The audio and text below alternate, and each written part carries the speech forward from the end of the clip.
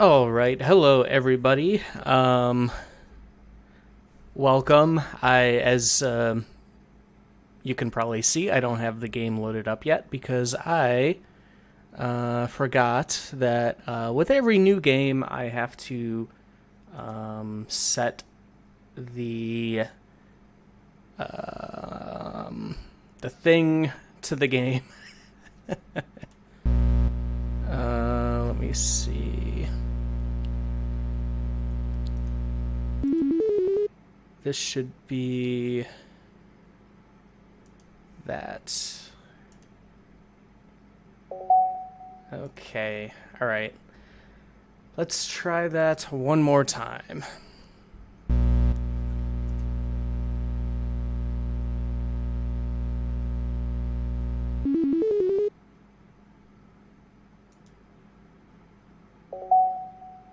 Okay. All right. I apologize for the lack of prep here. Let me just sort of resize the screen.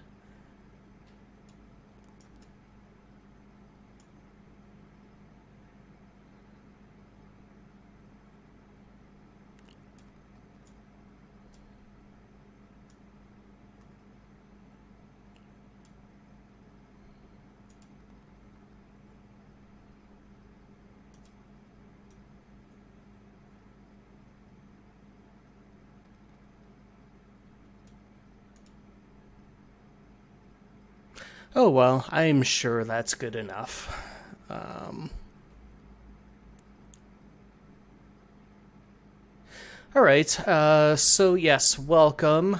Today we are going to play Doki Doki Literature Club plus the new version of Doki Doki Literature Club that came out on pretty much everything, including consoles like the Switch. And those of us who have played it before were pretty curious as to how it was going to run on consoles, especially like the Switch, given a certain aspect about the game that is spoilers.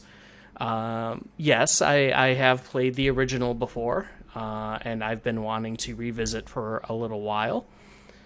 And that we are going to do.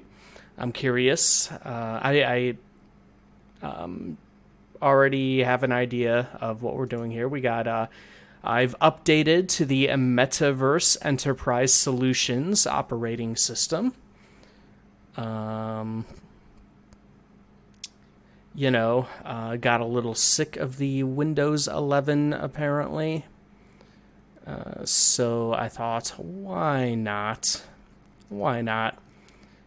Let me see here.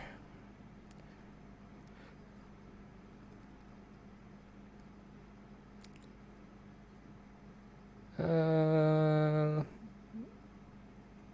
wonder if I can do this. Oh, that kind of takes up the whole thing. All right. Yeah, maybe I'll just kind of keep it centered.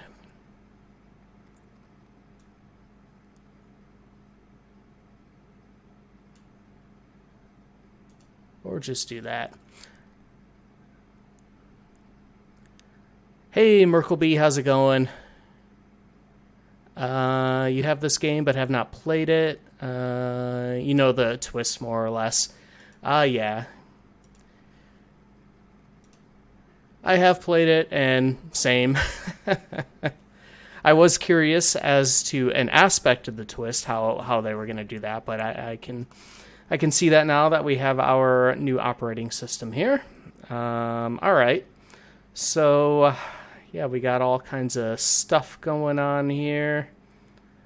Oh, let's see, we got mail, we got side stories, so it looks like we might have some extra The side stories are stories of friendship that are unrelated to the main events to the events of the main game. To get all 6 side stories, try writing poems for different characters and viewing their special scenes in DDLC. All right, so I guess we'll unlock some side stories. Maybe I'll go through those, or at least any that I might unlock in the main game.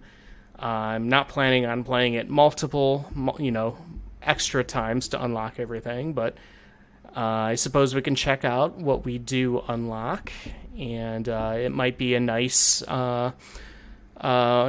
break from the dark times that might be happening here.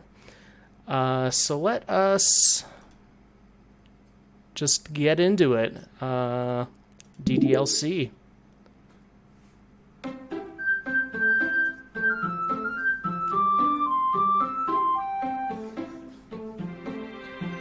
Doki. Yeah. Alright. So fun and colorful.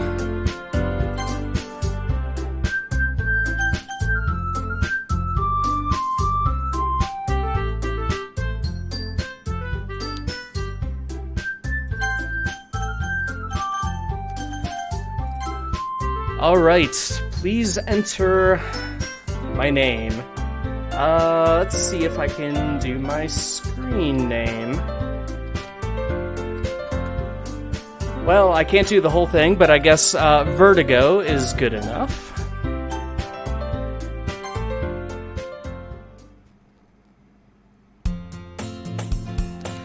Hey! I see an annoying girl running toward me from the distance, waving her arms in the air like she's totally oblivious to any attention she might draw to herself. That girl is Sayori, my neighbor and good friend since we were children. You know, the kind of friend you'd never see yourself making today, but it just kind of works out because you've known each other for so long. The kind of friend I'd never see myself making today, because it is now impossible to make friends. Let's see, we used to walk to school together on days like this, but starting around high school, she would oversleep more and more frequently, and I would get tired of waiting up. But if she's gonna chase after me like this, I almost feel better off running away. What a good friend we are. However, I just sigh and idle in front of the crosswalk and let Sayori catch up to me. Ha! Ha! Oh, God. I overslept again! But I caught you this time! Maybe, but only because I decided to stop and wait for you. You say that like you were thinking about ignoring me. That's mean, Vertigo. Well, if people stare at you for acting weird, then I don't want them to think we're a couple or something. Yeah, come on, Vertigo. What's your problem? Fine, fine. But you did wait for me after all. I guess you don't have it in you to be mean, even if you want to. Whatever you say, Sayori. We cross the street together and make our way to school. As we draw near, the streets become increasingly speckled with other students making their daily commute. By the way, Vertigo, have you decided on a club to join yet? Cringe simulator. Yeah, pretty much. When I first played this game, back around when it first came out, I made myself play through it because I heard, hey, this is worth playing because it was a really good twist. And I did not realize how, like, half the game was anime visual novel dating sim stuff, and yeah, that's not what I usually play or care about. But there will be lots of cringe, don't worry. A club? I told you already. Oh wait, I'm mixing up my voices already. I told you already I'm not really interested in joining any clubs. I've already made the maximum amount of friends I want to make. I haven't been looking either. Eh? That's not true. You told me you would join a club this year. Did I? I'm sure it's possible that I did. I drink rather heavily and kind of forget everything about the day before. Let's see, where was I? In one of our many conversations where I dismissively go along with whatever she's going on about. Once again, good friend. Sayori likes to worry a little too much about me. Really, us, the friendless loser, when I'm perfectly content just getting by on the average while spending my free time on games and anime. Well, that's only half accurate. Uh-huh. I was talking about how I'm worried that you won't learn how to socialize or have any skills before college.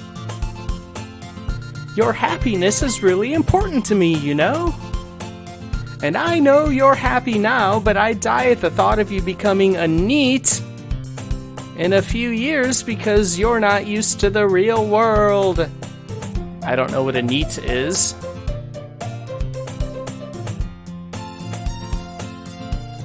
You trust me, right? Don't make me keep worrying about you.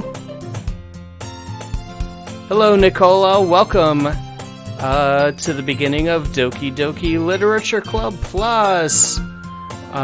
We just started, and we're being a bad friend to Sayori here. Our friend. Our only friend. We've also learned that I don't care about socializing when I have video games and anime. We all know I'm a huge anime fan. Definitely looking forward to this one. Alright, I'll strap in for the cringe before the turn. Alright. I'll look at a few clubs if it makes you happy. No promises, though. Will you at least promise me you'll try a little? Yeah, I guess I'll promise you that. Well, we already said we weren't going to promise anything, and we've already lied about that. Yay! Why do I let myself get lectured by such a carefree girl? More than that, I'm surprised I even let myself relent to her. I guess seeing her worry so much about me makes me want to ease her mind at least a little bit, even if she does exaggerate everything inside of her head. The school day is as ordinary as ever, and it's over before I know it. Oh my god. Hold on. Where am I? Alright. Because I'm playing in windowed mode, I keep closing out of it. Let's see. It's over before I know it. After I pack up my things, I stare blankly at the wall, looking for 1 ounce of motivation. Okay, that is accurate. That's accurate to my general life. Clubs. Sayori wants me to check out some clubs. I guess I have no choice but to start with the anime club, my favorite club. Hello? Sayori? Sayori must have come into the classroom while I was spacing out, dreaming about that dreamy anime club. I look around and realize I'm the only one left in the classroom. I thought I'd catch you coming out of the classroom, but I saw you just sitting here and spacing out, so I came in. Honestly, you're even worse than me sometimes. I'm impressed. You don't need to wait up for me if it's gonna make you late to your own club. Well, I thought you might need some encouragement, so I thought, Know what? Well, that you could come to my club. Sayori. Yeah? There's no way I'm going to your club. Meanie! Oh, yeah, some of these sounds are going to be the death of me, I think. Sayori is vice president of the Literature Club. Not that I was ever aware she had any interest in literature. In fact, I'm 99% sure she only did it because she thought it would be fun to help start a new club. Since she was the first one to show interest after the one who proposed the club, she inherited the title Vice President. That said, my interest in literature is guaranteed to be even less. Well, that's not true. I like some literature. Yeah, I'm going to the anime club. A sentence I would never say in real life. Come on, please! Why do you care so much anyway? Well, I kinda told the club yesterday I would bring in a new member. And Natsuki made cupcakes and everything. Don't make promises you can't keep. I can't tell if Sayori is really that much of an airhead, or if she's so cunning as to have planned all this out. I let out a long... Fine, I'll stop by for a cupcake, okay? Yes, let's go! And thus, today marks the day I sold my soul for a cupcake. What's our character's name? Oh, it just had you type one in, so I just typed in part of my screen name, so it's just Vertigo. Yeah. It didn't have, Vertigo was like the maximum amount of letters. As much as I would have loved to have continued the Joe Davis thing, I don't know if that would have fit. And also, I don't know if we want Joe Davis hanging around with a bunch of high school girls. Let's see. Ivy Davis. Oh, yeah. I guess we could have gone with Sophia. I dejectedly follow Sayori across the school and upstairs, a section of the school I rarely visit. Sayori, full of energy, swings open the classroom door. Everyone! The new member is here! I told you, don't call me a new member. I glance around the room. Welcome to the Literature Club. It's a pleasure to meet you. Sayori is always saying nice things about you. Seriously, you brought a boy? Way to kill the atmosphere. Vertigo, what a nice surprise. Hey, I don't have another voice. Welcome to the club. Yeah, I guess we could do kind of a shitty southern voice for Monica. Oh, spoilers. So with Sayori, our friend, yes, she's our, childhood friend, I guess. I am currently saying ...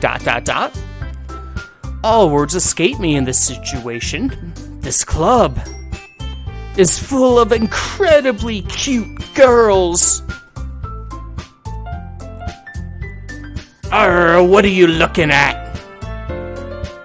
If you want to say something, say it. Sorry?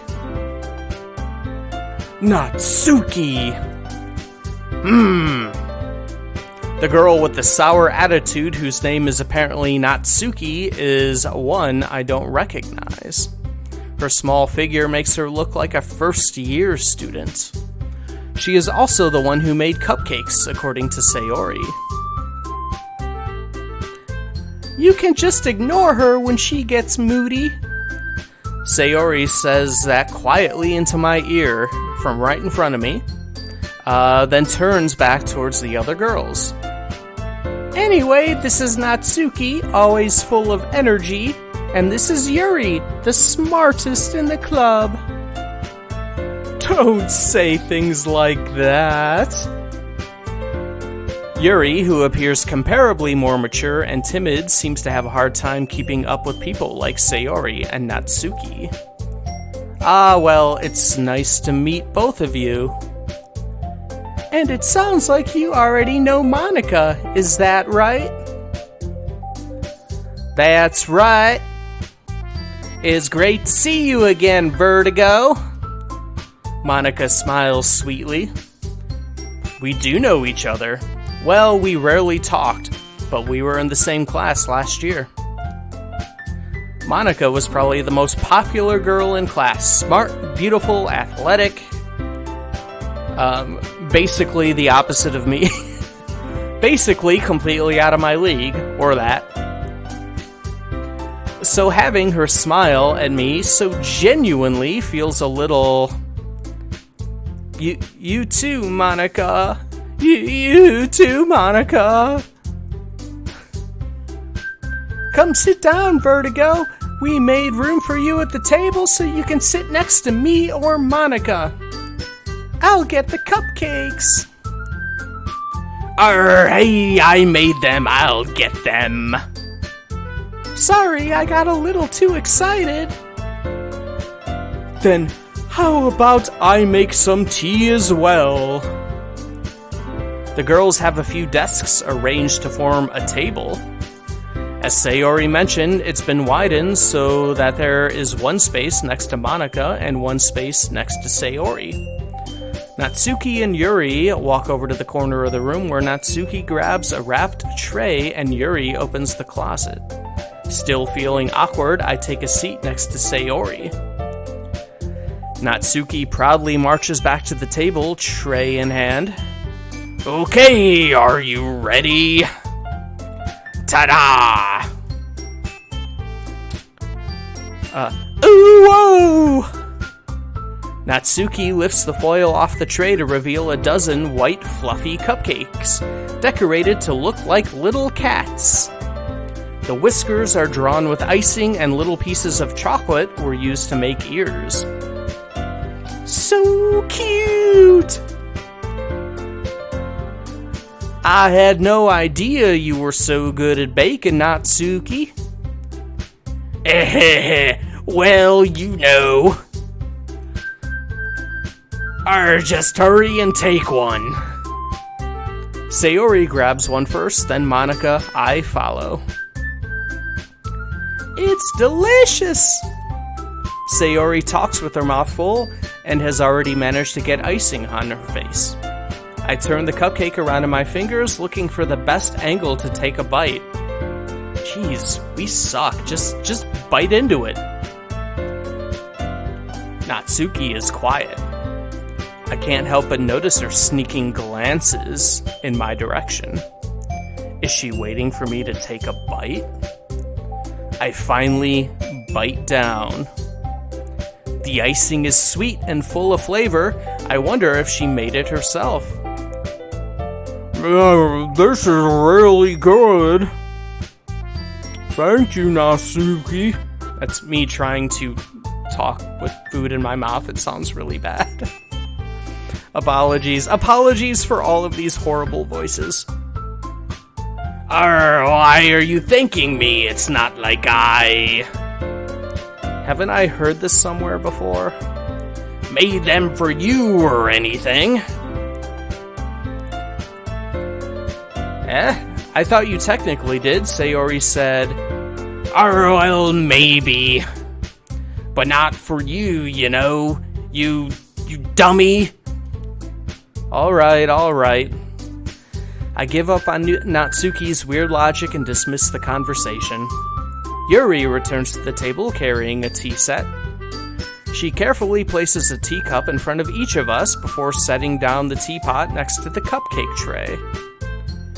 You keep a... Oh my god, this is us. What a mess. What a garbage mess.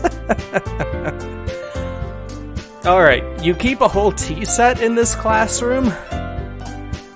Don't worry, the teachers gave us permission. After all, doesn't a hot cup of tea help you enjoy a good book? I guess? Don't let yourself get intimidated. Yuri's just trying to impress you. That's not... Oh my god, I already can't do voices or accents, and trying to do their sound effect words is not helping. Insulted, Yuri looks away. I meant that, you know. I believe you. Well, tea and reading might not be a pastime for me, but at least I enjoy tea. I do like tea. I do like a good tea. I'm glad. Yuri faintly smiles to herself in relief. Monica raises an eyebrow, then smiles at me. So, what made you consider the literature club? I was afraid of this question.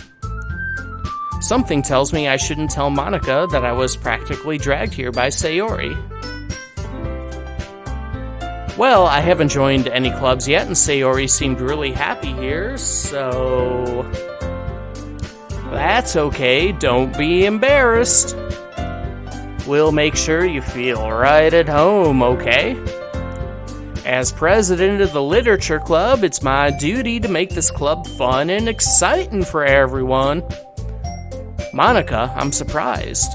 How come you decided to start your own club? You could probably be a board member for any of the major clubs. Weren't you a leader of the debate club last year? Well, you know. To be honest, I can't stand all the politics around the major clubs. It feels like nothing but arguing about the budget and publicity and how to prepare for events. I'd much rather take something I personally enjoy and make something special out of it. And if it encourages others to get into literature, then I'm fulfilling that dream. Monica really is a great leader. Yuri also nods in agreement. Then I'm surprised there aren't more people in the club yet. It must be hard to start a new club. You could put it that way. Not many people are very interested in putting out all the effort to start something brand new, especially when it's something that doesn't grab your attention, like literature. You have to work hard to convince people that you're both fun and worthwhile. But it makes school events like the festival that much more important. I'm confident that we can all really grow this club before we graduate. Right, everyone? Yeah! We'll do our best. You know it. Everyone enthusiastically agrees. Such different girls, all interested in the same goal. Monica must have really worked hard to just find these three. Maybe that's why they were also delighted by the idea of a new member joining. Though I still don't really know if I can keep up with their level of enthusiasm about literature. Oh, don't worry, it's actually all about poetry. So, Vertigo, what kind of things do you like to read? Well,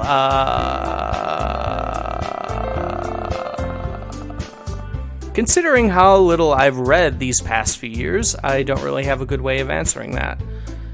Well, partial lie. And technically I do like reading, although in recent times I have kind of moved over to audiobooks. Mostly because, driving to work and stuff, and it's a good way to fill that time. Why not? Between that and podcasts. But I do still like to read, unlike our character here. Our character here is a lie.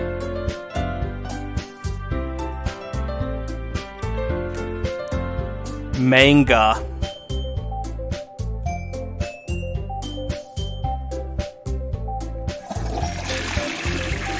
I'm sorry. I know people like manga, and it's perfectly fine. I also don't hate anime. I have never taken a deep dive into anime, but I have seen a few that I do really like. I mutter quietly to myself, half joking.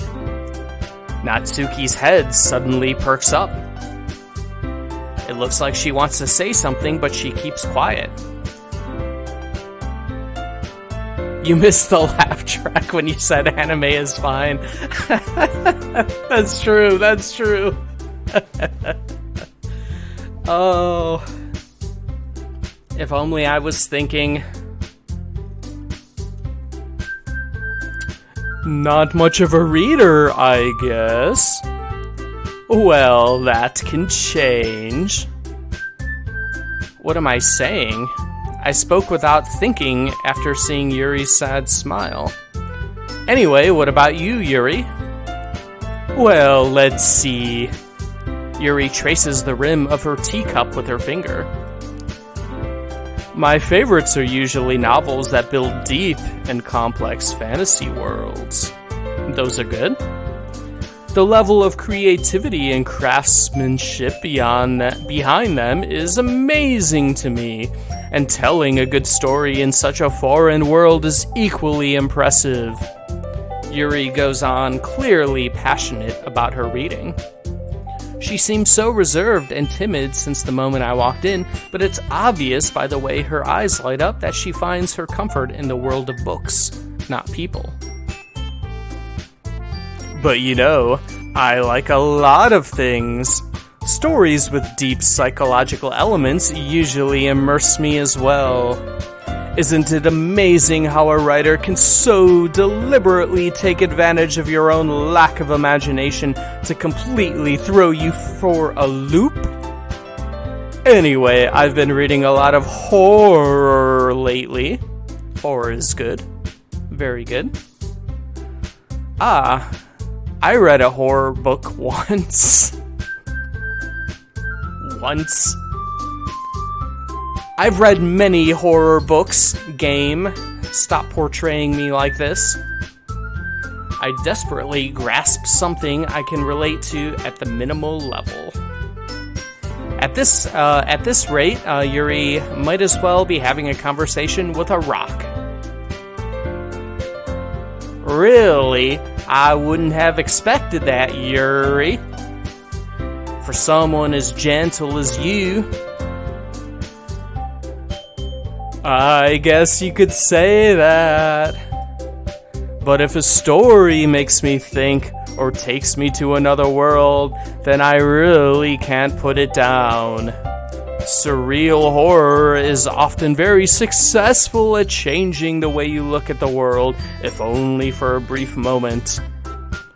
Arrgh, I hate horror. Oh, why is that? Well, Natsuki's eyes dart over to me for a split second.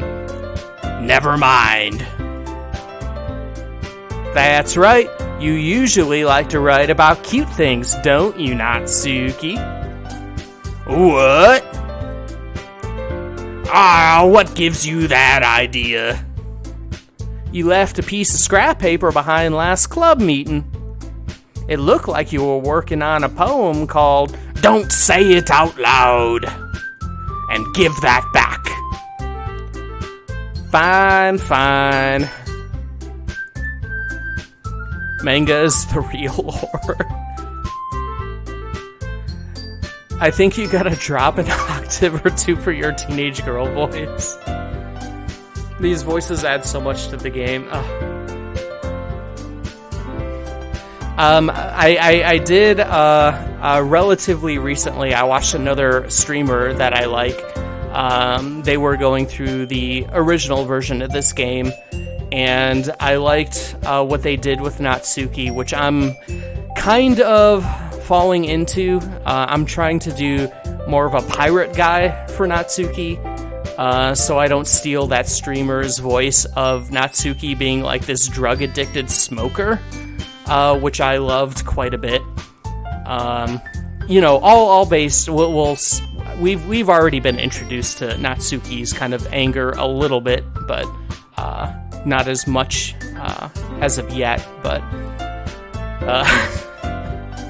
oh, these voices are so bad.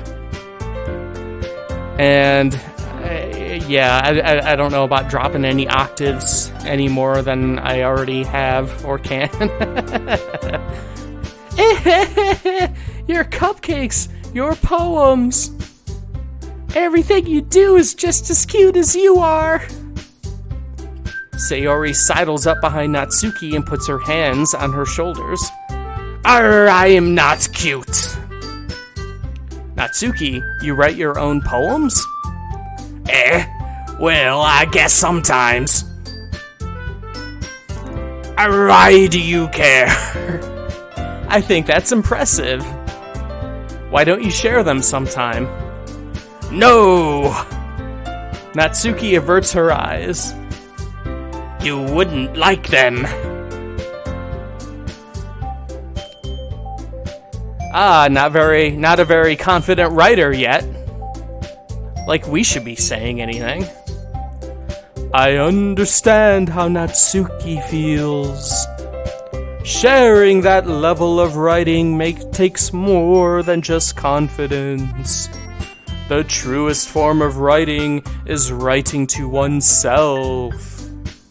You must be willing to open up to your readers, exposing your vulnerabilities and showing even the deepest reaches of your heart. Do you have writing experience too, Yuri? Maybe if you share some of your work, you can set an example and help Natsuki feel comfortable enough to share hers. ... I guess it's the same for Yuri. I wanted to read everyone's poems. We all sit in silence for a moment. Okay, I have an idea, everyone. Question marks? Natsuki and Yuri look quizzically at Monika. Let's all go home and write a poem of our own. Then next time we meet, we'll all share them with each other. That way, everyone is even.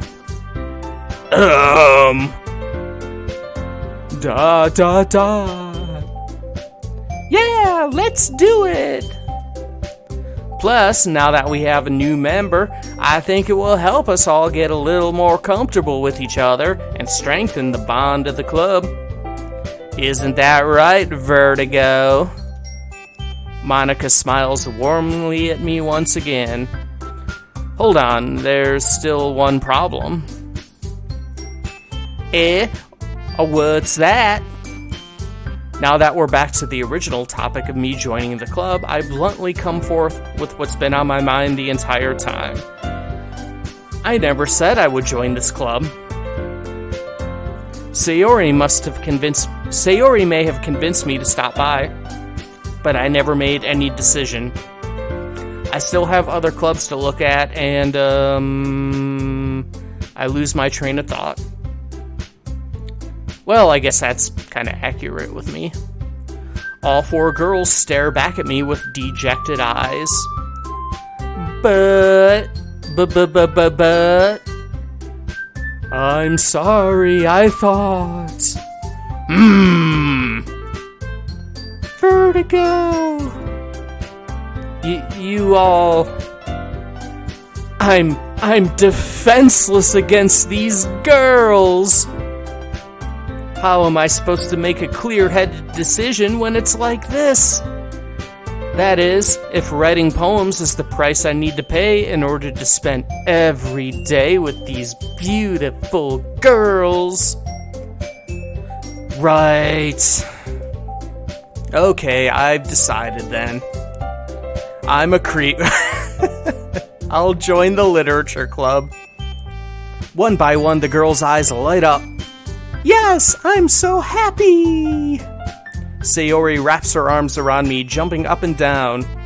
Hey, you really did scare me for a moment. If you really just came for the cupcakes, I would be super pissed. Then that makes it official. Welcome to the literature club. Thanks, I guess. Okay, everyone. I think with that, we can officially end today's meeting on a good note. Everybody remember tonight's assignment. Write a poem to bring to the next meeting so we can all share. Monica looks over at me once more. Vertigo, I look forward to seeing how you express yourself. Yeah.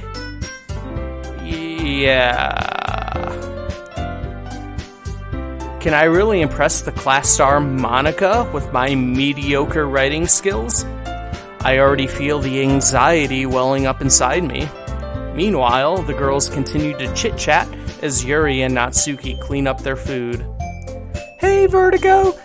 Since we're already here, do you want to walk home together? That's right, Sayori and I never walk home together anymore because she always stayed after school for clubs. Yuri has a ghost voice that is a personal favorite of mine. Oh yeah, I decided to go with the ghost voice after I tried to do a high-class fancy voice, and it just kind of turned into a ghost voice because I can't do voices. I like the Southern reminds me of one of the dudes in Fallout 2. I have a very small selection of voices. Shall we also write poems? But I'm not going to be stretching this out that long, believe me. A couple minutes a day. Sure, might as well. Yay!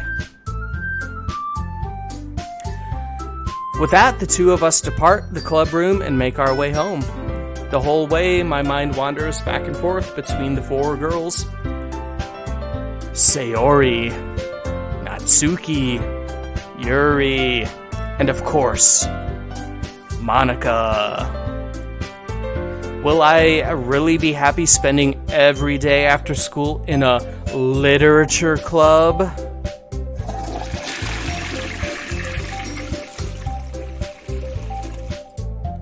Perhaps I'll have the chance to grow closer to one of these girls. Okay, creep. All right.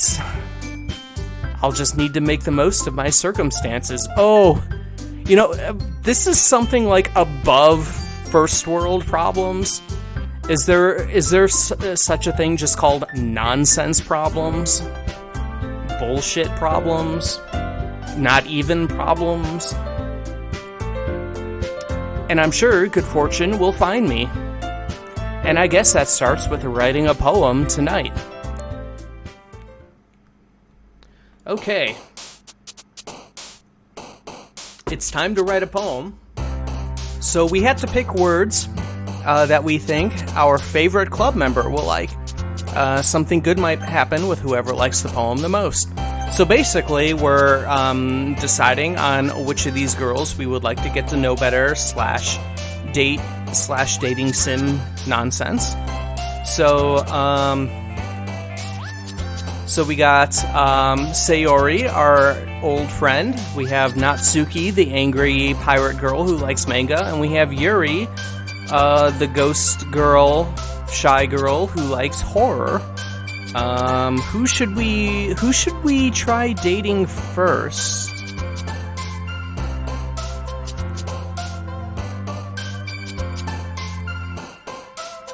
I guess I can say in my previous game, I ended up going with, hi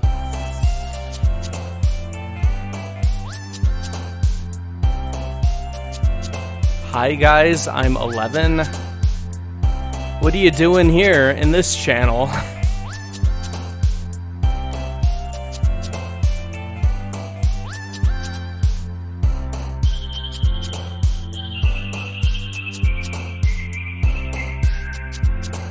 Let's go for Horror Girl.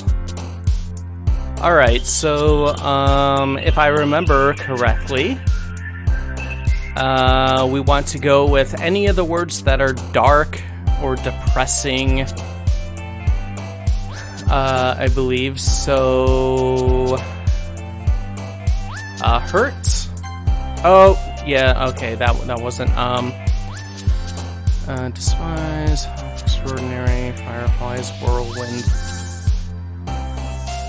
despise, there we go.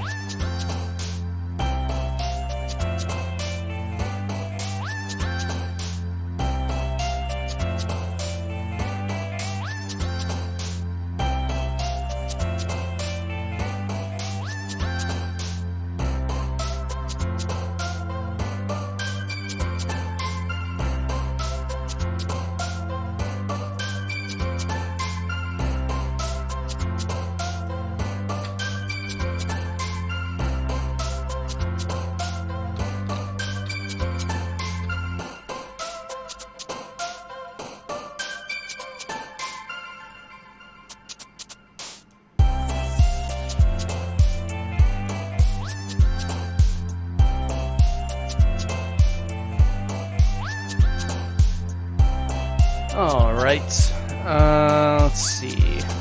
Marshmallow.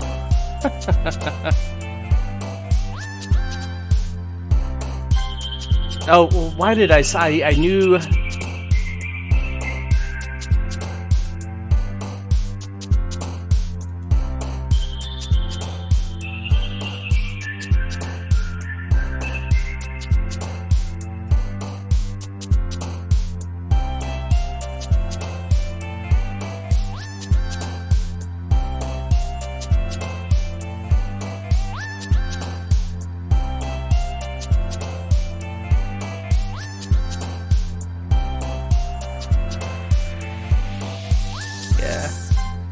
No. Oh boy, we're doing bad. Okay, graveyard is an obvious one. All right, I gotta get back into the game here.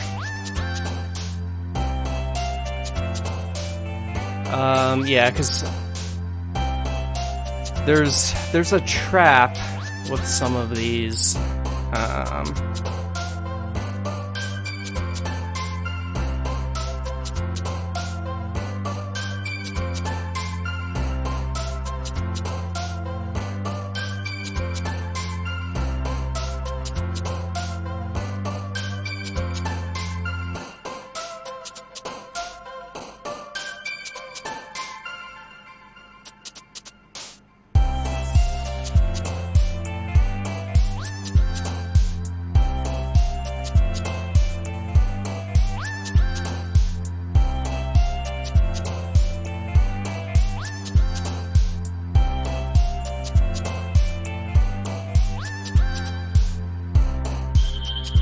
I'm finally making it as a streamer. Yeah, that's what I've been trying to do here. Is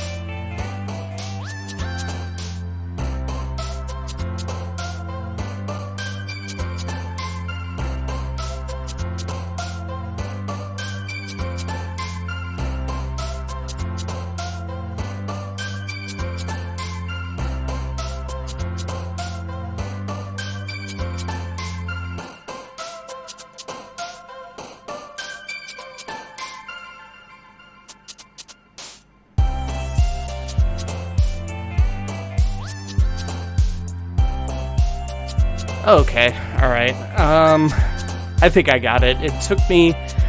Yes, I guess I'm making it. That is my first one. My first one of those. I had to do a quick Google. How am I supposed to deal with this? And I was seeing a lot of stuff that wasn't working until I finally found the ban.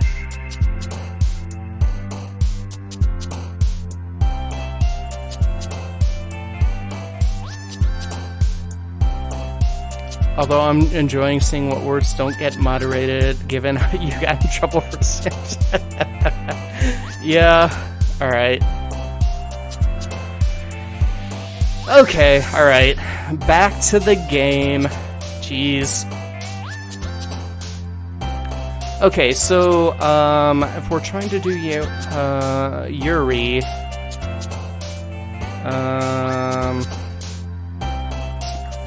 No, that's not Suki. Darn it.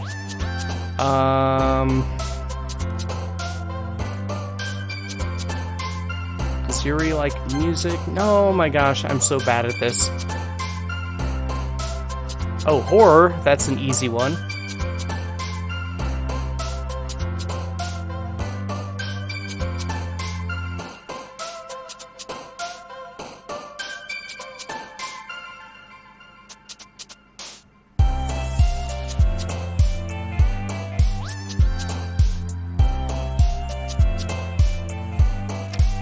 Yes.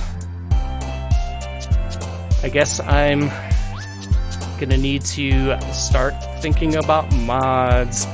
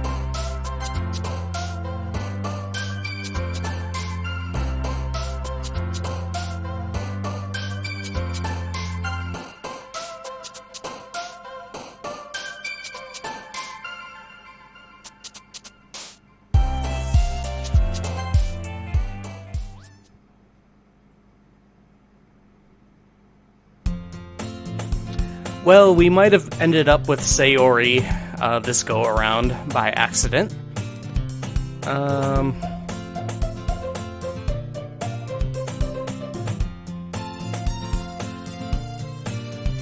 go for a run before the sun sets. Enjoy the run. You're definitely gonna be doing something more productive than I, for sure.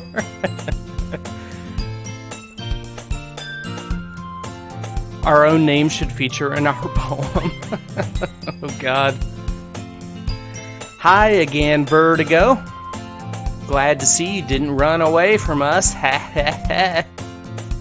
Nah, don't worry. This might be a little strange for me, but I at least keep my word. Well, I'm back at the Literature Club. I was the last to come in, so everyone else is already hanging out. Thanks for keeping your promise, Vertigo. I hope this isn't too overwhelming of a commitment for you. Making you dive headfirst into literature was when you're not accustomed to it. Come on, like he deserves any slack. Sayori told me you didn't even want to join any clubs this year. And last year too. I don't know if you plan to just come here and hang out or what. But if you don't take us seriously, then you won't see the end of it. Natsuki, you clearly have a big mouth for someone who keeps her manga collection in the club room.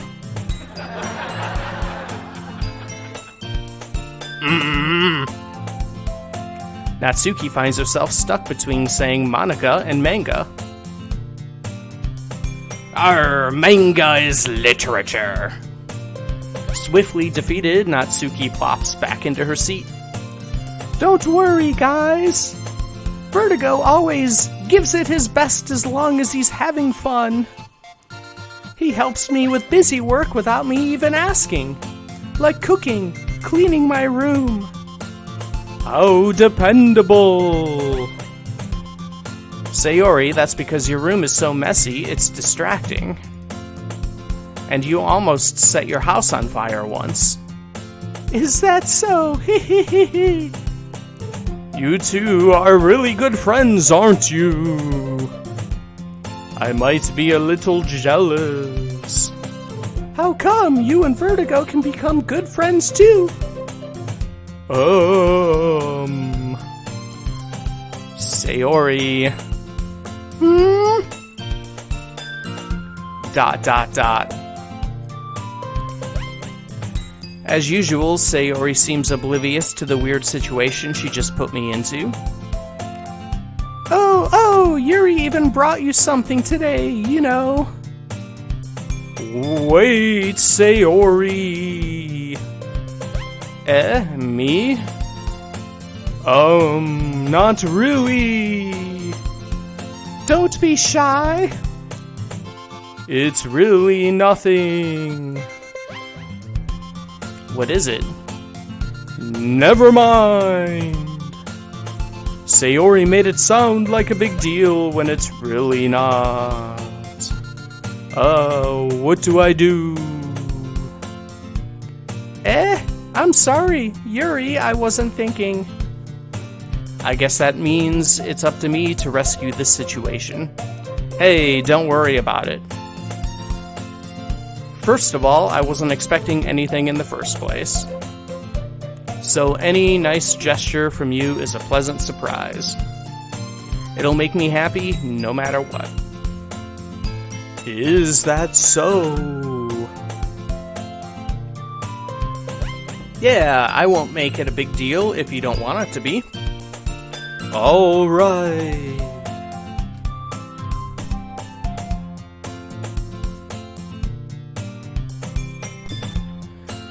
Well, here.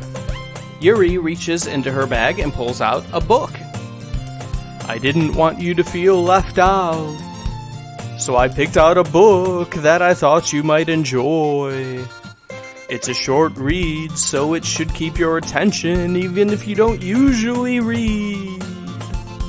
And we could, discuss it if you wanted. This is...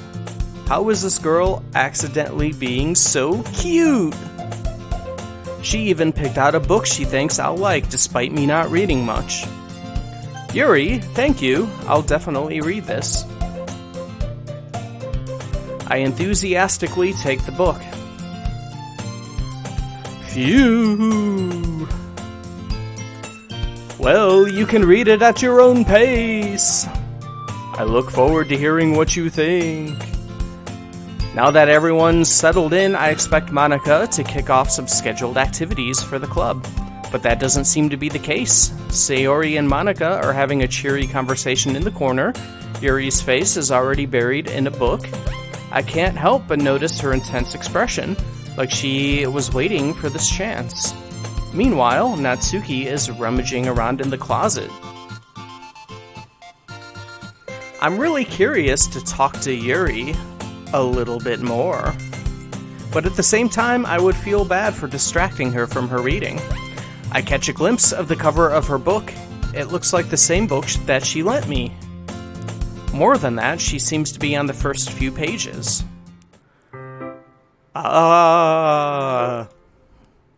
Crap. I think she noticed me looking at her. She sneaks another glance at me, and our eyes meet for a split second. Da da da. But that only makes her hide her face deeper in her book. Sorry, I was just spacing out. I mutter this, sensing I made her uncomfortable. Ooh, it's fine.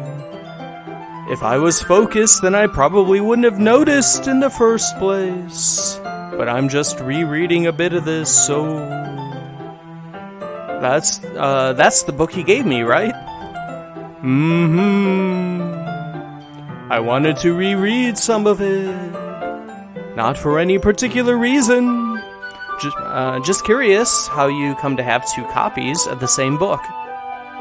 I don't know, going to the store and buying another copy to give to someone named Vertigo? Well, when I stopped at the bookstore yesterday, I already explained this, Yuri. That's not what I meant. I mean, I just happened to buy two of them. Not really our business. I see. There's something fairly obvious here that Yuri isn't telling me, but I decided to let it go. I don't know, maybe she likes you, Vertigo, you dipshit. I'll definitely start reading it soon. I'm glad to hear. Once it starts to pick up, you might have a hard time putting it down. Unless there's anime on, you loser. It's a very engaging and relatable story. Is that so? What's it about, anyway? Well... Yuri closes the book and scans her eyes over the back. The book is titled Portrait of Markov. There's an ominous-looking eye symbol on the front cover. Alright, I just wanted to make sure I didn't accidentally give anything away. Basically, it's about this girl in high school who moves in with her long-lost younger sister. But as soon as she does, her life gets really strange. She gets targeted by these people who escaped from a human experiment prison. And while her life is in danger, she needs to desperately choose who to trust.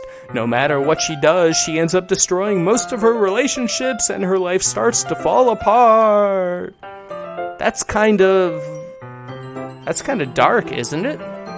Yuri made it sound like it was going to be a nice story, so that dark turn came from nowhere. Ah ha ha ha ha! Yuri gently giggles all of a sudden. Are you not a fan of that sort of thing, Vertigo? No, it's not that. I mean, I can definitely enjoy those kinds of stories, so don't worry. I hope so. Yeah, I totally forgot that Yuri is into those things. She's so shy and reclusive on the outside, but her mind seems to be completely different. It's just that those kinds of stories, they challenge you to look at life from a new perspective.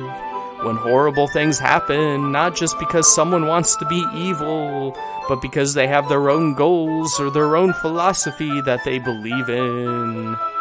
Then suddenly, when you thought you related to the protagonist, they're made out to be the naive one for letting their one-sided morals interfere with the villain's plans.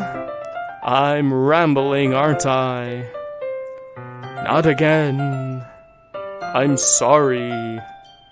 Hey, don't apologize. I haven't lost interest or anything. Well, I guess it's alright then. But I feel like I should let you know that I have this problem.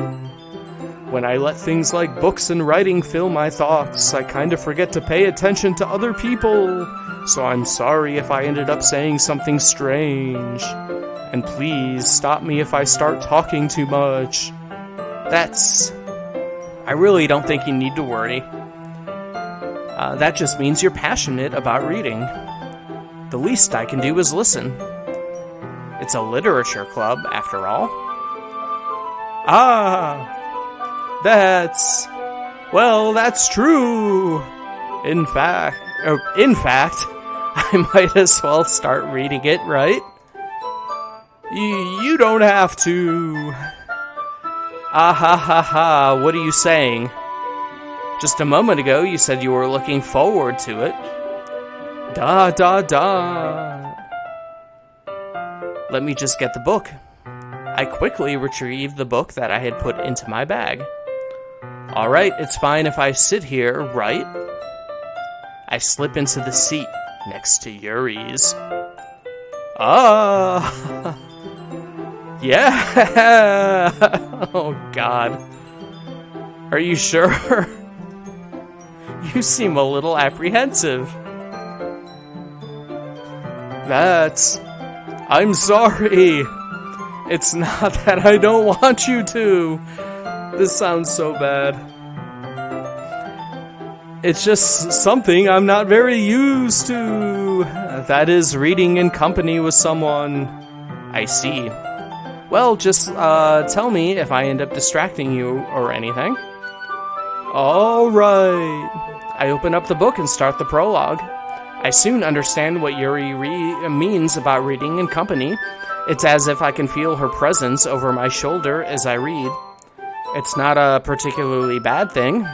Maybe a little distracting, but the feeling is somewhat comforting. Yuri is in the corner of my eye. I realize that she's not actually looking at her own book. I glance over. It looks like she's reading from my book instead. Sorry, I was just... Yuri, you really apologized a lot, don't you? I do. I don't really mean to. Sorry. I mean... Ah ha ha ha.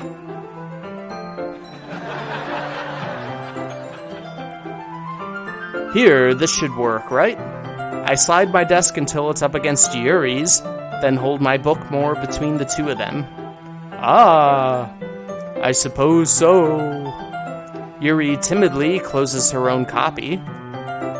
Once we lean in a little bit, our shoulders are almost touching. It feels like my left arm is in the way, so instead I use my right hand to hold the book open. Ah, I guess that makes it kind of difficult to turn the page. Here. Yuri takes her left arm and holds the left side of the book between her thumb and forefinger. Ah. I do the same with my right arm on the right side of the book. That way I turn a page and Yuri slides it under her thumb after it flips to her side. But in holding it like this, we're huddled even closer together than before. It's actually kind of distracting me. It's as if I can feel the warmth of Yuri's face, and she's in the corner of my vision. Are you ready? Eh? To turn the page! Sorry. I think I got a bit distracted for a second. I glance over at Yuri's face again, and our eyes meet. I don't know how I'll be able to keep up with her. Ah, that's okay. You're not as used to reading, right? I don't mind being patient if it takes you a bit longer. It's probably the least I can do, since you've been so patient with me. Yeah. Thanks. We continue reading. Yuri no longer asks me if I'm ready to turn the page. Instead, I just assume that she finishes the page before me, so I turn it on my own volition. We continue the first chapter in silence. Even so, turning each page almost feels like an intimate exchange. My thumb gently letting go of the page, letting it flutter over to her side as she catches it under her own thumb. Hey Yuri, this might be a silly thought, but the main character kind of reminds me of you a little bit. You think so? How does she? Well, I guess she's more blunt in a lot of ways, but she also second-guesses all of the things that she says and does. Like she's afraid she'll do something wrong. It's not like I can see into your head or anything, but they're kind of reminiscent of some of your mannerisms. I see. Yuri remains silent for a moment. But Vertigo, that's probably a terrible thing to have in common with her. That's so embarrassing that you think that. Wait. I didn't mean it in a bad way or anything. Sorry, I really didn't know you were self-conscious about that sort of thing. I guess I more meant that it's kind of cute. What are you saying all of a sudden? Exclamation point! Okay, everyone. Exclamation point! I think it's time that we share today's poems with each other. We might not have enough time if we wait too long. Yuri exhales, spared from finishing her thought. Is that all right, Yuri? You look kinda down. I'm sorry if you haven't been looking forward to this. It's not. It's fine. Yuri releases her hand from the book, causing it to close on top of my thumb. Alright, I guess I'll do some more reading tonight. Or would you prefer I only read it with you? I guess I don't have too much of a preference either way. In that case, I'll read a little more tonight. It'll be more fun to read with you after it picks up a bit, you know? That's good reasoning. In that case, feel free to finish the first 2 chapters in your own time. All right. I stand up. I make a mental note of where I left off in the book and then slip it back into my bag. By the way, did you remember to write a poem last night? Yeah. My relaxation ends. I can't believe I agreed to do something so embarrassing. I couldn't really find much inspiration since I've never really done this before. Well, now that everyone's ready, why don't you find someone to share it with? I can't wait! Sayori and Monica enthusiastically pull out their poems. Sayori's is on a wrinkled sheet of loose leaf torn from a spiral notebook. On the other hand, Monica wrote hers in a composition notebook. I can already see Monica's pristine handwriting from where I sit.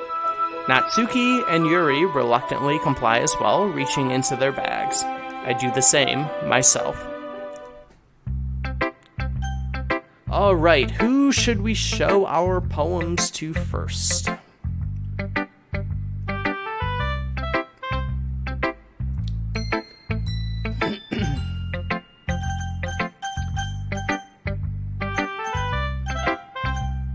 Let's see.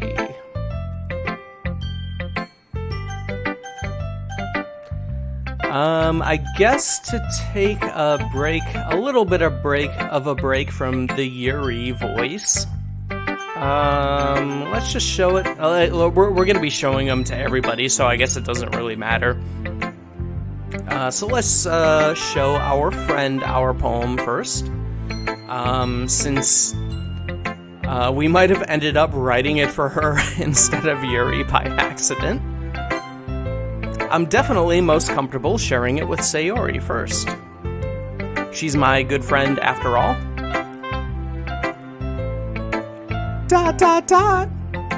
This is a good poem, Vertigo. Are you sure it's your first time? Of course. It's not that good. Am I the kind of guy who would be writing poems in his spare time? I guess you're right. But that's why it impressed me.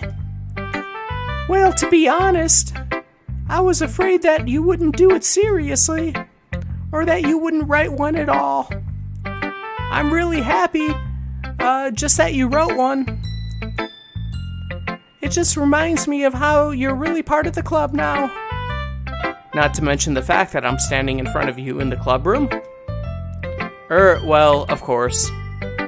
Alright, we might have accidentally written it for her then, because I think she would be like, oh, this feels like it was written about blank.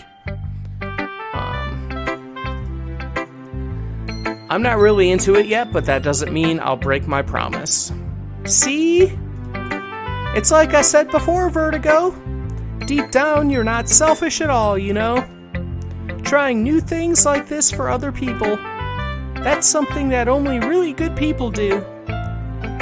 Thanks, Sayori. I'm not sure if Sayori sees the full picture of my motive here. Then again, I can't deny that she's part of the reason I joined. Knowing how much this means to her and all. Yeah! And I'm gonna make sure to have lots of fun here, okay? That will be my way of thanking you. Alright, alright, I'm gonna hold you to that then. Yay! Now you'll read my poem too, right? Don't worry, I'm really bad at this. Oh, we'll see about that. Alright, Sayori's poem. Dear Sunshine, the way you glow through my blinds in the morning, it makes me feel like you missed me. Kissing my forehead to help me out of bed, making me rub the sleepy from my eyes. Are you asking me to come out and play? Are you trusting me to wish a rainy day? I look above, the sky is blue. It's a secret, but I trust you too. If it wasn't for you, I could sleep forever, but I'm not mad. I want breakfast.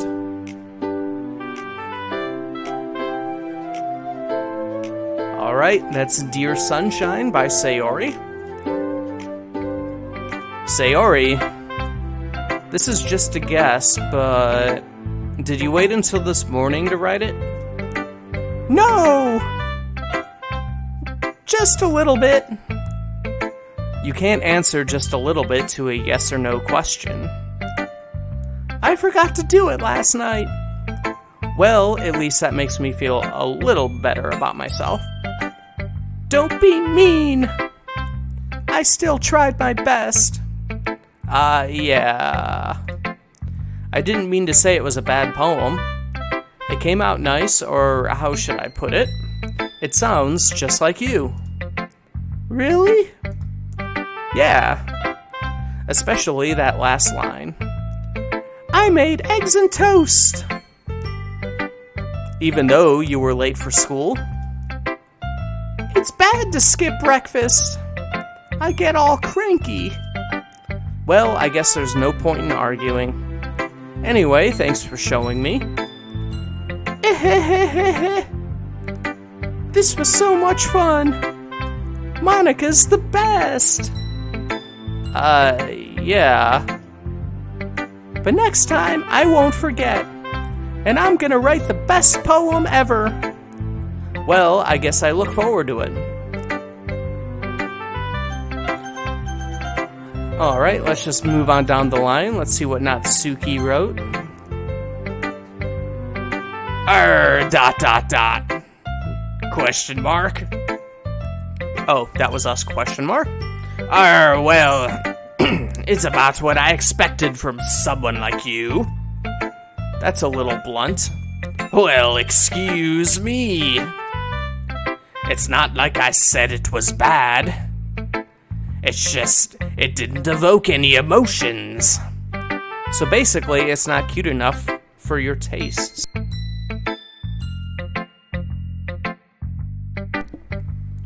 Sorry, I'm gonna have to be taking a lot of drinks of water throughout this game, I think. Do you want to get smacked? I'll pass.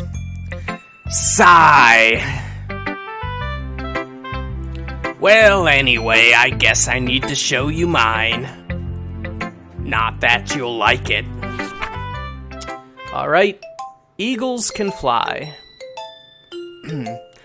Monkeys can climb, crickets can leap, horses can race, owls can seek, Cheetahs can run, eagles can fly, people can try, but that's about it.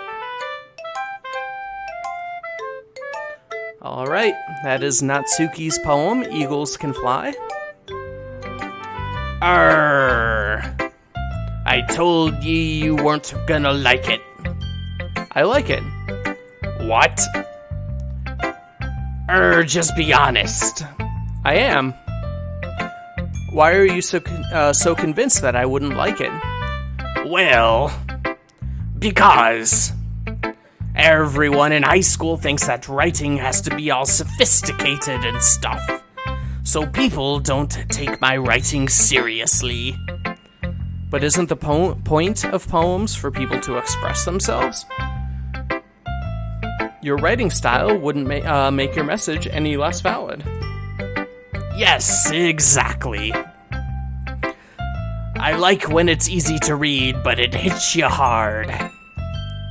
Like in this poem.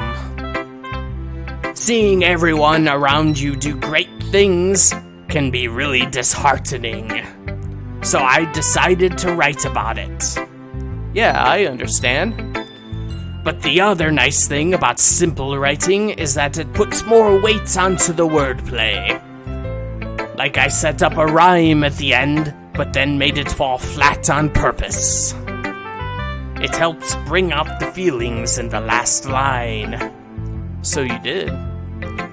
I guess more went into it than I realized. That's what it means to be a pro. I'm glad ye learned something. Didn't expect that from the youngest one here, did ya? Yeah, guess not. I decide to humor her with that last comment. Natsuki is deep. I don't really care how old everyone is, but if Natsuki is feeling proud, then I won't take that away from her. Alright, let's just go down the line. Let's bring Yuri back into the fold. As Yuri reads the poem, I noticed her eyes lighten. Exceptional! What was that? A question mark? Did I say that out loud? Yuri first covers her mouth, but then ends up covering her whole face.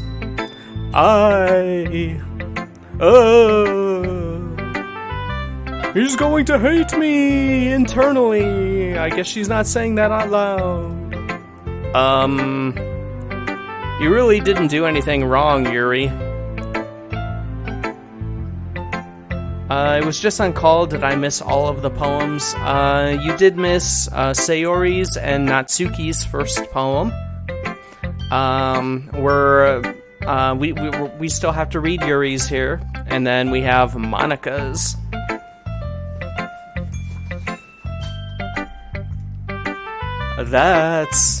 I guess you're right. What am I getting so nervous for?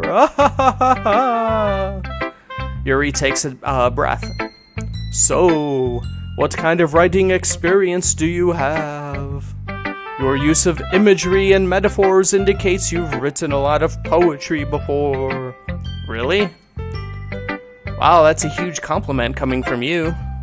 This is actually my first time, really. Yuri stares at me blankly, then looks at my poem again. Well, I know that. I just meant, Yuri trails off, unable to find an excuse. She traces her finger along the words in the poem as if breaking it down more thoroughly. Yeah. Okay. This is the reason I was able to tell. It's just that there are specific writing habits that are usually typical of new writers. And having been through that myself, I kind of learned to pick up on them. I think the most noticeable thing I recognize in new writers is that they try to make their style very deliberate. In other words, they tend to pick a writing style separate from the topic matter, and they form-fit the two together. The end result is that both the style and the expressiveness are weakened. Once Yuri finds her train of thought, it's as if her demeanor totally changes. Her stammering is completely gone, and she sounds like an expert. Of course, that's not something you can be blamed for. There are so many different skills and techniques that go into writing even a simple poem. Not just finding them and building them, but getting them to work together is probably the most challenging part. It might take you some time, but if it comes with practice, but it all comes with practice and learning by example and trying new things. I also hope that everyone in the club gives you valuable feedback. Natsuki can be a little biased though. Biased? How? Well, never mind. I shouldn't be talking about people like that. Sorry. It's fine. I'm not sure if Yuri is apologizing to herself, to me, or to Natsuki.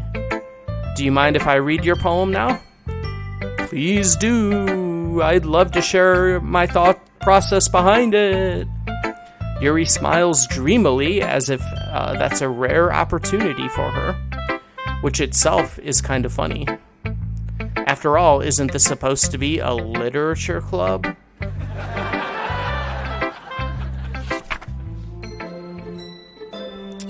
Ghost Under the Light by Yuri. The tendrils of my hair illuminate beneath the amber glow. Bathing. It must be this one. The last remaining streetlight to have withstood the test of time. The last yet to be replaced by the sickening blue-green hue of the future. I bathe, calm, breathing air of the present but living in the past. The light flickers, I flicker back. Alright, Ghost Under the Light by Yuri. ... I'm sorry I have such terrible handwriting, and you have trouble reading it on stream, just like all that cursive script. What? I wasn't thinking that at all. But it took you a long time to read it. I am a ghost now. Well, I just don't read script very often. I actually think your handwriting is pretty. That's a relief. Also, I like the poem. Even though it's short, it was really descriptive.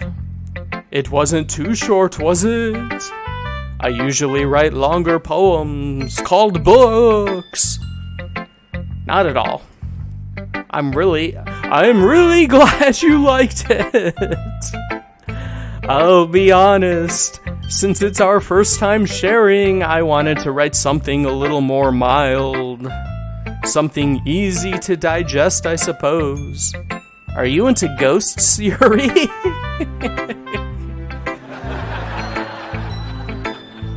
Ha ha! Actually, the story isn't about a ghost at all, Vertigo. Really? I must have totally missed the point. Well, I suppose you did only glance over it after all. But remember that poets often express their own thoughts, feelings, and experiences in their work. They usually do more than tell a simple story or paint a picture. In this case, perhaps the subject of the poem is only being symbolically compared to a ghost. Lingering in her last remaining place of comfort, unable to let go of the past, and soon to be left with nothing. That's a lot more solemn, putting it that way. I hadn't even thought of that. That's impressive. It's nothing, really. Yours was impressive too, so... Nah. If anything, I could probably learn a thing or two from you. You think so? Yeah, of course. You know, I was really nervous about doing all this, but in the end I enjoyed it. I'm going to keep doing my best for you, Vertigo. Me too.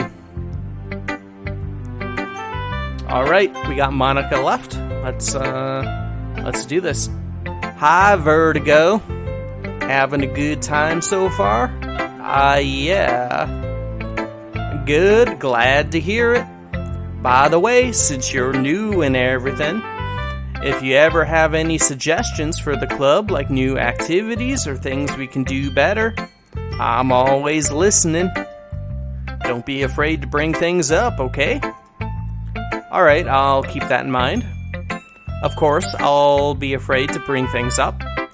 I'm much better off just going with the flow until I'm more settled in. Anyway, want to share your poem with me?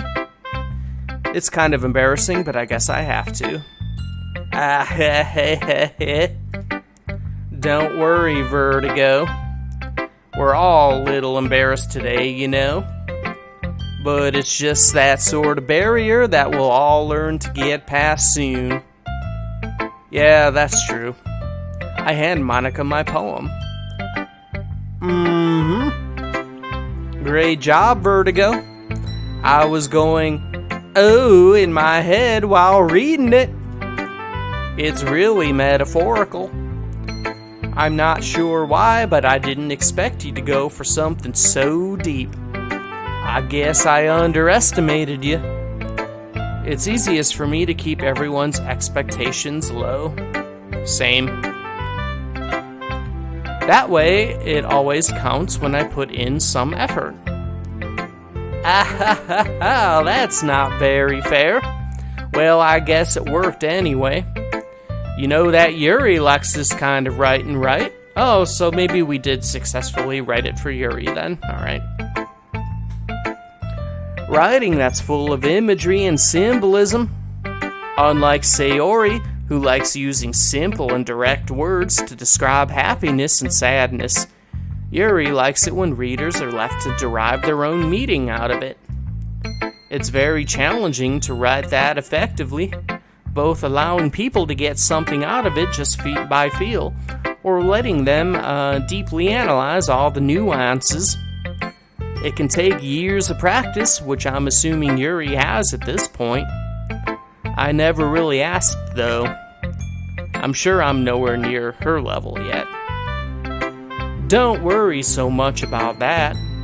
You do your own thing. Just keep exploring and learn by trying new things.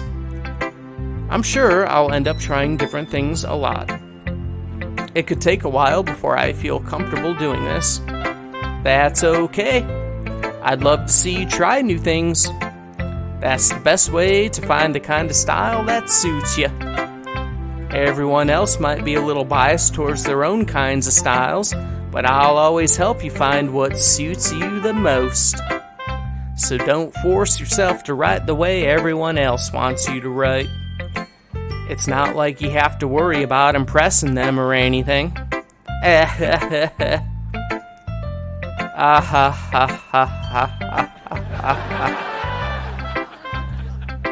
Anyway, do you want to read my poem now?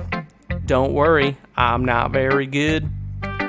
You sound pretty confident for someone who claims to not be very good. Well, that's 'cause I have to sound confident. That doesn't mean I always feel that way, you know.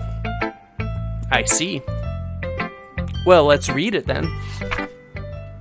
All right.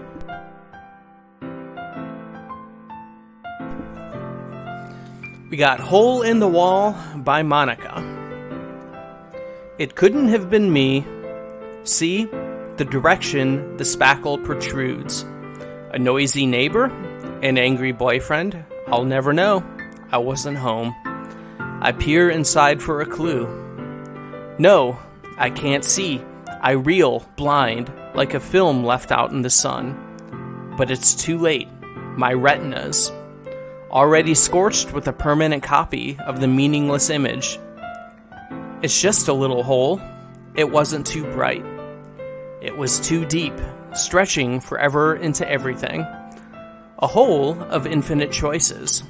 I realize now that I wasn't looking in, I was looking out. And he, on the other side, was looking in. Alright, hole in the wall. Yes, and me having played this game before, I'm definitely already seeing some stuff. I'm noticing things in some of the poems that we've read today. Very, very, very slight things you would never ever notice on the first playthrough, not knowing what's going to happen.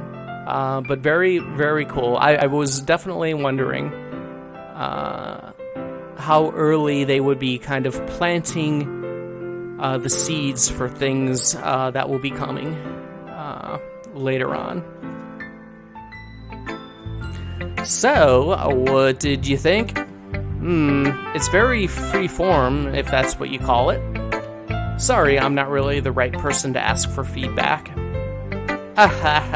It's okay. Yeah, that's kind of the style. It has gotten pretty popular nowadays. That is, a lot of poems have been putting emphasis on the timing between words and lines. When performed out loud, it can be really powerful. What was the inspiration behind this one?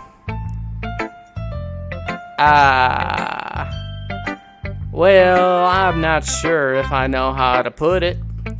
I guess you could say that I had some kind of epiphany recently. Yeah. It's been influencing my poems a bit. An epiphany? Yeah, something like that. I'm kinda nervous to talk about deep stuff like that, because it's kinda coming on strongly. Maybe after everyone is better friends with each other. Anyway, here's Monica's writing tip for the day.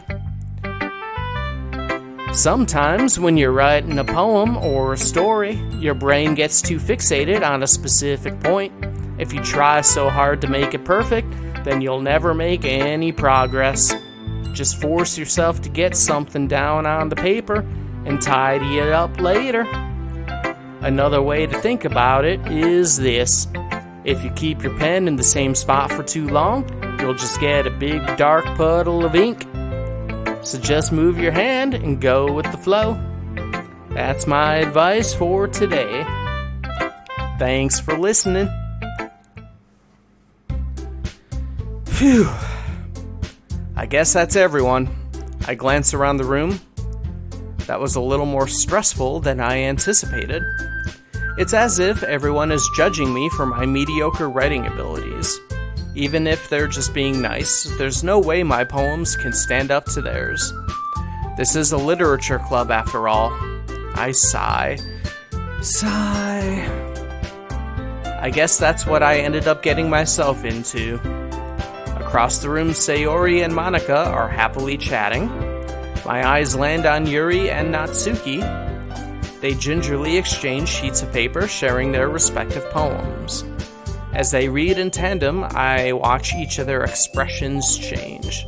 Natsuki's eyebrows furrow in frustration. Meanwhile, Yuri smiles sadly. What's with this language? Did you say something? I forgot about her voice there. It's nothing. Natsuki dismissively returns the poem to the desk with one hand. I guess you could say it's fancy. Thanks. Yours is cute. Cute? Did you completely miss the symbolism or something?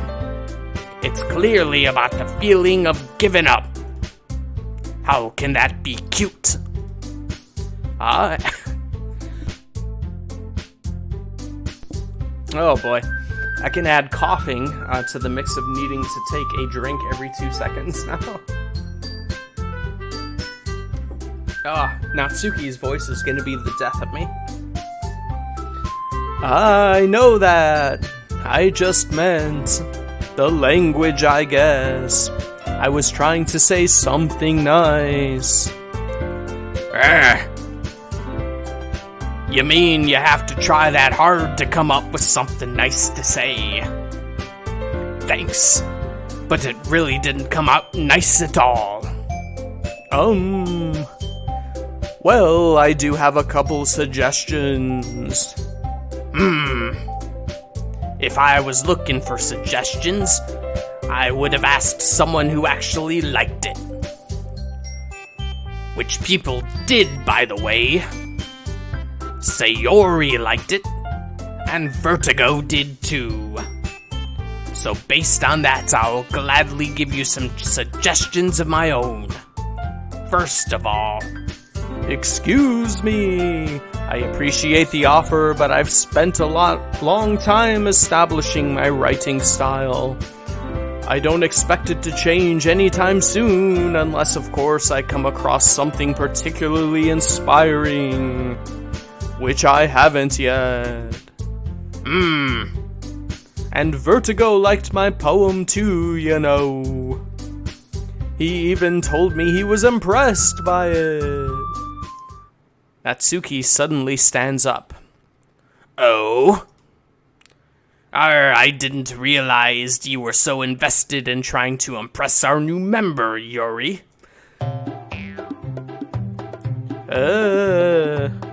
That's not what you're just... Yuri stands up as well. Maybe you're just jealous that Vertigo appreciates my advice more than he appreciated yours. And how do you know he didn't appreciate my advice more? Are you that full of yourself? No. If I was full of myself, I would deliberately go out of my way to make everything I do overly cutesy.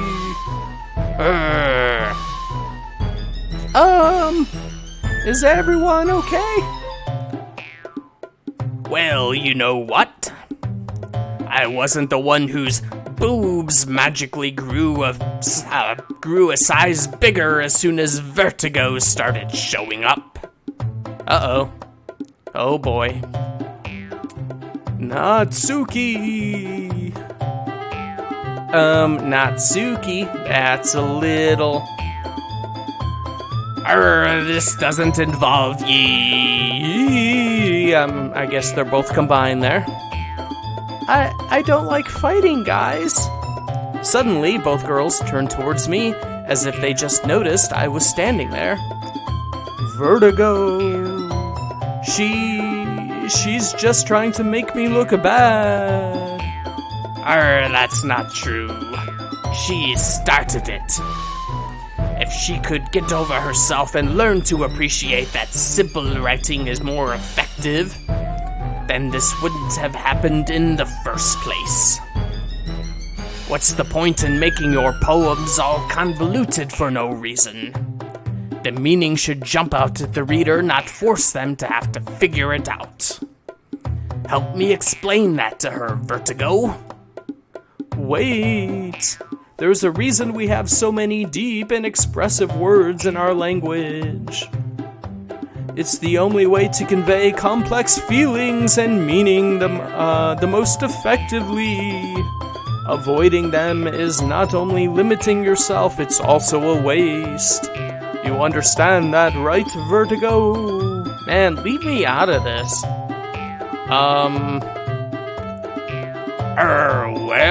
Well... How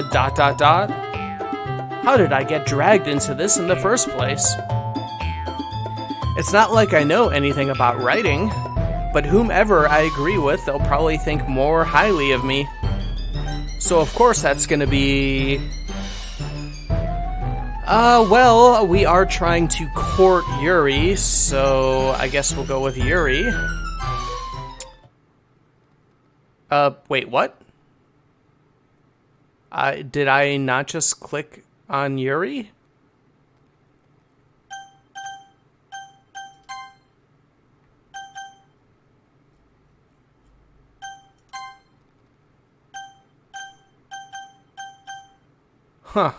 Alright. Oh, okay. Natsuki, you're right that I liked your poem. See? Wait. That's not an excuse for you to be so mean. You shouldn't pick a fight just because someone's opinion is different. That's not what happened at all. Yuri wouldn't even take my poem seriously. I understand. Yuri? You're a seriously talented writer. It's no secret that I was impressed. Well, but here's the thing. No matter how simple or refined someone's writing style is, they're still putting feeling into it, and it becomes something really personal. That's why Natsuki felt threatened when you said her poem was cute. I see. Oh, I didn't notice that I'm sorry. But Natsuki, you took it way too far. Yuri means well, and if you just told her how you felt, then this wouldn't have happened in the first place. Are you kidding? That's exactly what I did. It was her that... Natsuki, I think that's enough. You both said some things that you didn't mean. Yuri apologized. Don't you think you should too? Natsuki clenches her fists. In the end, nobody has taken her side. She's trapped at this point, being defiant only because she can't handle the pressure. I end up feeling bad for her. Sometimes when I'm hurt, it helps to take a walk and clear my head. Sayori, she doesn't need to... You know what? I'm going to do that. It'll spare me from having to look at all your faces right now. Without warning, Natsuki snatches her poem up from the desk and storms out. On her way out, she crumples up the poem with her hands and throws it in the trash. Natsuki! She really didn't need to do that. I look across the room. Yuri has her chin buried in her hands while she stares down at her desk. I gingerly approach her and sit in an adjacent chair. Sigh. Everything all right? I'm so embarrassed. I can't believe I acted like that. You probably hate me now. No, Yuri. How could anyone not have gotten frustrated after being treated like that? You handled it as well as anyone could. I don't think any less of you. Well, alright, I believe you. Thanks, Vertigo, you're too kind. I'm thankful to have you a part of this club now. It's nothing. One more thing. That one thing that Natsuki said about, I would never do anything so shameful. What thing did Natsuki say? Exclamation point. Well, never mind that. I'm going to make some tea. Good idea. Make enough for more than one person, okay? Yeah. Okay, everyone. It's just about time for us to leave. How did you all feel about sharing poems? It was a lot of fun. Well, I'd say it was worth it. It was alright. Well, mostly. Vertigo, how about you? Yeah, I'd say the same. It was a neat thing to talk about with everyone. Awesome. In that case, we'll do the same thing tomorrow. And maybe you learn something from your friends too. So your poems will turn out even better. Oh, ... I I think to myself, I did learn a little more about the kinds of poems everyone likes. With any luck, that means I can at least do a better job impressing those I want to impress. I nod to myself with newfound determination. Vertigo! Ready to walk home? Sure, let's go. Sayori beams at me. It truly has been a while since Sayori and I have spent this much time together. I can't really say I'm not enjoying it either. Sayori, about what happened earlier. Well, what do you mean? You know, between Yuri and Natsuki. Does that kind of thing happen often? No. That's really the first time I've seen them fight like that. I promise they're both wonderful people. You don't hate them, do you? No, I don't hate them. I just wanted your opinion, that's all. I can see why they'd make good friends with you. Phew! You know, Vertigo, it's nice that I get to spend time with you in the club, but I think seeing you get along with everyone is what makes me the happiest. And I think everyone likes you too. That's... Every day is gonna be so much fun. Sigh. It looks like Sayori still hasn't caught on to the kind of situation I'm in. Sure, being friends with everyone is nice, but does it really need to stop there? We'll just have to see what the future holds, Sayori. I pat Sayori on the shoulder.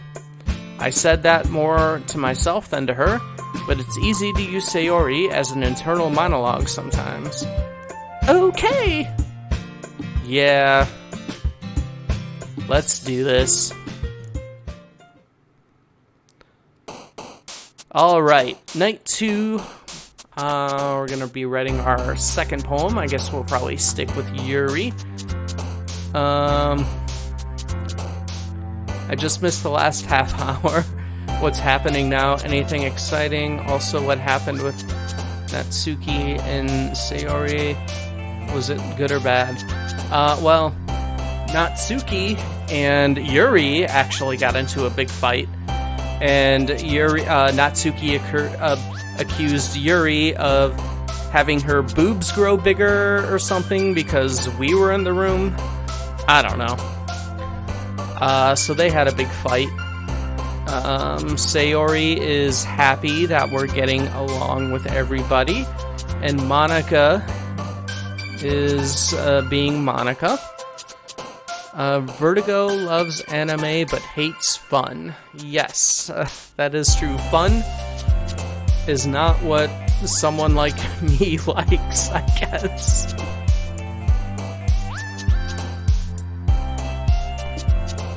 Of course, nothing fun about anime, right?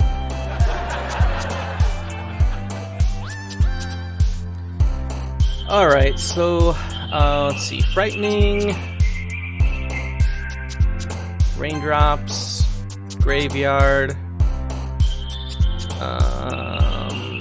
Nature? Nah.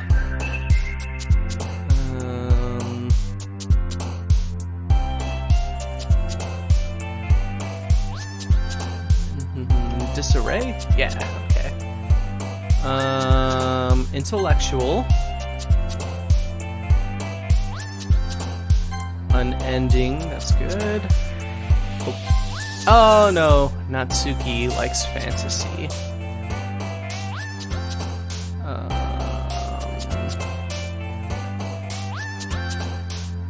Tenacious.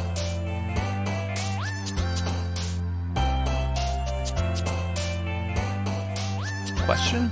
Okay.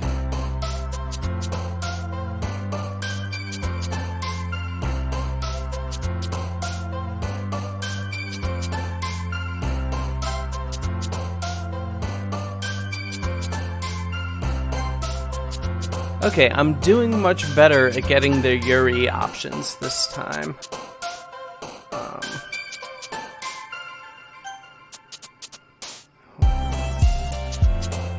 Music? No. Sayori likes music. Eternity.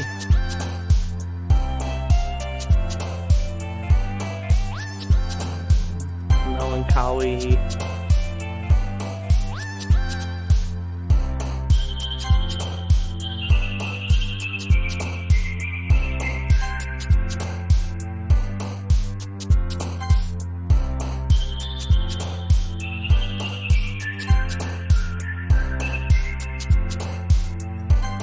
Okay.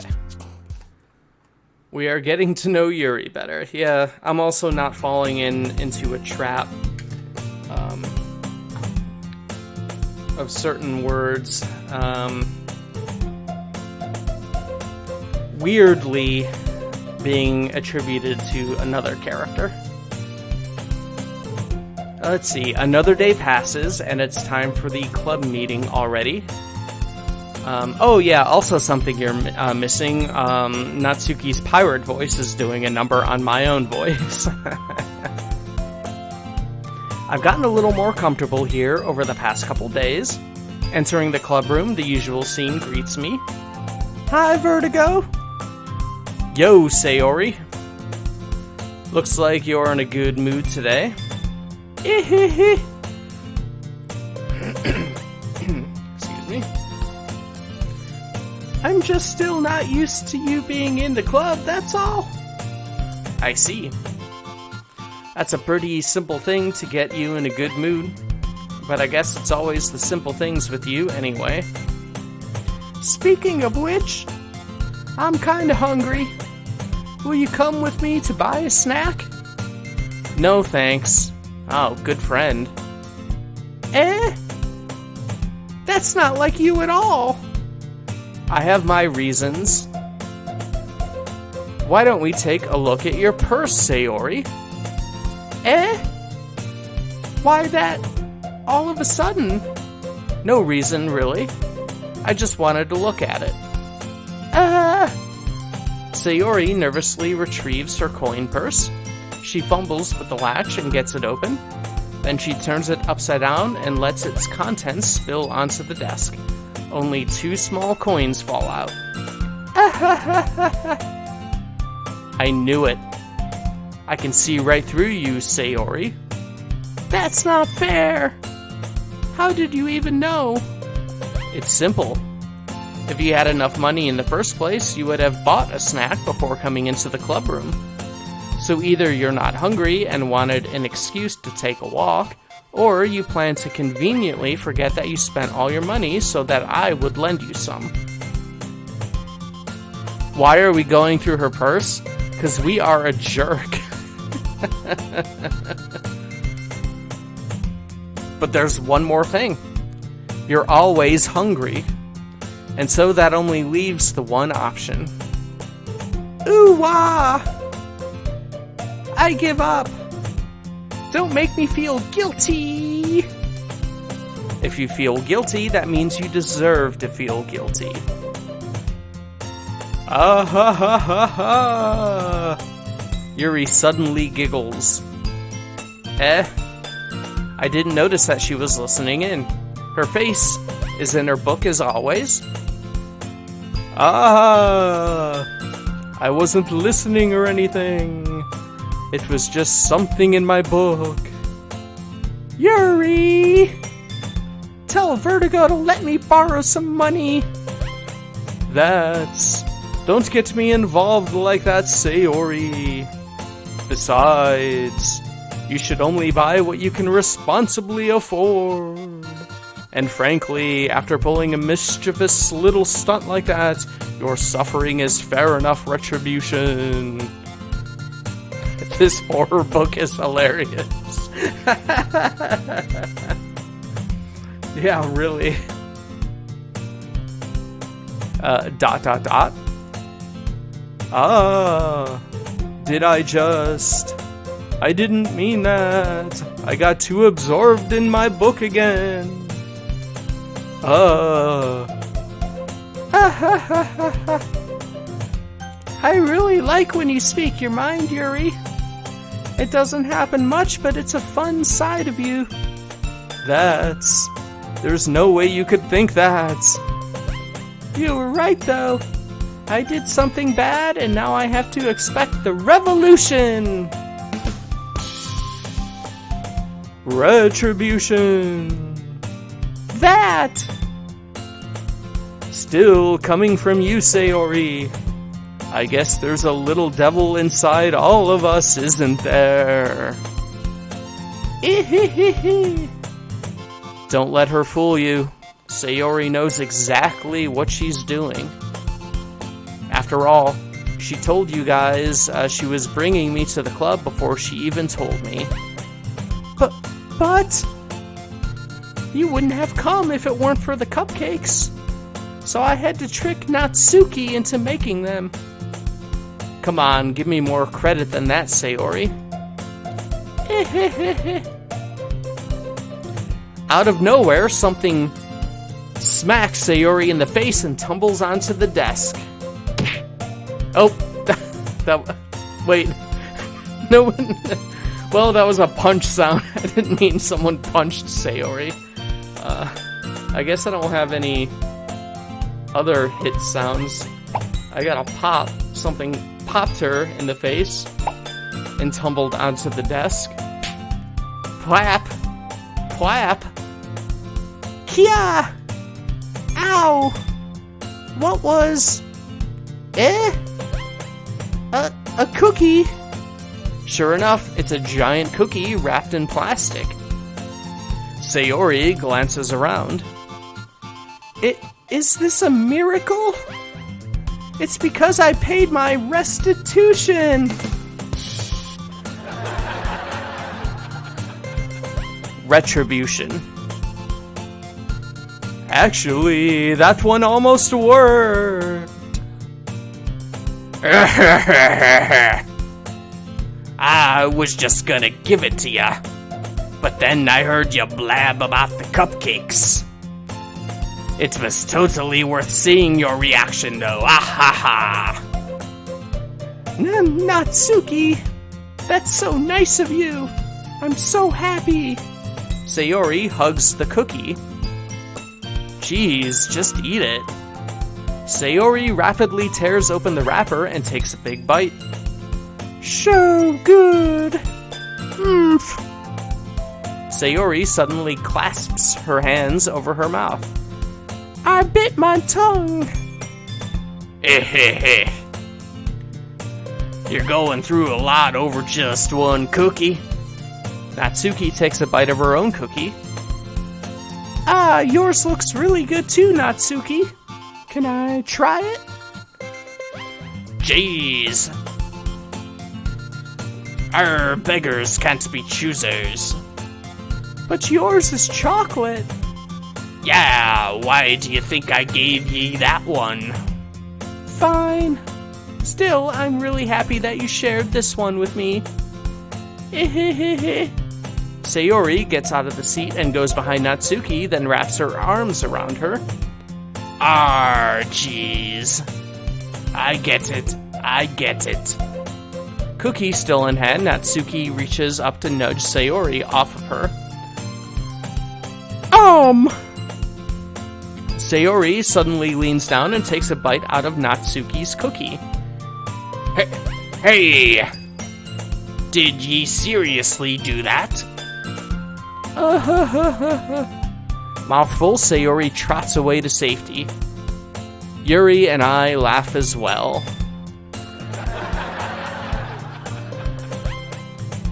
Jeez, you're such a kid sometimes. Monica, can you tell Sayori? Natsuki glances around. Monica isn't in the club room. Where's Monica anyway? Good question.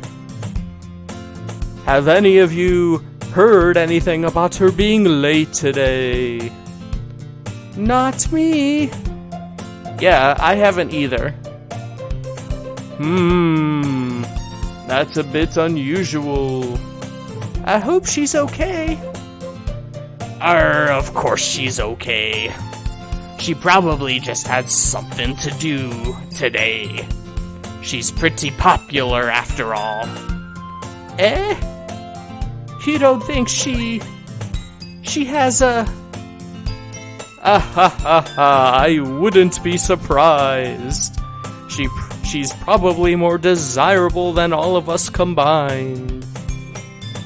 That's true. Excuse me? Suddenly, the door swings open. Sorry, I'm super sorry. Ah, there you are. I didn't mean to be late. I hope you guys weren't worried or anything.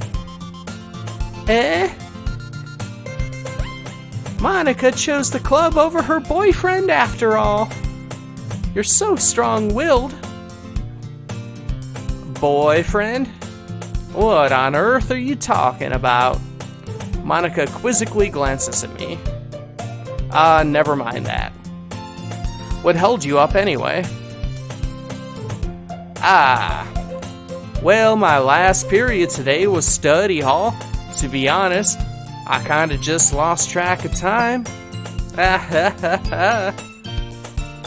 That makes no sense, though. You would have heard the bell ring at least. I must not have heard it, since I was practicing piano. Piano. I wasn't aware you played music as well, Monica. Don't really. I kinda just started recently.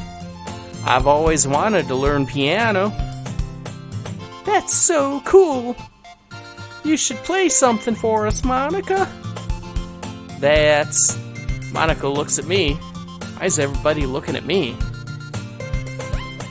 Maybe once I get a little better, I will. Yay! That sounds cool.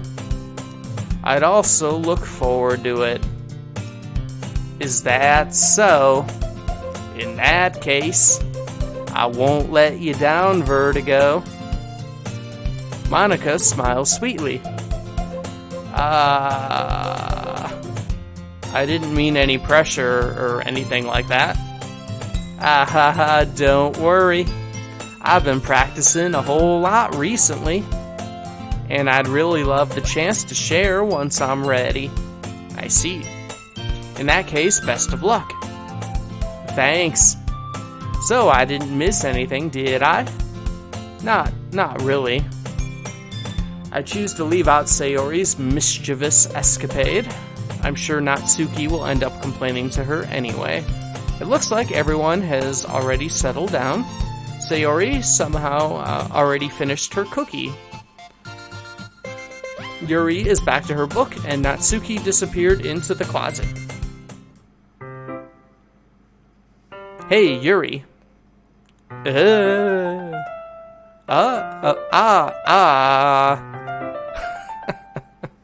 Jeez. I suddenly notice that Yuri is reading a different book from the one we've been reading together. Sorry, I didn't mean to interrupt. No, I was just kind of waiting for you. If that's the case, why don't we go ahead and get started? Yes, let's. Actually, I have a request. Do you mind if I make some tea first? Not at all. Thanks very much. If there's one thing you can make my reading time here any better, it's a nice cup of tea. Not to mention for yourself as well. Hey, free tea. Won't say no to that. Yuri stands up and makes her way to the closet. I follow and watch as she retrieves a small water pitcher from the shelf, the kind with a filter inside. Can you hold this for a second? Sure. Yuri hands me the water pitcher and also fetches an electric kettle. I'm going to plug this in at the teacher's desk and then we'll go get some water. She walks past me and sets the kettle down on the teacher's desk. I simply watch her movements. To my surprise, the way she moves really contrasts her speaking mannerisms. Especially because of her long legs, Yuri appears elegant and methodical. Okay, may I have the water pitcher? Thanks, I'll be right back. Ah, I might as well walk with you. Yeah, why not? Shall we go then? Yeah. Where are you two off to? We're just... Yuri was gonna make some tea, so, I suddenly realize how weird it sounds to explain this to Monica. We're just filling the water pitcher. Okay. Sorry, I was just a bit curious. That's kind of a one-person job, isn't it? That's... Monica, please mind your own business for once. Or do you want to tell me there's something wrong with helping involve Vertigo in club activities? Exclamation point. My mouth gapes. I suppose there's nothing wrong with it. Then let's go, Vertigo. Yuri quickly exits the room and I follow. Once in the hallway, she suddenly puts her forehead against the wall. I spoke without thinking. How could I say something like that? Yuri, something about the way she said that. It made me feel so irritated. What's wrong with me? No, Yuri. I think you did the right thing. I wasn't expecting it, but it's also not right for Monica to judge people like that. Vertigo, how come even when I do something bad, you're being nice to me? Because nothing that you do is bad as you make it seem in your head. Nobody's perfect. We have emotions and we can't always hide them away. But you always amplify things in your head. Your mind turns a light rain shower into a hurricane. No. Wouldn't you hate me for something as terrible as that? Why would I hate you? I can't hate someone for having emotions. What kind of friend would do that? Friend, you say? Yuri lifts her head. Vertigo, I really like being friends with you. Thanks, Yuri. I like being friends with you, too. I feel kind of awkward saying something like that, but I'm doing my best to help Yuri feel better. Anyway, yeah, shall we go? Yeah. Yuri and I walk to the nearest water fountain. Once we fill up the water pitcher, we return to the classroom. Vertigo, do you like oolong tea? Yeah. Anything is fine. Very well. Yuri sets the temperature on the kettle to 200 degrees. Now it's time to get the teapot. You really do this properly, don't you? Of course. I shouldn't do any less when I'm making tea for others. Even if I'm not an expert on tea or anything? In that case, you'll only be even more impressed. Perhaps I will. Yuri fetches the teapot and begins measuring the tea leaves. To my surprise, she even starts humming a little to herself. You must be in a good mood now. Is that so? I was letting it show, and you noticed. I was doing a bit of thinking, and I decided that I would try expressing myself a little bit more. It turns out it's not very hard for me to do. When it's You who's around anyway. Ah. That's great, Yuri. Just don't push yourself too much. You're always worrying about me, Vertigo. It's very endearing. That's, Yuri wasn't kidding. I don't even know if I can keep up with this. I watch Yuri pour a cup of tea for each of us. Vertigo, I have another request. Do you mind if we sit on the floor today? Hey, picnic. Picnic on the floor. Tea picnic. Tea time on the floor. Alright. Why's that? It's a little bit easier on my back. I can read with my back against the wall rather than bending over at my desk. Sorry, I didn't realize. No worries. I just have back pain fairly regularly, so I do my best to manage it. Is that so? I wonder why that is. It's mostly because my... Yeah, vertigo. Why do you think that is? Come on.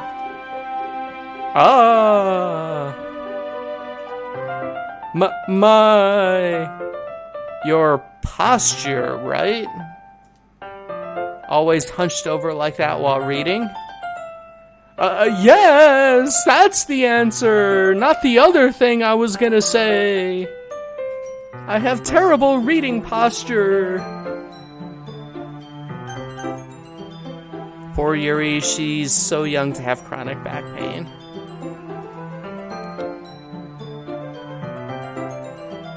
Oh, yeah.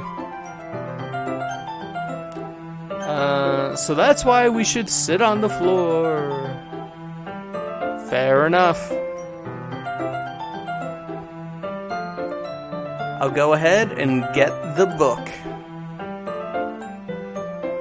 I retrieve the book from my bag. I have some chocolate as well. Carrying the weight of the world around each day. Well, I don't think that's what she was gonna say. I think it's more about the, I think it's the back pain from the the bustiness, I think is what she was embarrassingly trying to say until we came up with the posture thing. I have some chocolate as well. That's a weird thing for me to say. I don't usually say that to people. It's a bag of small chocolate candies that I kept hidden from Sayori's candy radar. I take it since it'll go well with the tea. Yuri and I then sit against the wall, teacups at our side. As if in sync, we assume the same reading position as last time, each one holding half of the book, except this time, our bodies are even closer to each other. Also, can I say, like, reading together, like, the same book, has gotta be, like, the worst thing in the world to me. Like, what? I can't see too well. Exclamation point. Yuri slides closer until our shoulders are touching. Literally can't think of anything worse. How am I supposed to focus on reading like this? Yuri was always kind of cute, but when she's being less apprehensive, it's almost more than I can handle. Your teacup! Yuri hands me my teacup. Holding it with my hand that's not holding the book, I end up in a position that makes it even harder to focus. Because now I need to worry about making sure I don't accidentally touch her chest.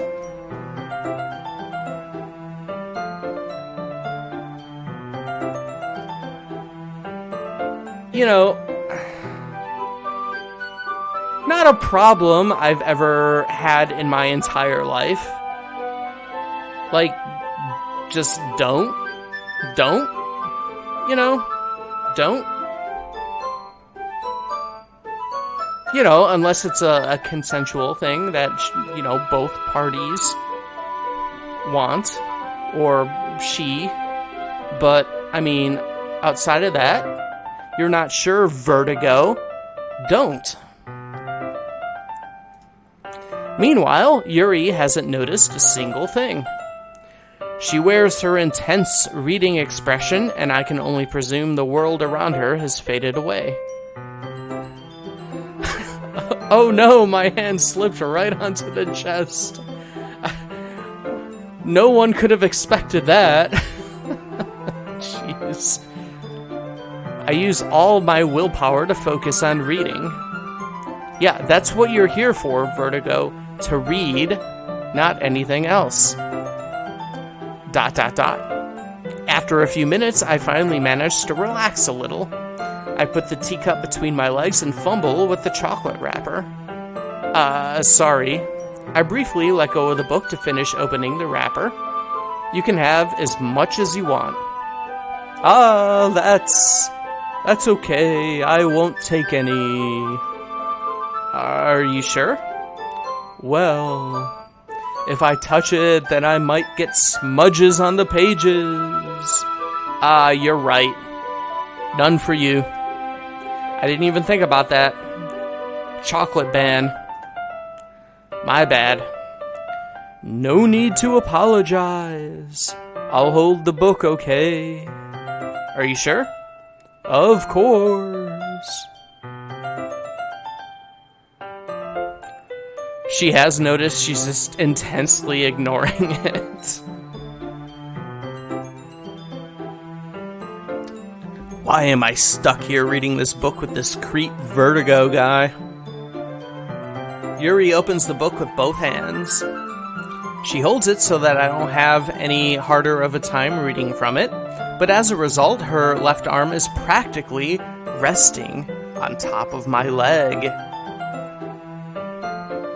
Yes, get your smudgy hands off the book, please. Yeah, chocolate boy, like, just jamming chocolates into my mouth. Oh, I'm reading. Like, oh my god. Well, in that case, Yuri is already totally focused on reading again. I take a chocolate candy and pop it into my mouth. Oh my god. Then I take another chocolate and I hold it up to Yuri. She doesn't even look away from the book. She simply parts her lips as if this situation was completely natural. But that means I can't stop here. I apprehensively place the chocolate in her mouth. There it is. Little chocolate guy. Just like that, Yuri closes her lips over it. Yuri's expression suddenly breaks. Did I just... Yuri looks at me like she needs to confirm what just happened. Vertigo! Did we just give her non-consensual chocolate? Like...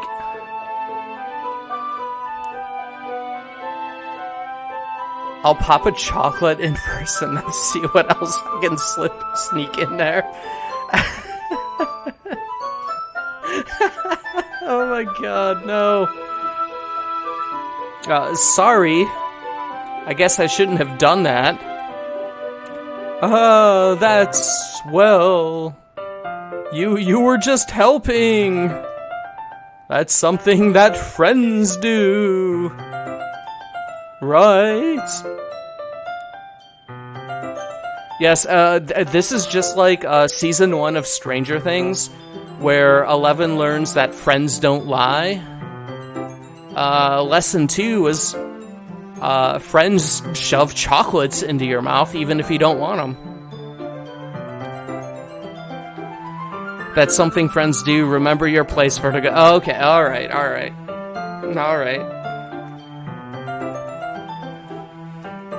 I'll remember that next time I have chocolate on me. I mean, not really in this kind of context, but yeah, that's all it was. Yeah, then you don't need to stop or anything. I see. The situation has gotten really tense. Yuri tries to return to the book, but I can tell by her expression that even she can't focus now. My heart is pounding. I nervously take another chocolate between my fingers. But this time, Yuri's eyes meet mine. ... How did it even come to this? Well, let's rewind, Vertigo. You were just jamming chocolate into Yuri's mouth. That's how it came to this. Yuri doesn't avert her gaze. I noticed her chest rising and falling to the rhythm of her breaths. I raise my arm. Ah! Like before, Yuri parts her lips. But it's different this time. I take the chocolate and place it into her mouth. I feel her hot breath on my fingers. Okay, everyone.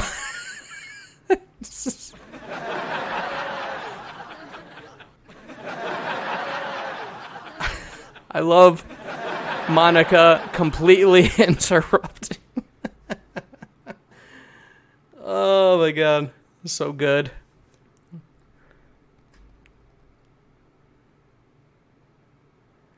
Not for the same reason, though. She's deeply uncomfortable, whereas you think it's love or lust or both.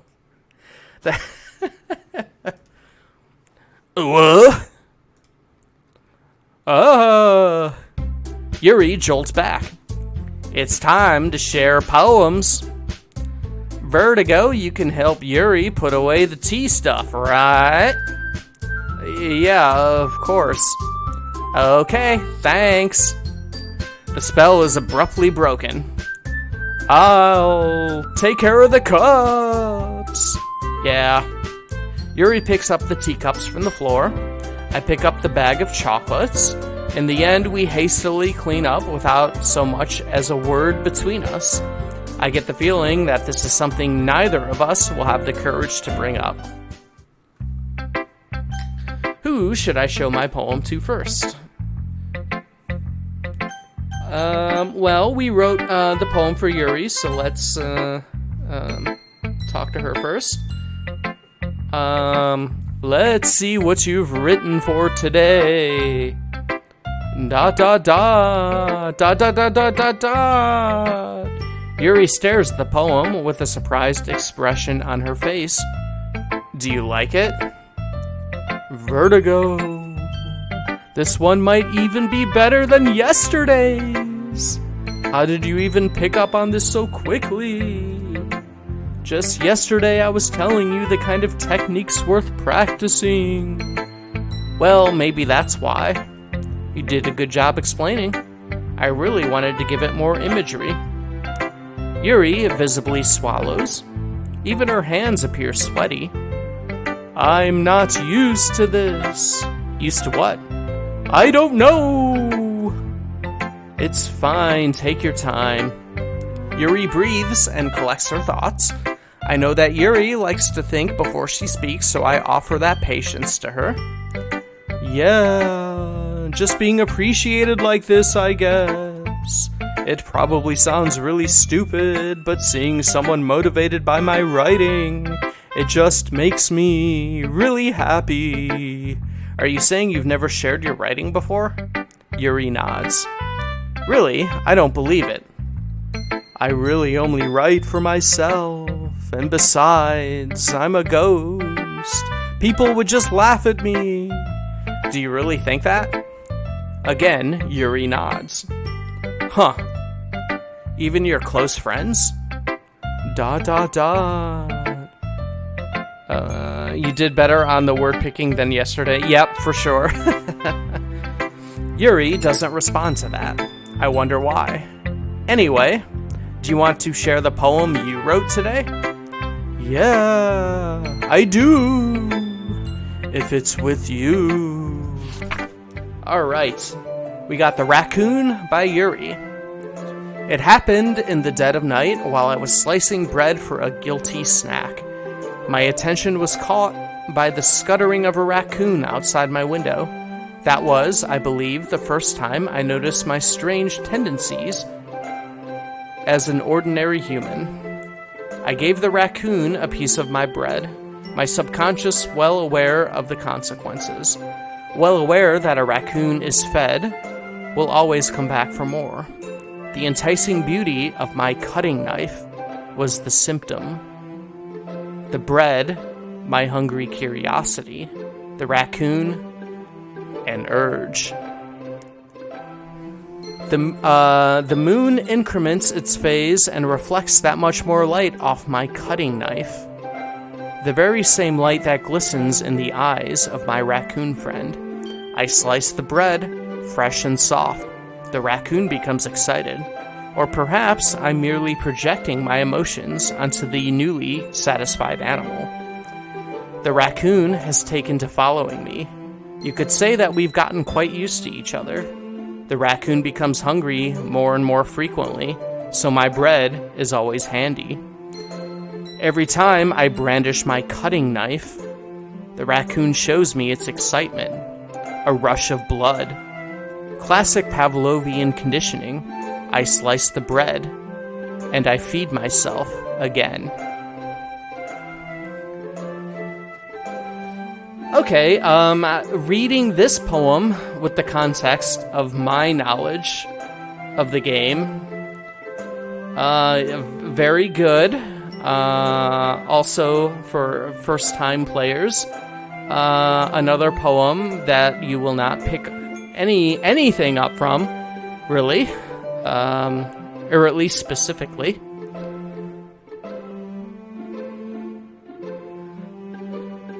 Is this a poem or just a story? Oh, there's all kinds of different kinds of poems. I forget the names of a lot of like the poetry subgenres.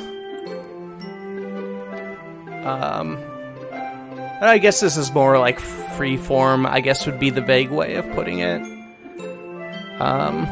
Is she going to kill the raccoon? Oh no. I was a little more daring with this one than yesterday's. I can see that. It's a lot more metaphorical. I don't know if it's my fault, but I can't begin to imagine what this poem is about.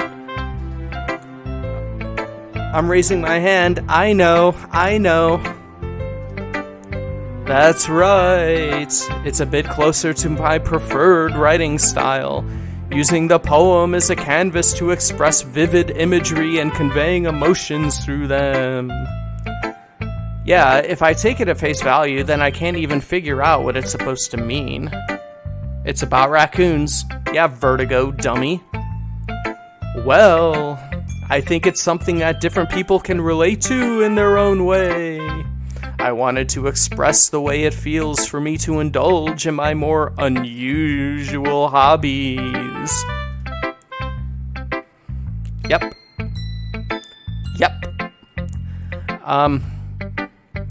It's those sorts of things I'm usually forced to keep to myself. So I sometimes enjoy writing about them. Why do you keep them to yourself? Because they're embarrassing, and people would make fun of me. Don't you have anything like that, Vertigo? Well, yeah, I guess I do. I feel like everyone has a little something like that. The best we can do is respect each other and our individualities. Even if it's difficult sometimes, and some things make us uncomfortable. Uncomfortable. After all, if we hadn't learned to embrace my own weirdness, I would probably hate myself. I might be ranting a little bit now, but I'm glad that you're a good listener. You're good at a lot of things. Writing, listening. There really aren't many people like you, Vertigo. That's exaggerating a little bit. It's just how I feel. I never thought I would feel so comfortable sharing my writing, but now I almost feel like I look forward to it. It's just a really nice feeling, and you're to thank for that. It's nothing, really. Yuri smiles sincerely at me. For just a moment, her timidness seems to disappear.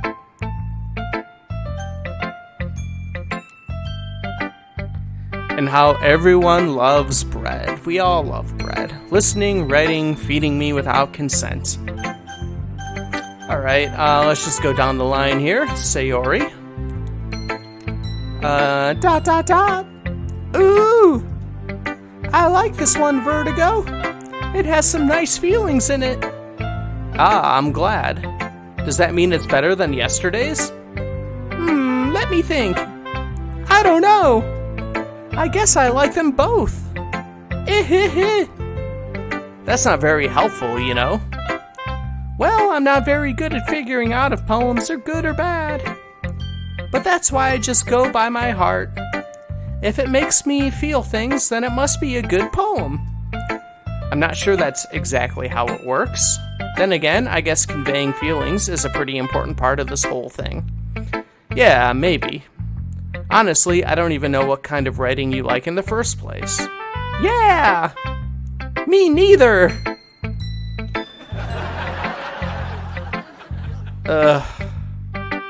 Why don't you at least try giving it some thought?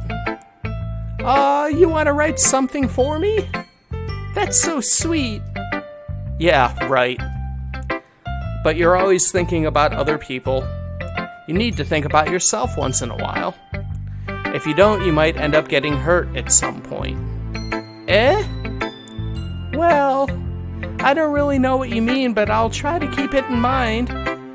Well, whatever. Anyway, let's see. I guess I like happy poems. Wait, sometimes I like sad poems too. Sometimes a little bit of both. There's a word for that, right? What's the word I'm looking for? Bittersweet! Yeah! I like things that are happy and things that are sad. Happy... sorry.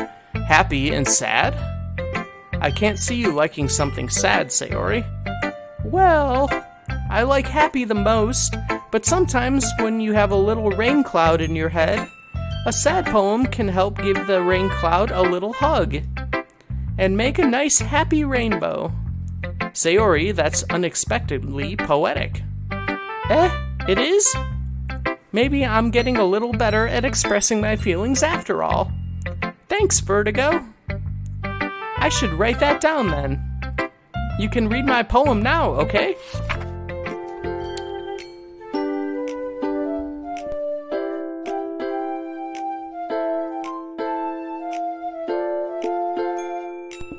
I want to see our Vertigo poems. Oh no.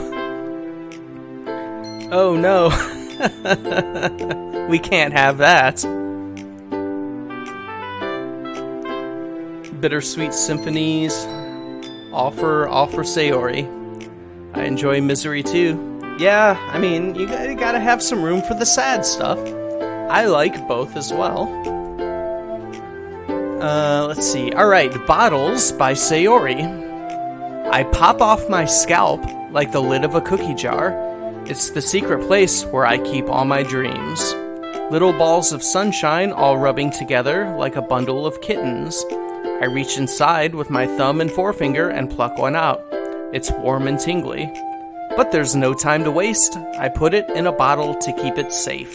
And I put the bottles on the shelf with all the other bottles. Happy thoughts, happy thoughts, happy thoughts in bottles, all in a row. My collection makes me a lot of friends. Each bottle a starlight to make amends. Sometimes my friend feels a certain way. Down comes a bottle to save the day. Night after night, more dreams. Friend after friend, more bottles. Deeper and deeper my fingers go, like exploring a dark cave, discovering the secrets hiding in the nooks and crannies. Digging and digging, scraping and scraping. I blow dust off my bottle caps. It doesn't feel like time elapsed. My empty shelf could use some more. My friends look through my locked front door. Finally, all done, I open up, and in come my friends. In they come in such a hurry. Do they want my bottles that much? I frantically pull them down from the shelf, one after the other, holding them out to each and every friend, each and every bottle. But every time I let one go, it shatters against the tile beneath my feet. Happy thoughts, happy thoughts, happy thoughts, in shards all over the floor. They were supposed to be for my friends who aren't smiling.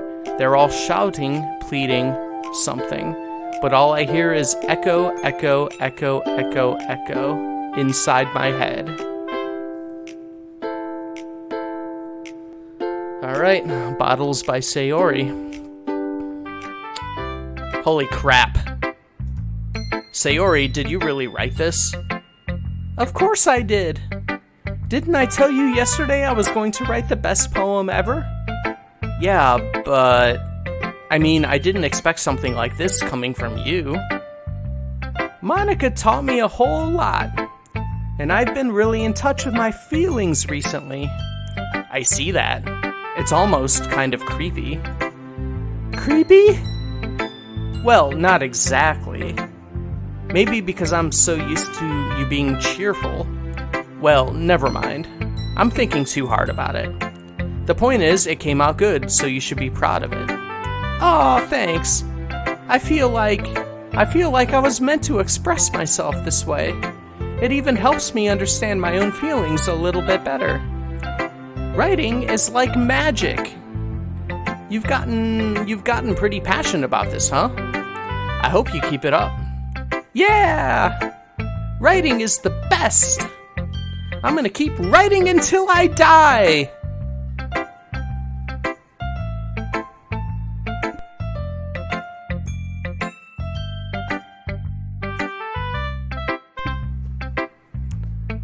Just want to let that one sit there for a moment. Don't get ahead of yourself. Sayori's always had a habit of getting obsessed with something before dropping it no more than a week later. I wonder if this is one of those times. But seeing the passion in her eyes makes it hard for me to be pessimistic.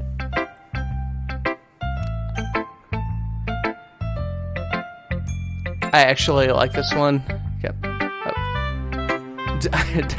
Take more chocolate, Yuri. We are so mean to Sayori. Yeah, I really hate our character in this. Like, I do legit like a lot of the characters in this, but like our player character is such a garbage piece of shit. Alright. Oh god, my voice is gonna hate me for picking Natsuki. Let's do it. I liked your last one better. Really? Well, yeah. I can tell you were a little more daring with this one. But you're really not good enough for that yet. It fell flat. That may be true, but I just wanted to try something different. I'm still figuring this all out. I mean, I always like poems that aren't trying too hard. Oh.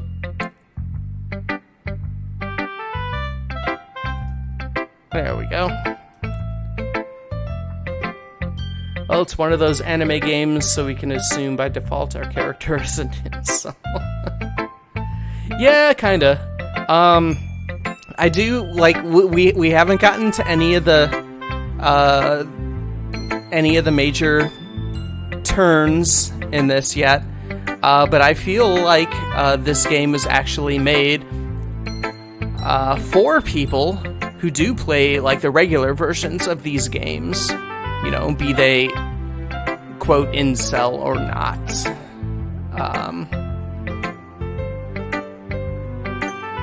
And yeah. Oh, just wait. Oh, just wait. Let's see. I hate when people try to sound fancy or add more meaning by just using annoying and complicated language. Just make it simple, cute, and to the point. Arr! Yuri's head over heels for all this cryptic nonsense, but I see right through that BS, ha! Making your reader look too hard for all this deep meaning is just an excuse to have no meaning at all. I guess that's one way to look at it. Well, everyone has their own opinion. But my opinion is the best opinion. I'm sure you figured that out already. Anyway, here's my poem. Maybe you learned something. Alright, Amy Likes Spiders by Natsuki. You know what I heard about Amy? Amy likes spiders. Icky, wriggly, hairy, ugly spiders. That's why I'm not friends with her. Amy has a cute singing voice. I heard her singing my favorite love song. Every time she sang the chorus, my heart would pound to the rhythm of the words. But she likes spiders. That's why I'm not friends with her. One time, I hurt my leg really bad. Amy helped me up and took me to the nurse. I tried not to let her touch me. She likes spiders, so her hands are probably gross. That's why I'm not friends with her. Amy has a lot of friends. I always see her talking to people. She probably talks about spiders. What if her friends start to like spiders too? That's why I'm not friends with her. It doesn't matter if she has other hobbies. It doesn't matter if she keeps it private. It doesn't matter if it doesn't hurt anyone. It's gross. She's gross. The world is better off without spider lovers. And I'm gonna tell everyone. This one is my favorite, so yeah. I do love the spider poem. Amy Likes Spiders by Natsuki. Not bad, right? It's quite a bit longer than yesterday's. Yesterday's was way too short. I was just warming up. I hope you didn't think that was the best I could do. No, of course not. Anyway, the message is pretty straightforward in this poem. I doubt I have to explain it. Sometimes you can explain complicated issues with much simpler analogies. And it helps people realize how stupid they're being. Like anyone would agree that the subject of this poem is an ignorant jerk. Do you know people like that? Of course. It's about how everyone thinks that doesn't matter. It can be about anything. I wrote it to be easy to relate to. Everyone has some kind of weird hobby or guilty pleasure. Something that you're afraid if people find out, they'll make fun of you or think less of you. But that just makes people stupid. Who cares what somebody likes as long as they're not hurting anyone and it makes them happy? I think people really need to learn to respect others for liking weird things. Huh, that's funny. Yuri wrote about something similar today. Huh? Did you say Yuri? Yeah. She said her poem was about an unusual hobby of hers. I didn't really get it, but she said something similar to you. That people shouldn't make each other feel insecure about those things. Really? Well, I mean, Yuri's pretty weird, so I wouldn't doubt that she would have some weird hobbies.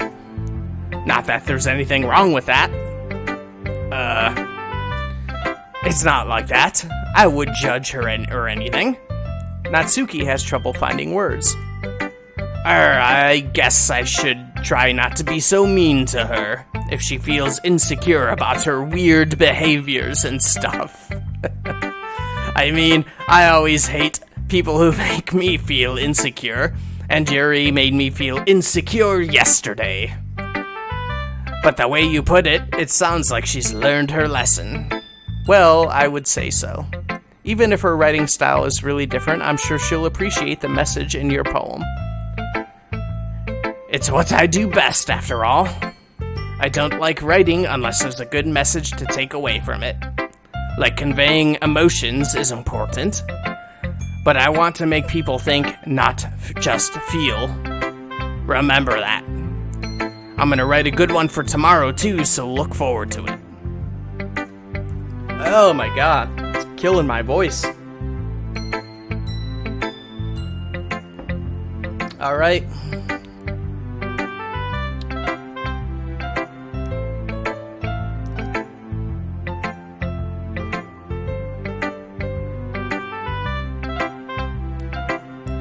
Is it she's in love with Amy, but Amy also likes the spiders? She ain't Gold Star. She Alright, Monica. Hi again, Vertigo. How's the writing going? Alright, I guess. I'll take that. As long as it's not going bad.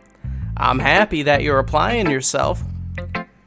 Maybe soon you'll come up with a masterpiece. I wouldn't count on that. You never know.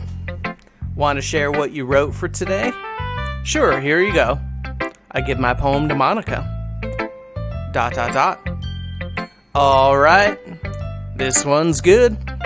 It feels like you're not only getting more comfortable with your style, but the imagery is better than the last one I read. Just wondering, but have you been finding inspiration in Yuri's writing style? I guess so. You can't deny that she's talented. Yeah, totally.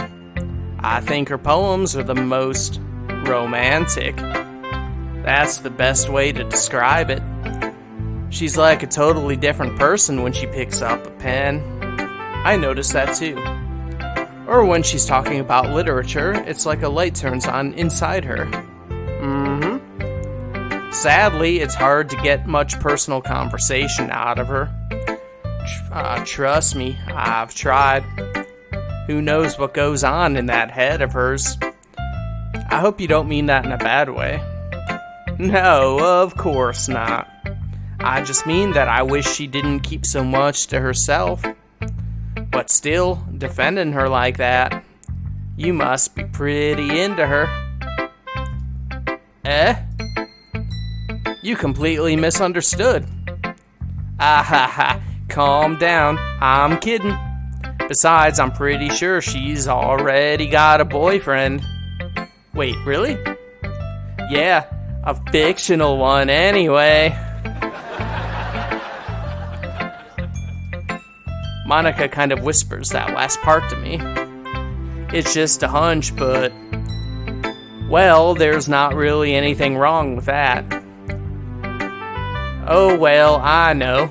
I was just saying. But anyway, you want to read my poem now?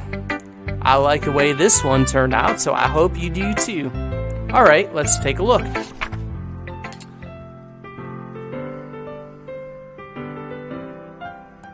You're going to need a big bag of lozenges for your throat doing all this voice work. Oh my god, like, the rest is fine, but doing, like, the Natsuki's voice is... oh boy. I'm gonna wake up tomorrow, and, like, my voice is gonna be, like, half gone. A boyfriend? We fed her chocolate for nothing? I know. Alright, Save Me by Monica. The colors, they won't stop. Bright, beautiful colors, flashing, expanding, piercing, red, green, blue, an endless cacophony of meaningless noise. The noise, it won't stop, violent, grating waveforms, squeaking, screeching, piercing, sine, cosine, tangent, like playing a chalkboard on a turntable, like playing a vinyl on a pizza crust, an endless poem of meaningless. Load me.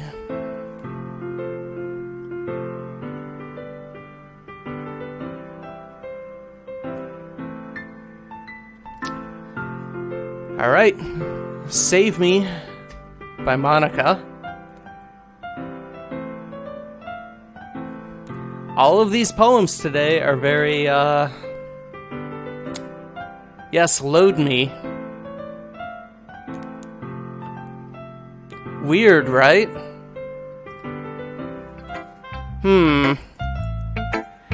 It's even more abstract than your last one, huh? I guess it's just the way I write. I'm sorry if you don't like it. No, I never said that. It's just a kind of thing I've never really seen before, I guess. I kind of like playing with my space on the paper. Choosing where and how to space your words can totally change the mood of the poem. It's almost like magic. The way I wrote the lines really short makes it feel like they're trying to speak over the noise. I see. It's still hard for me to tell what it's about, though. Sometimes asking what a poem is about isn't the right question. A poem can be as abstract as a physical expression of a feeling, or a conversation with the reader. So putting it that way, not every poem is about something. Anyway, here's Monica's writing tip of the day. Oh boy, I like this one. This is... strap in. Sometimes you'll find yourself facing a difficult decision. When that happens, don't forget to save your game. You never know when you might change your mind, or when something unexpected may happen. Wait, is this tip even about writing? What am I even talking about?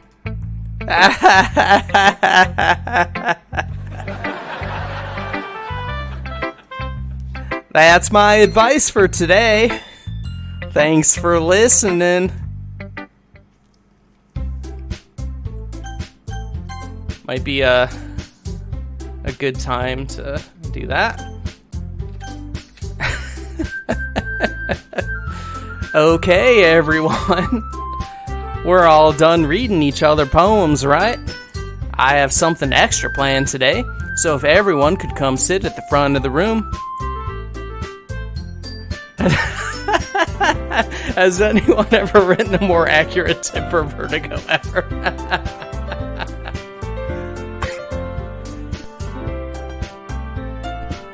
Oh, so true, so true.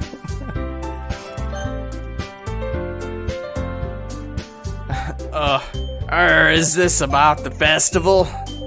Alright, I think I gotta change up Natsuki's voice. For right now, at least. Well, sort of. Ugh. Do we really have to do something for the festival? It's not like we can put together anything good in just a few days. We'll just end up embarrassing ourselves instead of getting any new members. That's a concern of mine as well. I don't really do well with last-minute preparations. Don't worry so much. We're going to keep it simple, okay? We don't need much more than a few decorations.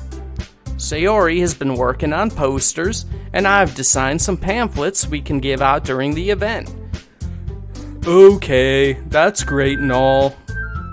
But that doesn't tell us what we're actually going to be doing for the event. Ah, sorry. I thought you heard about that already. We're going to be performing. Performing?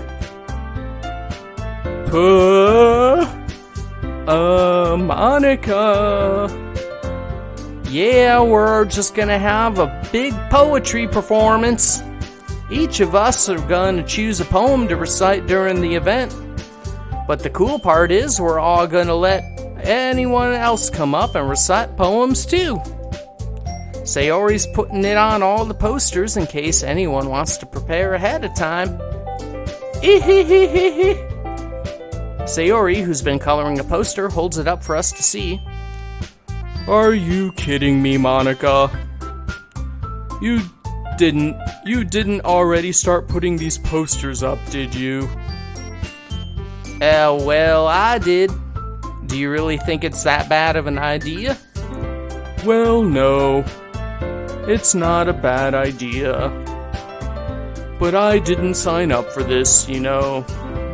There is no way I'm going to be performing in front of a group of people like that. I agree with Natsuki. I could never in my life do something like that. Imagining it, Yuri shakes her head in fear. Guys! No, Sayori.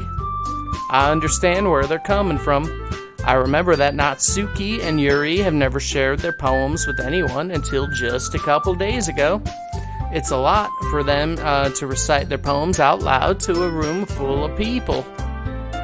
I guess I kinda overlooked that. So I'm sorry. ... But I still think we should give it our best.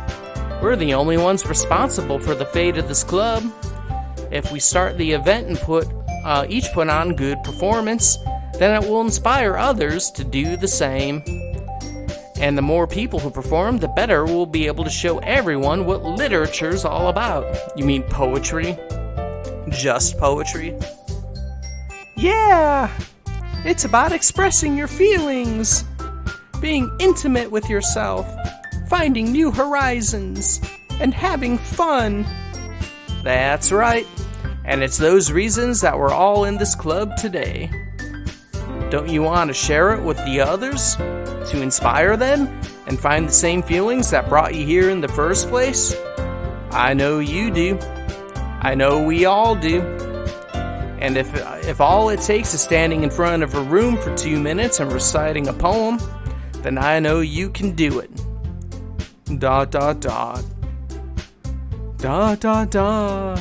Natsuki and Yuri remain silent. Sayori looks worried. I guess that leaves me no choice. I agree. I don't think it's too much to ask.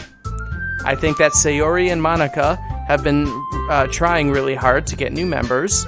The least we can do is help them out a little bit. Well, maybe, but... ... It looks like Natsuki doesn't have any arguments left. Okay, fine. I guess I'll just have to get it over with. Alright! Phew! Thanks, Natsuki. What about you, Yuri? ... Yuri dejectedly glances around at everyone else's expectant faces. Sigh. I guess I don't really have any choice. The club. Welcome to the club, Norman. Ahaha, that's everyone. You're the best, Yuri. This club is seriously going to be the death of me.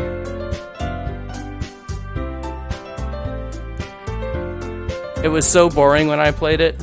Yeah, well, this is actually my second time through. First time with this version of it. I played the original before. It is... I do really like the game. It is a really long, slow burn, though. For sure. I definitely understand people that dropped off of it. For sure. Especially, like, I don't like the kind of games that, it's being for the first part of it before the turn. Oh gosh. You'll be fine, Yuri. But anyway, let's move on to the main event. I want each of you to choose a poem of yours. We're gonna practice reciting them in front of each other. No way. Monica, this is all too sudden.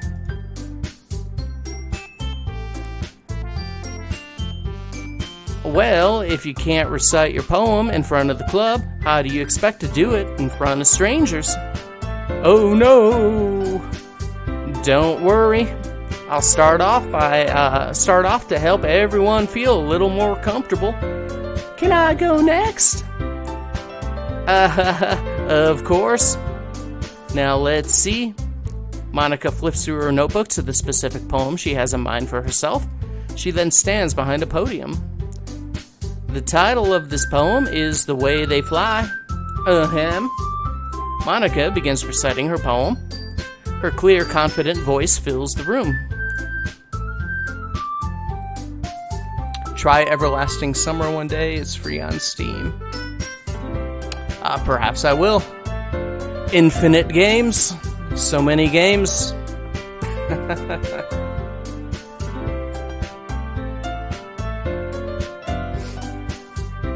Let's see. More than that, her inflection is pristine.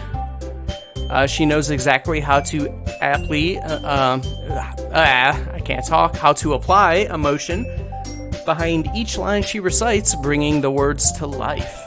Is this something she's done before, or is she simply a natural? I glance around me.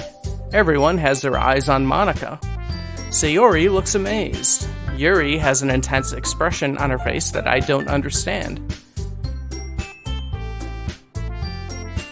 It has 13 endings and DLC and just one true as usual. Interesting.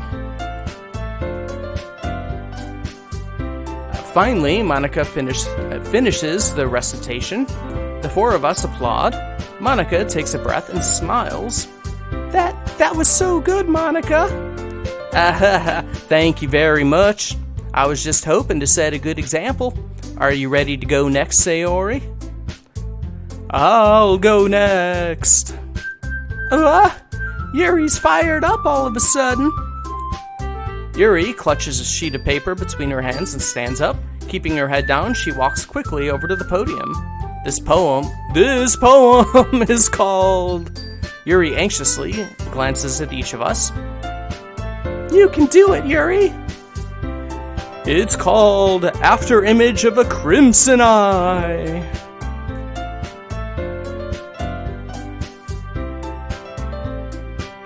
Yuri's voice shakes as she starts reading the poem. Just a moment ago, she practically refused to do this. Why is she suddenly putting in so much effort? As Yuri gets past the first couple of lines, her voice changes.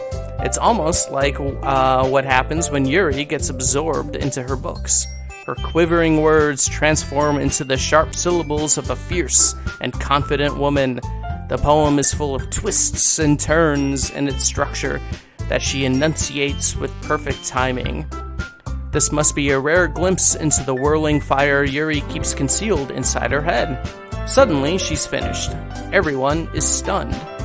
Yuri snaps back into reality and glances around her as if she's bewildered even herself. It's up to me to save the situation. I'm the first to start applauding. Everyone joins me afterward, and we give Yuri the recognition she deserves. Also done by random guys from the internet. But at least it's free. Hey, gotta like free.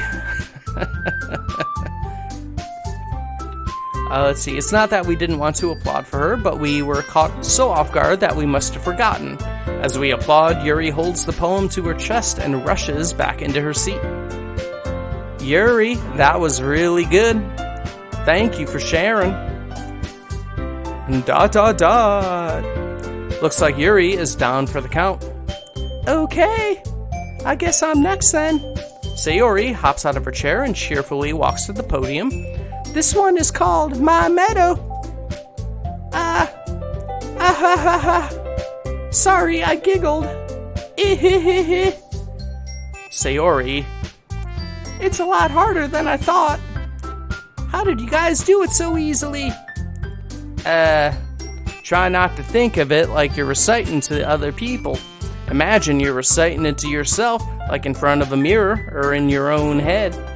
It's your poem, so it'll come out the best way. I see. Okay then. Sayori begins her poem. Somehow, it feels like her soft voice was made as a perfect match.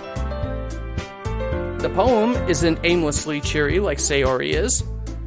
It's serene and bittersweet. If I were to read this on paper, I probably wouldn't think much of it. But hearing it come from Sayori's voice almost gives it a whole new meaning. Maybe this is what Sayori meant when she said she likes my poems. It's like I get to reach more deep into someone I thought I knew through and through. Sayori finishes and we applaud. I did it! Good job, Sayori. Even Vertigo liked it. I guess that's a good sign. What does that even mean? It came out nicely, Sayori. The atmosphere of the poem fits you really nicely. But it might be that the other poems wouldn't quite work as well with that kind of delivery. I don't really understand.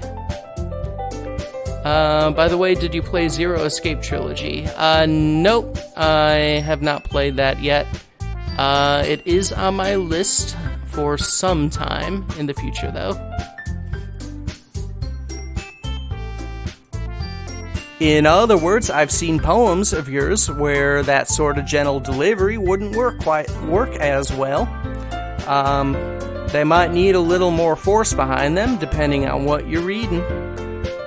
Oh, I know what you mean. I've been practicing that kind of thing. It's just embarrassing to do in front of everyone. The next time, I'm gonna make you pick a poem that challenges you a little more. Or else.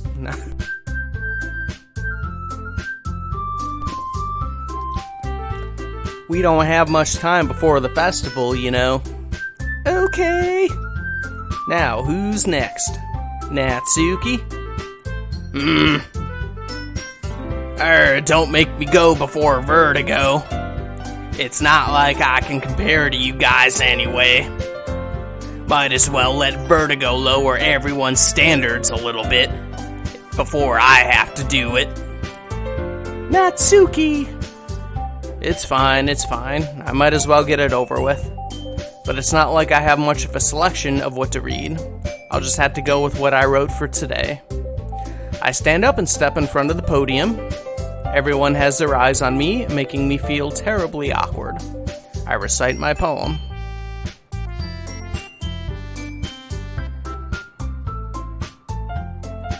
It's another awesome visual novel done by a studio that created Dragon Quest games. Check out Tiny Bunny as well. Tiny Bunny is one I have not heard of, so I'll definitely add that one to the list. But yeah, the Zero Escape ones I definitely know about. I know other people who have played them and enjoyed them. Good day, what is this? Welcome, Mosquito. This is Doki Doki Literature Club, the Plus edition. So basically, a boring anime visual novel / dating simulator with a twist. It's a horror game. But how?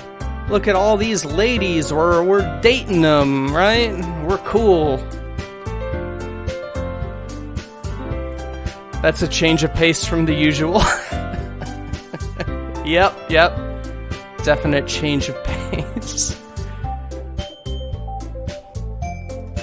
Let's see. Despite that, once I finish, I receive applause anyway. I am a poem reciting master, I guess. Sorry, I'm not really as good as everyone else. Don't worry about it so much. I think it's less about your abilities and more about your lack of confidence in your writing. That's something that'll improve over time, though. Yeah, maybe. Alright then. That just leaves you, Natsuki. Yeah. I'm going. Natsuki begrudgingly gets out of her seat and makes her way to the podium. The poem is called... Why are you all looking at me? Because you're presenting. Anyway, the poem is called Jump. Natsuki takes a breath. When she starts reciting the poem, her sour attitude disappears a little. While she's still a little unenthused, her poem has a rhythm and rhyme to it. It's Natsuki's trademark style, and it works surprisingly well when spoken aloud. The words feel like they bounce up and down, as if giving life to the poem. Natsuki finishes and everyone applauds. She huffs back to her seat. That wasn't so bad, was it? Easy for you to say. You better not make me do it again. Ah, well. Do you at least feel prepared enough to recite a poem in front of other people? I mean, doing it in front of other people will be way easier. I can put whatever face I want for other people. But when it's just my friends, it's just embarrassing. That's a surprise, Natsuki. I think it would be the other way around for me. Well, that's just how it is, so. Well, I guess in that case, you won't have much to worry about for the festival. That said, I want to thank everyone for coming through. It might be hard, but I hope that you all have an idea of what it's like now. Make sure you pick a poem and get enough practice before the festival, okay? I'll be making pamphlets, so let me know ahead of time what you'll be reciting. Geez, I should probably find some other poem to recite instead. That's fine too. Doesn't have to be your own. I'm already pleasantly surprised that you're putting in all this effort for the club. It makes me real happy. So happy, I bend my back all unnatural like.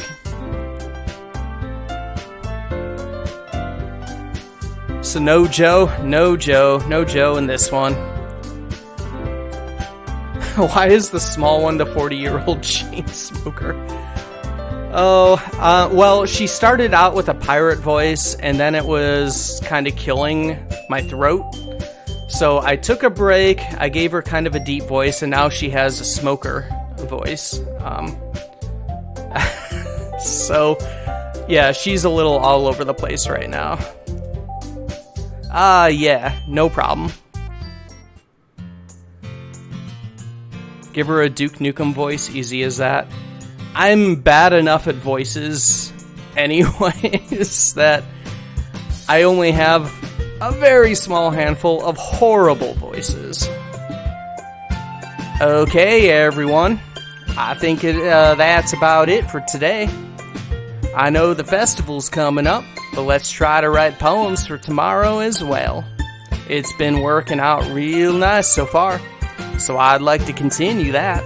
As for the festival, we'll finish up planning tomorrow, and then we'll have the weekend to prepare. Monday's the big day. I can't wait! I can do this!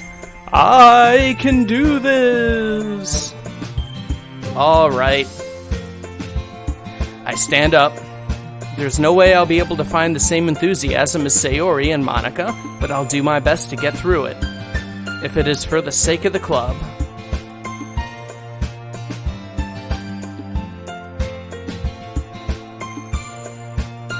And impressing Monica.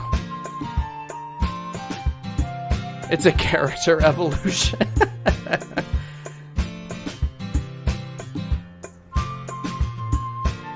I'm here to chew ass and kick bubblegum, and I'm all out of ass.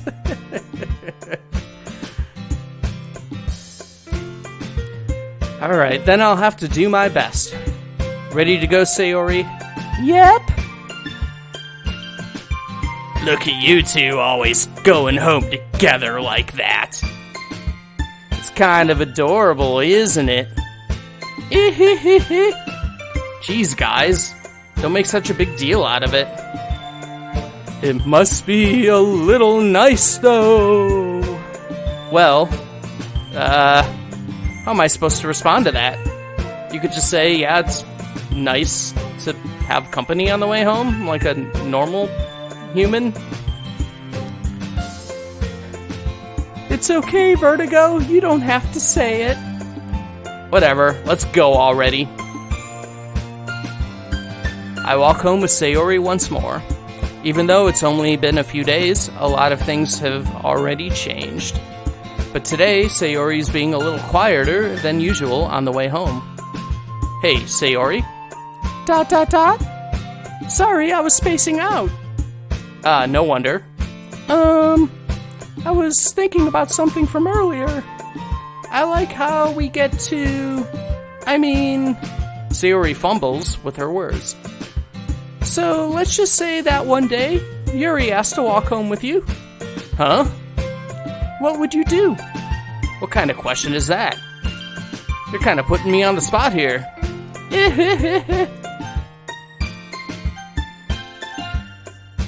Well...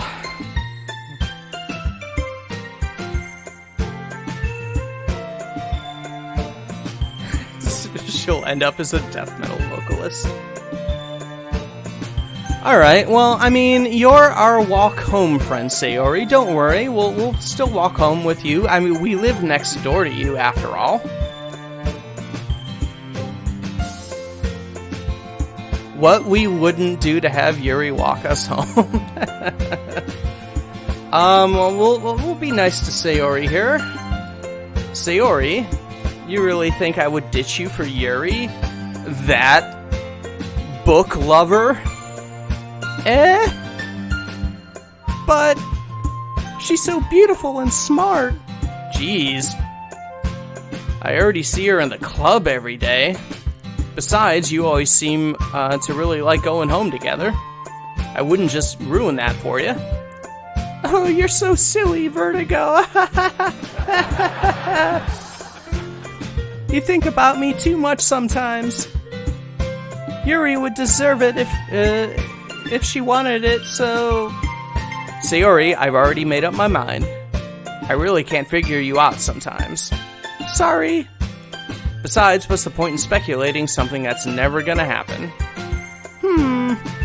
The conversation trails off. It's kind of weird thing for Sayori to care so much about.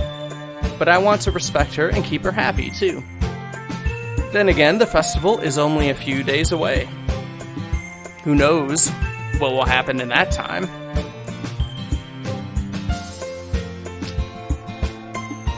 Let's see. Who is Yuri? I am very confused.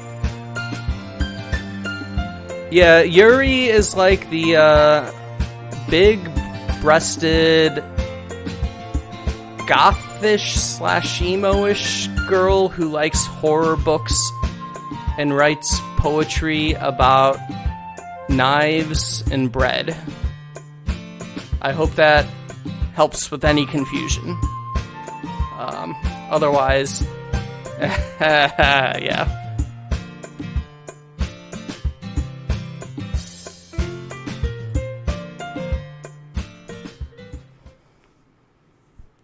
Alright, let's see if we can continue. We've been going after Yuri, so... oh no, that's right, Sayori likes that. Let's see... analysis... philosophy... time...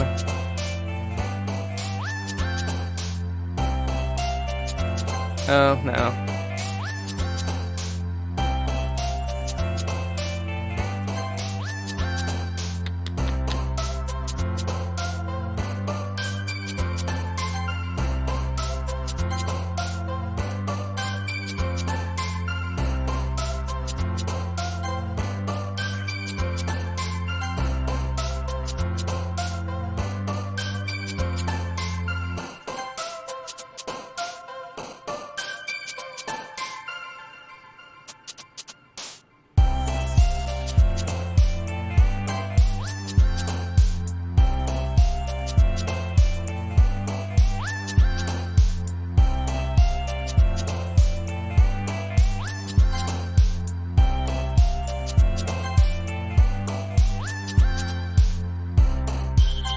Oh, okay.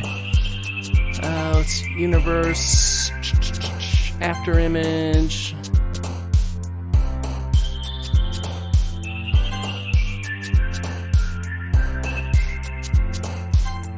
Okay. Vast majority were for Yuri, so I think that was a success. Oh man. I'm the last one here again. Don't worry. I just walked in too. Were you practicing the piano again? Yeah. You must have a lot of determination. Starting this club and now picking up piano. Well, maybe not determination, but I guess passion. Remember that the club wouldn't be here if it wasn't for all of you. And I'm super happy that you're all willing to help out for the festival too. I can't wait for the festival. It's gonna be great. Weren't you just complaining about it just yesterday, Natsuki? Well, yeah. I'm not talking about our part of the festival. But it's a whole day of school where we get to play and eat all kinds of delicious food. You sound a bit like Sayori all of a sudden. Monica, do they usually have fried squid? Squid? That's a pretty specific thing to look forward to. Oh, come on. Are you saying you don't like squid? You of all people? I didn't say I don't like it. Besides, what do you mean by you of all people? Because it's right in your name. Monica. Okay. That's not how you say my name at all. Also, that joke makes no sense in translation.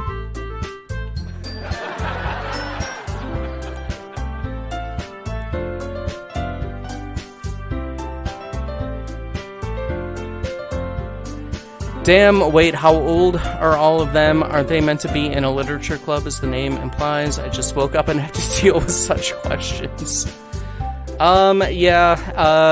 The initial version of the game, when I played it, I was like, oh, okay, this is weird. I don't want to date any of these high school girls. That's creepy. But like when you first load up this version, the Plus, there's like a thing that says that all characters in the game are 18 years of age or older. So they probably added that because people had questions.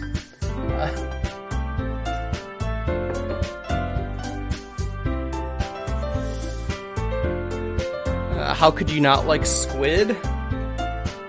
Little calamari? Nothing wrong with that. Question mark? Never mind. Let's just focus on our own event for now, okay? Fine. Your reactions aren't as fun as Yuri's or Sayori's anyway. Excuse me. Where is Sayori anyway? Oh, there you are. Sayori is sitting at the desk in the corner of the room, looking down at nothing. You're telling me that little gremlin is over 18, I know, right?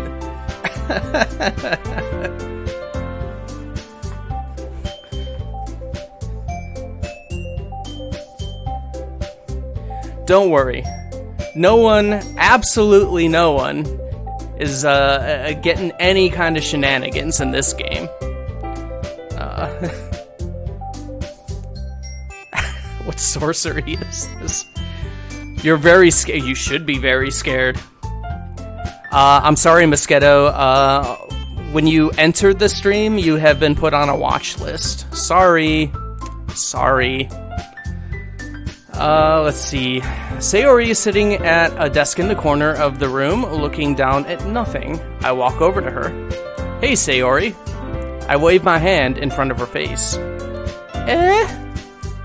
You're spacing out again. Sorry. Don't mind me. You can go talk to everyone else. Huh? Is everything alright? Of course. Why wouldn't it be? It just feels like you're a little off. Sorry for assuming things. Geez, you worry too much about me. I'm fine, see? Sayori shows me a big smile. Don't let me distract you from having fun with everyone. Well, alright. If you say so. Later, buzzkill. I worriedly glance at Sayori before turning back toward everyone else. But the conversation has already dispersed, with everyone back at their usual activities. Maybe I should ask Monica if she's noticed anything about Sayori recently.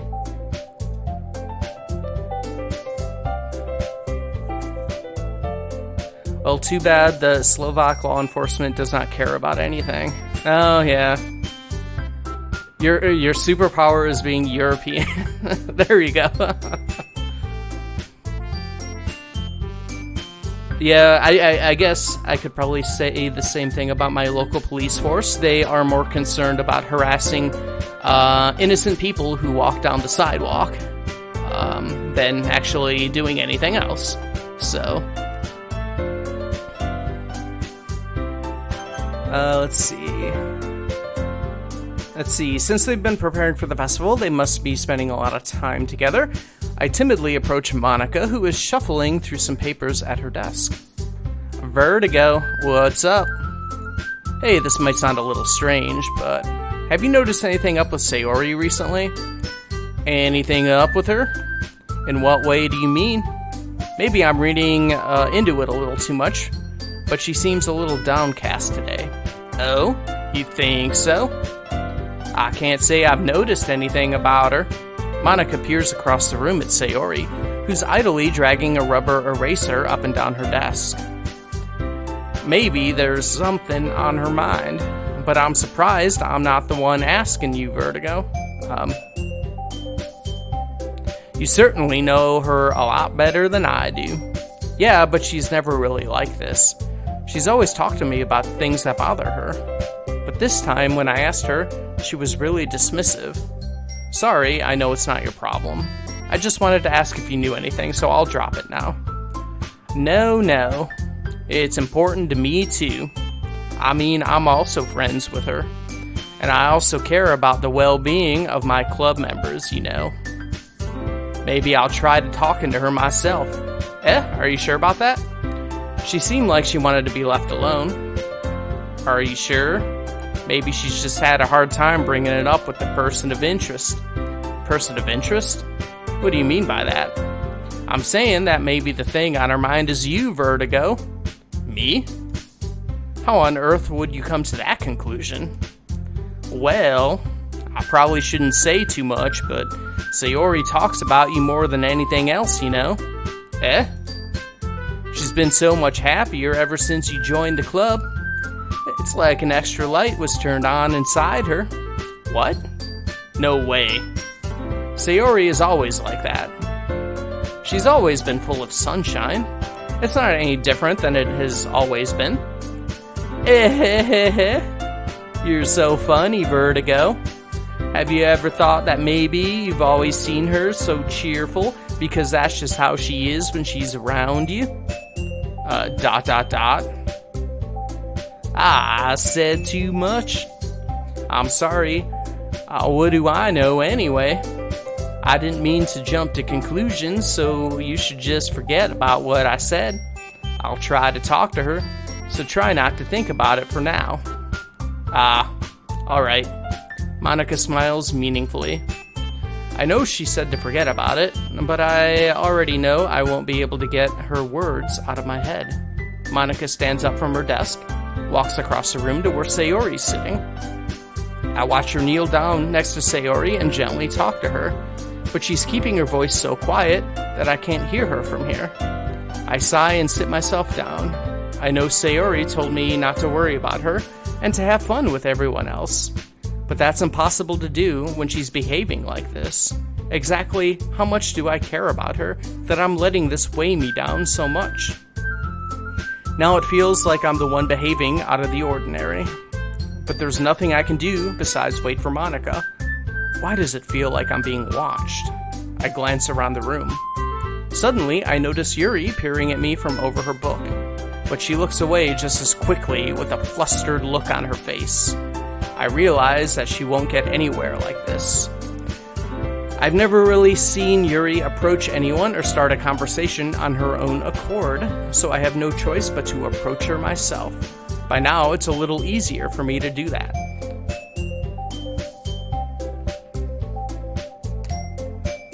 Why does she break her back like that? Ow. Yeah, I know, right? Yeah, weird back stuff, for sure. Are all the chicks into us? Yeah, it's... They're going with that whole anime dating sim thing of like, hey, you're the dude, and you got this like classroom of ladies. You want them all, don't you? But unlike those games, it's gonna pull the rug out from underneath you. I realize she won't get anywhere like this is a very ominous sentence. Yeah, there are some ominous sentences in this game, for sure. Even before the turn. ... I didn't mean to bother you or anything. Relax, you didn't even do anything. But I could tell you wanted to be alone with your thoughts. Alone with my thoughts? How were you even able to tell what I was thinking that? Well, it's something I do a lot, so it wasn't hard for me to spot based on your posture and expression. Not that I was staring or anything. I didn't do anything creepy like that. In any case, I guess you were right. I'm sorry if I caused you any concern. Don't apologize. Your troubles are only the concern of those who willingly share in that concern. Of course, there are certainly those who find the most comfort in keeping to themselves. But if you would prefer to share what's on your mind, then I would be glad to listen. It's really not that big of a deal. I was just feeling a bit uneasy about Sayori.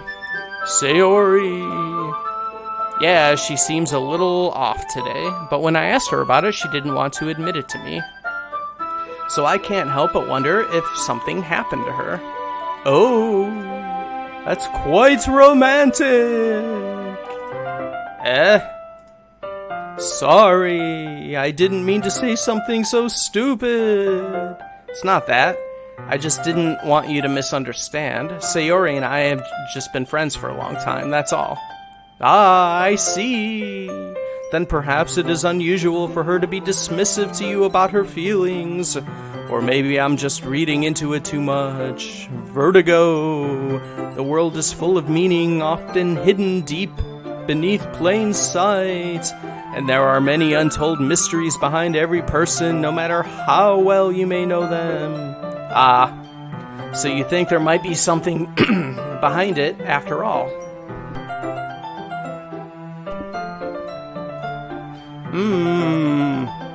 I think that Sayori is a very complex person. Her mannerisms on the outside don't always match what may be going on inside her head. And she may not always know what she wants. I noticed her strange behavior today too. And I also feel some concern for her. But in your case, it looked like she was fully occupying your thoughts, wasn't she? Well, I guess that was the case. Sayori, she really means a lot to you, doesn't she? I guess. But you don't need to put it that way. We're just good friends, that's all. ... Yuri suddenly looks deeply into my eyes. Her expression is gentle and curious, as if she was searching for something. Embarrassed, I avert my gaze.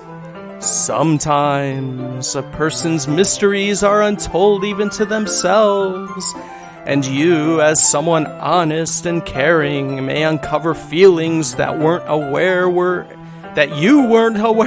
in you. Oh my god. That is, I think that She would be a very fortunate person to have you feel that way about her. Yuri, you're giving me way too much credit here. I'm a pretty simple guy.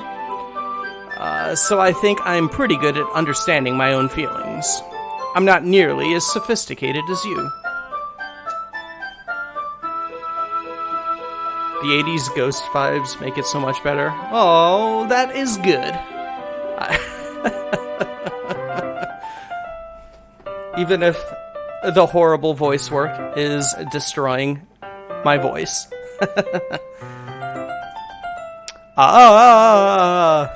That's not a compliment, is it? It is what it is. Anyways, as long as we're here, why don't we do some reading? Well, as long as you're okay with it. Yeah. I should be taking my mind off this whole thing anyway. Yes, let's do our awkward reading together. ... Oh, okay, we just skip by that. Okay, everyone. After some time passes, Monica calls out to the club room. Why don't we share our poems now? Before I know it, everything is back to normal. Everyone goes to retrieve their poems, and I do the same. I make eye contact with Monica, and she smiles at me. I wonder what she was talking about with Sayori. Alright, who should I show my poem to first?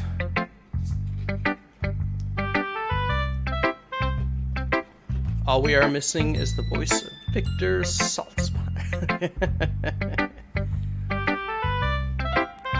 Alright, let's go back to Yuri, since we've been trying to court her.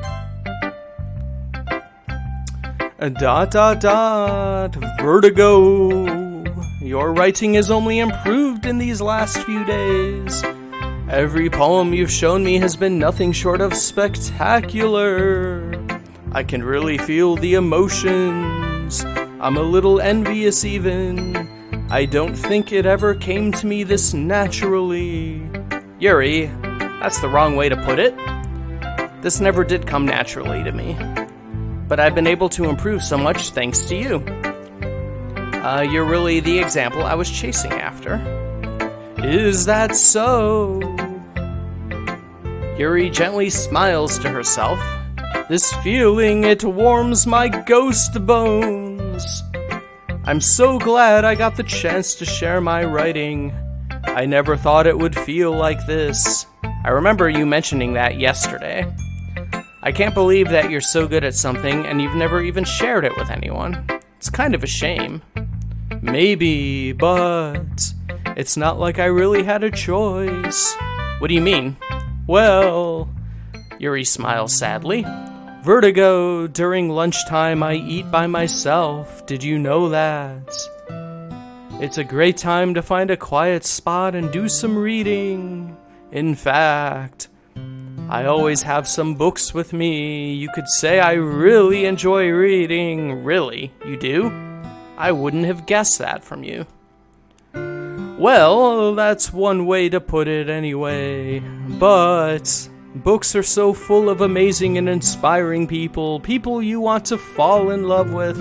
Or people you just know would make a real good friend. Cheerful people who always put a smile on your face. Or deep thinkers and problem solvers who discover the mysteries of life. So when you look at it that way, I'm surrounded by friends every day, you know, and those friends don't laugh at me. They don't tease me for spacing out all the time. They don't make fun of my body type, and they don't hate me for acting like a know-it-all. People say that about you? Well, we know Natsuki does. Rattle me bones.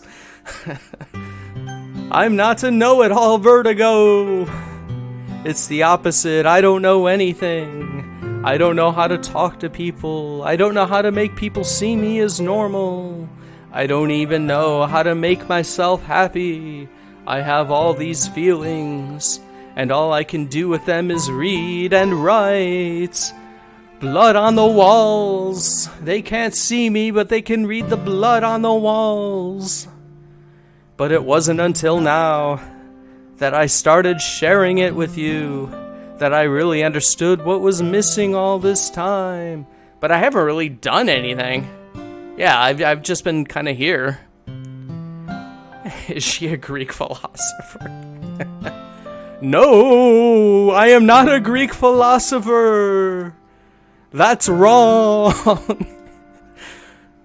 Just being patient and respectful, that's really important to me. I know I'm a difficult person, Vertigo. I speak too slowly. I'm also a ghost. I second guess myself all the time. I read too deeply into things. You can only talk to me through seance. But every time, you've always treated me just like everyone else. It's so rare that I feel comfortable with myself when I talk to others. But that's why every time I talk to you, I just feel really happy. I see.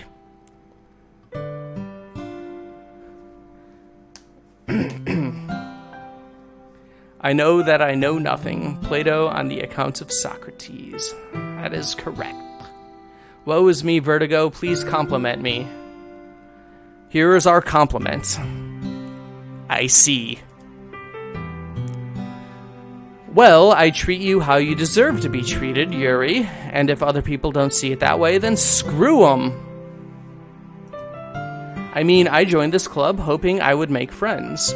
Actually, you joined this club because you were forced to by Sayori, and she bribed you with cupcakes. Vertigo. And I would say I've at least had one success. Wouldn't you? If you put it that way, yeah. We really are friends now, aren't we? Yuri puts her head in her hands, but this time she's smiling as she does it. Do you want to show me your poem? Yeah, I do. Let me get it for you from my coffin. All right. Ghost Under the Light Part 2 by Yuri. The tendrils of my hair illuminate beneath the amber glow. Bathing. In the distance, a blue-green light flickers. A lone figure crosses its path. A silhouette, obstructing the eerie glow. My heart pounds. The silhouette grows. Closer, closer. I open up my umbrella, casting a shadow to shield me from visibility. But I am too late. He steps into the streetlight. I gasp and drop my umbrella. The light flickers. My heart pounds. He raises his arm. Time stops. The only indication of movement is the amber light flickering against his outstretched arm. The flickering light is in rhythm with the pounding of my heart, teasing me for succumbing to this forbidden emotion. Have you ever heard of a ghost feeling warmth before? Giving up on understanding, I laugh. Understanding is overrated. I touch his hand, the flickering stops. Ghosts are blue-green, my heart is amber. Finishing the poem, I start to hand it back to Yuri, but instead of taking it from me, she looks away. Do you dislike it? No, of course not. I just don't really know how I should respond. Despite Yuri's poem usually being cryptic, it wasn't hard to figure out what this one was about. I don't know if I'll be able to explain this one. That's fine. I understand this one. We're a poetry pro now.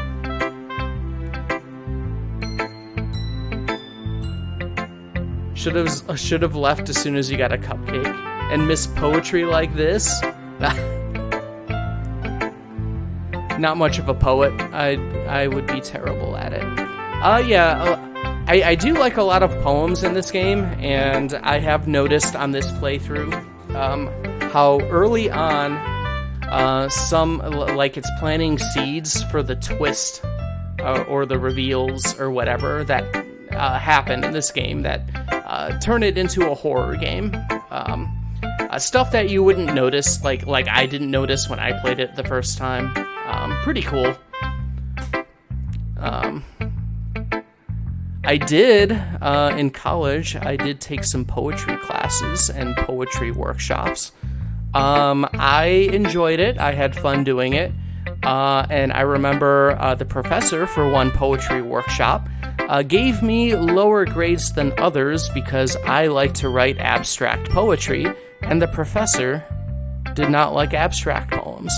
So really, how do you grade like subjective writing? It's just based on what the professor likes. Can you prepare a poem for us next stream? I guess I could probably see if I could find some of the ones that I wrote in college that are probably pretty cringy. I can see if I can find those. They gotta be somewhere.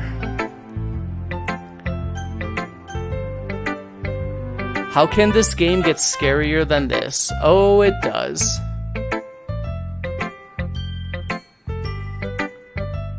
The professor would have liked the spider poem. Alright, I understand this one. ... Yuri is having an even harder time speaking than usual. Does this one mean a lot to you? Yuri nods. I'm not really good with words, but I'm happy that you shared it with me, so thank you. And I hope we get to keep spending time together. Despite my inability to make eye contact, I see a faint smile emerge from Yuri's lips. I once again try to hand the poem back to her. But instead, Yuri gently takes my hands and pushes them back toward me.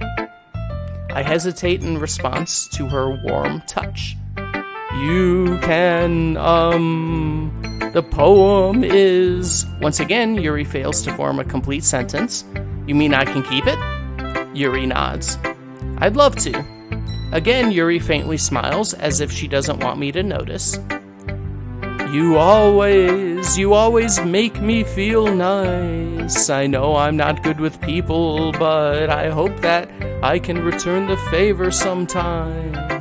Yeah, don't worry. I think you do a good job. Yuri finally turns back toward me. I guess we should move on before Monica says something. But I'm sure we can talk again later. Yeah, I'm sure we will. With that, Yuri timidly smiles at me, and I return to my seat so I can put her poem away. Alright, let's just go down the list here. Our old friend Sayori. ... It's nice, I guess. Come on, I can already tell you don't like it. Well, you don't need to worry about what I think. After all, you wrote this for someone else, didn't you? Uh-oh. Probably Yuri? I didn't write this poem for anyone specifically, I swear. Maybe? That's not really what I meant, though. But it's okay. You're making new friends just like I was hoping. That makes me really happy.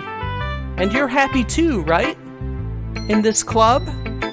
Well, of course I am. Good. That's all that matters to me. Thank you, Vertigo. Sayori, is there something wrong? Huh? No, nothing. I'm just a little tired today. Alright, just tell me if you need anything. I will. Don't worry about me, okay? You can go play with everyone else now.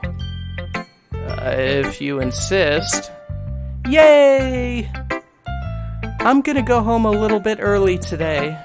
Sayori? Tell Monica I wasn't feeling well, okay? I'll see you tomorrow.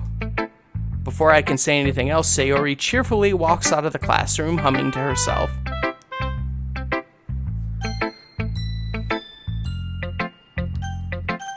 Uh-oh, bad decision. I wrote it for any of you girls who'll go for it. All right, let's get the, I guess ex-pirate now trucker smoker guy. ... Nah. I guess you haven't really learned anything after all. Honestly, I don't know why I got my hopes up in the first place. What? I didn't think this one was that bad. What did I do wrong? Poems don't need to be all deep-sounding to express something. It's going to sound just like you're forcing it, unless you really don't suck at it. Honestly, don't bother trying to write poems like this until you're on Yuri's level. Natsuki stopped short all of a sudden. Don't tell me. Eh? You're not just trying to impress Yuri, are you? What are you talking about? And keep your voice down. You know, Yuri would love this angsty. Just because she's a talented writer doesn't mean I mean. Looks like I'm in trouble. I somehow struck a nerve, though what I did is beyond me. I am so done with you. Natsuki shoves the poem I handed her back over to me. Take your stupid poem. If you wrote it for someone else, just don't show it to me. Ouch. This is what I get for letting a younger girl step into my business. I guess. Unless I was a mind reader, I was destined to be in a world of pain from the start. At least Natsuki wasn't really the girl I was trying to impress in the first place. I guess we don't get to read Natsuki's poem.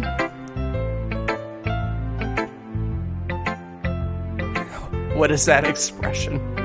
Explain what you mean by younger girl.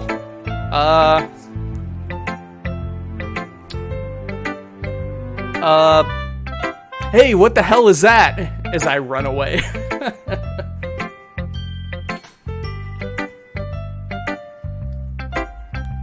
Please, why don't you take a seat? Have some iced tea. I got some questions for you. All right, let's talk to Monica here. Hi, Vertigo. Have you thought about what you wanted to submit to perform at the festival? Well, being in this club is one thing, but performing in front of a bunch of people, I'll have to give it some more thought. Okay, no pressure. But whatever you do, I'm sure it'll turn out great. It would make me happy to see. Anyway, let's take a look at today's poem. Sure. I let Monica take the poem I'm holding in my hands. ... Your style's gotten so refined, Vertigo. Yuri's been teaching you a lot of things, hasn't she? Well, I guess so. Yeah, I've been noticing how much time you spend with her. I think I've heard her say more words these past couple days than she's talked in the whole year. Not sure how you did it, but that's pretty impressive. Yeah, how did we do it? How can I do it in real life? Well, she just needs some patience and a way to talk about all the things in her head, I guess. I'm still getting the hang of it myself. You're certainly putting in a lot of effort. You must really like her. That's... Ah, my back! God. It's awfully suspicious, you know. Spending time with her in the club room every day, reading that edgy novel with her. Well, I just feel bad she has such a hard time socializing. It makes me want to make sure she doesn't spend all of her time alone. Besides, the novel isn't too bad either, you know. Alright. I get you. Just be careful, alright? I know that Yuri isn't used to open herself up, so if something bad happens while she's vulnerable, then it could be really hard for her. Her books aren't a total escape from reality. They're just a bandage. You say that like I'm going to hurt her. I should really rewatch To Catch a Predator. It was rather funny. Yeah, there's nothing like witnessing true raw panic. Oh yeah, as soon as they walk in, I guess it's after they walk in, because don't they have like the fake kids sometimes? And then yeah, when they see Chris Hansen, just oh boy, that's it. I'm done for.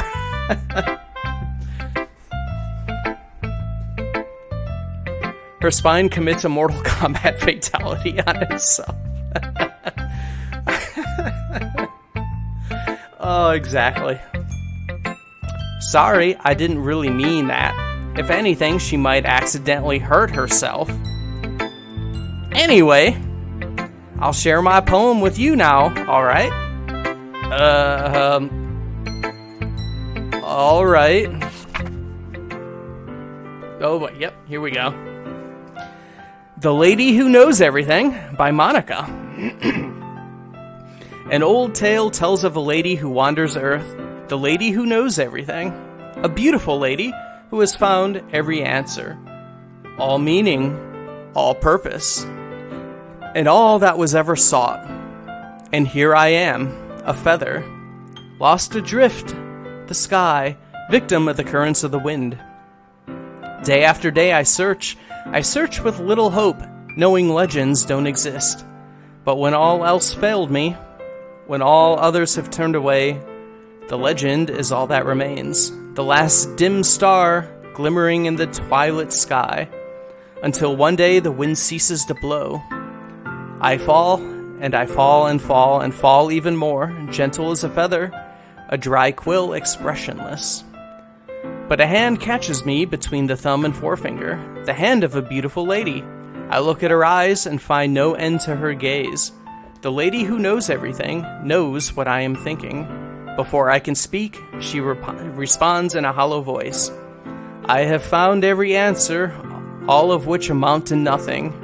There is no meaning, there is no purpose, and we seek only the impossible. I am not your legend. Your legend does not exist. And with a breath, she blows me back afloat, and I pick up a gust of wind.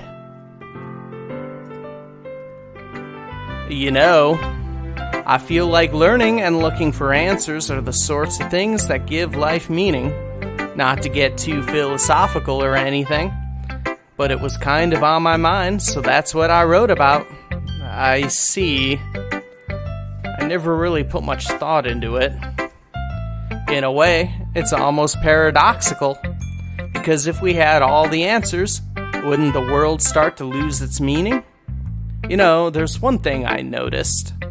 It seems like everyone in the club prefers writing about things that are more sad than happy.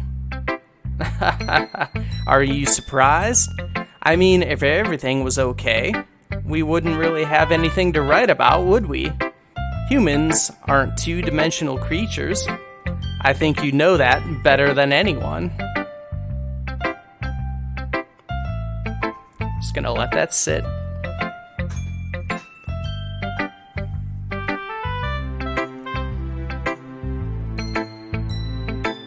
You mean one-dimensional? Ah, yeah, that. Yeah, that. Anyway, here's Monica's writing tip of the day. Are you ever too shy to share your writing because you're afraid it's not that good? It can be really disheartening to get a lukewarm response to something you put so much into. But if you find other people who enjoy writing, then sharing becomes a lot easier. Because instead of just telling you that your writing is good or okay or bad, they'll want to focus on everything that went into it and the things you can work on. It's much more encouraging that way, and it will make you want to continue improving. It's almost like having your own little literature club, don't you think?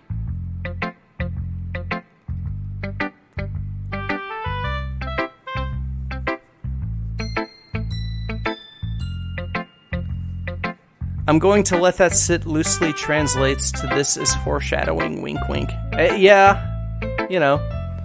In this one, it's like, alright, Well, it's almost like having your own literature club, don't you think? Who's she talking to? We're in a literature club. Then again, I guess the Monica's writing tip of the day was make sure to save your game. You might not know you're making a decision that you don't want to make. That's my advice for today.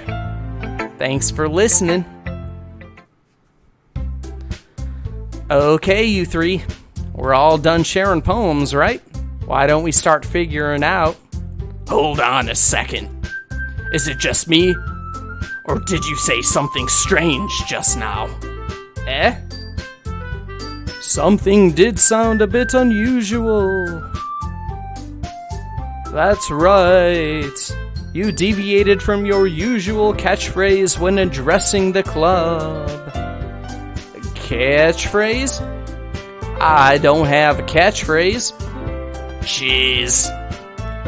Why is the mood so weird today? Look, even Yuri isn't immune to it.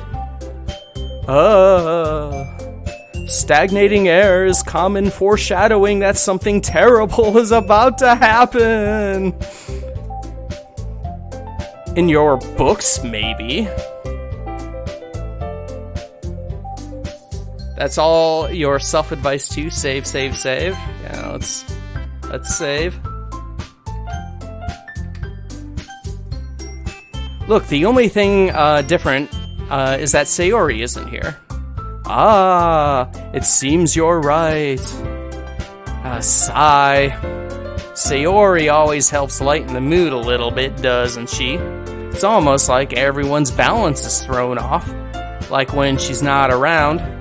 Where the heck did she run off to anyway? I thought she just went to pee. Natsuki, please show some decency. Oh, come on. She actually wasn't feeling too well and went home early. Is that so? I hope she's all right. Oh.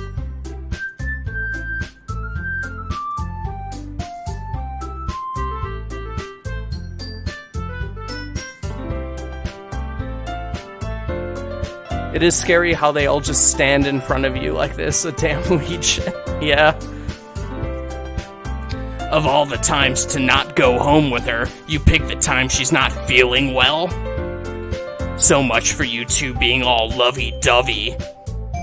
No. First of all, stop misunderstanding my friendship with Sayori. And second, she's kind of been avoiding me today, so I didn't want to force it. Ooh. I don't know how else that's supposed to be pronounced. That curious expression coming from Yuri, of all people. Calm down, guys. I talked to her earlier and everything is fine. What did she say? Anyway, we need to figure out what the rest of the festival preparations, so let's decide what everyone will be doing this weekend. I already know what I'm doing. Crank. That's right. Natsuki will be making cupcakes. But we might need a lot of them and different flavors. Can you handle that all by yourself, Natsuki? Challenge accepted. As for myself, I'm going to be printing and assembling all the poetry pamphlets. Sayori will be helping me design them. And as for Yuri, Yuri, you can, Question mark? Guys, can you help me come up with something for Yuri? I'm useless. No, that's not it at all. You're the most talented person here, you know. ... Now, Natsuki's pouting too. Geez, even I can tell now. I guess I never gave Sayori enough credit, but I can tell things are even harder on you when she's not around. That may be the case, but if I can't also be a leader on my own, then I won't grow as a person. So Yuri, you have beautiful handwriting, you know? So you should maybe make some banners and decorations to help the atmosphere. atmosphere like a haunted house. About that, I love atmosphere. Yuri's expression suddenly changes as she stares at her desk in focus and starts nodding to herself. Your mind is already racing, I see. That's great. You'll be a wonderful help, Yuri. But anyway, that just leaves you, Vertigo. The one who is truly useless. It's like they're about to rob you. This is a stick up. Give me your literature. I have Sayori firmly in the friend zone, guys. Chill. Ahaha, don't say that. In fact, both Natsuki and Yuri have some pretty heavy tasks to handle. It would probably go a long way to give one of them a hand. You could always help me out as well. I would be really appreciative of that. Is Monica suggesting I spend the weekend with one of the club members? How on earth are they going to respond to a suggestion like that? I suppose I wouldn't mind a bit of help. Well, even if you don't know how to bake, there's always some dirty work I could give to you. It's not like Monica's going to give me a choice. You shouldn't be sitting on your butt anyway. Natsuki tries to mumble a bunch of excuses like that. If I recall, Natsuki, you mentioned that you would like to handle the baking on your own. Vertigo may not want to be around if you make him out to be a nuisance, so therefore, he may be more suited to assisting with the decorations, the spooky decorations. Hold on, I never said that. How hard could it be to make a few decorations anyway? Sounds more like you're just making excuses for Vertigo to... What are you saying? It will be extremely meticulous work. And baking isn't? Just what do you think? Guys, I don't even know what accent I have for Monica anymore. Let's settle down for a moment. In the end, I think it's up to Vertigo to decide how he'd like to contribute. Besides, my back is broken. Vertigo, can you take me to the hospital, please? He hasn't really gotten the chance to spend any time with me yet, you know. So I'm sure he's interested in... You literally just said. I'm surprised as well. Sorry. I was just saying, though. Jeez. Can we just settle this already? Yeah. Vertigo, you're gonna be okay with this, right? In the end, it's up to you. Of course. Very well. In that case, everyone looks straight at me. But of course I'm gonna go with... Well, we are courting Yuri, so... Well, I'll probably be the most useful helping out Yuri. Me? Are you serious? Why would you? Natsuki, I can already tell you're about to say something mean. No, I was just saying. Ugh. So you be helping Yuri then, Vertigo? Yeah. That's what I'm gonna do. I'm glad. I have a bad habit of overthinking these sorts of things, so I think your assistance will be helpful or useful. That's great to hear. Natsuki, will you be able to handle the bacon yourself? I mean, yeah. I already said I would be fine. Oh, okay. Everyone can tell Natsuki's feeling a little sour. So is that everything we need to go over? Yeah, that should be about it. Are you guys excited? Well, excited may not be the right word, but I suppose I'm looking forward to it a little bit. Do you feel the same way, Vertigo? Me? I guess you could say I'm interested to see how it'll turn out. Well, that's good enough for me. What about you, Natsuki? ... Natsuki! What? Why is everyone yelling at me? I didn't even do anything. No, that's not what I meant at all. Yuri anxiously glances between everyone in the room. I'm sorry for this. I don't really know why Vertigo picked me. And also, your cupcakes are the best cupcakes I've ever had. They go really well with my tea, and nothing that I do for the event will compare to that, so... I get it. I'm kinda surprised, though. Why? Well, I'm the one acting immature. I already know that. But you're trying to cheer me up all of a sudden. I know I'm not very good at it. I'm sorry if I said something bad. Natsuki isn't the only one surprised. Monica and I are just taken aback by Yuri's words. When she already has trouble with words, trying to cheer someone up must be far out of her own comfort zone.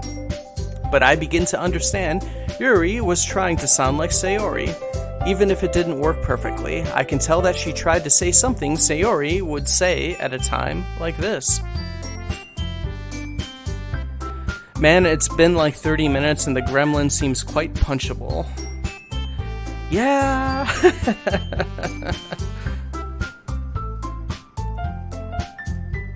Because Sayori always helps everyone smile and feel good about themselves. No, I kinda appreciated it. I'm sorry for making a big deal out of nothing, but I'm going to say this. Question mark. You better bet that my cupcakes are going to be the best part of the whole goddamn event. I believe you. Yeah, I hope to see everyone do their best. But with that, there's nothing more for today, so I guess it's time for us to head out. Alright, let's get out of here then. Everyone packs up their things. I start to follow Monica and Natsuki out the door as they chat between each other. I turn around. Sorry, I realize that I don't have any way of contacting you this weekend. Oh, you're right. I can't believe that slipped my mind. Should I give you my phone number? I think that would be the best way. Yes. Either that or contact a medium. Alright then. Yuri and I exchange phone numbers. Okay. Then I'll be stopping by your house on Sunday. My house? Is that a problem? No, not at all. I just thought that I would be the one going to your house, since I'm the one helping you. I suppose that makes sense. But if you don't mind, they didn't draw my house for the game. I think I would prefer coming to your house. Alright. In that case, it won't be a problem. I decide not to press Yuri for a reason. It's not like it should matter much either way, so I'll just need to make sure my room is clean. I hope I managed to make myself useful in some way. I'm not nearly as creative as you are. Don't underestimate yourself, Vertigo. I think that will make a very productive team. Even if you only choose me because you felt bad or something. Wait, you don't actually think that, do you? Alright, let me take a second. I need something to drink here. Oh my gosh.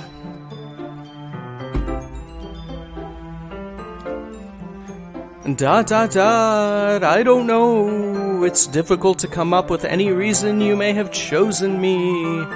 You're forgetting the one reason with the most common sense. I chose to help you because that's what I want to do. But... Yuri thinks to herself with an extremely tense expression. Yuri, you're overthinking this. You wanted me to point out when you're overthinking, right?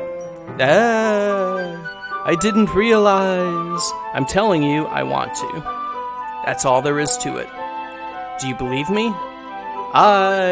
Yuri thinks really hard again. She looks straight into my eyes for a long while. I believe you. As if it took her tremendous effort, Yuri finally says that and relaxes her expression. Yuri's self-deprecating is quite painful. Yeah, well, you know, there's... Stuff. And I'm really looking forward to Sunday. Yeah, I am too.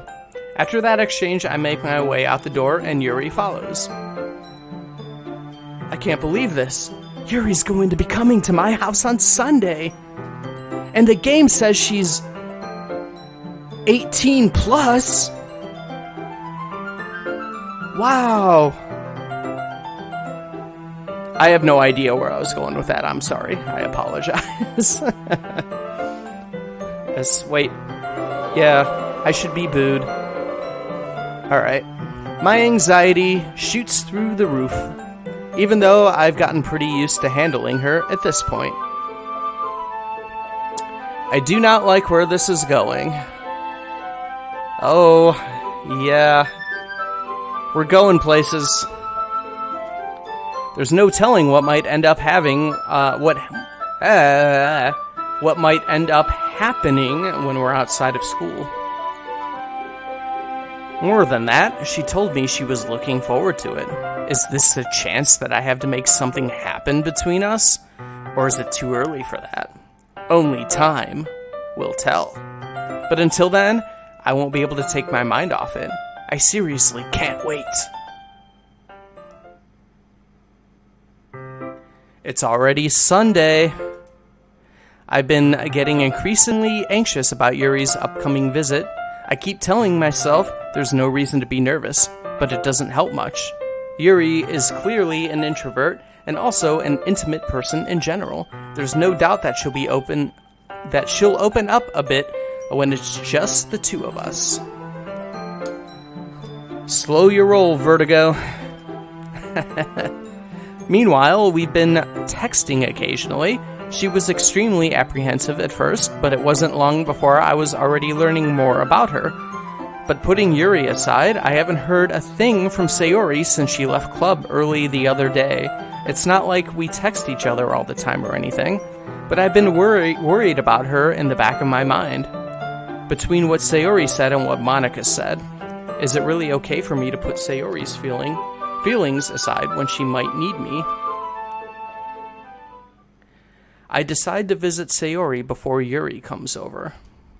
Rather than asking, I simply tell her I'm coming over, much like we've done in the past. Once I reach Sayori's house, I knock on the door before entering it myself. Again, we used to play so often that we've made it a habit of simply entering each other's houses like we were family. The house is quiet. Sayori isn't anywhere on the first floor, so I assume she's up in her room. It's already strange of her not to run down and greet me.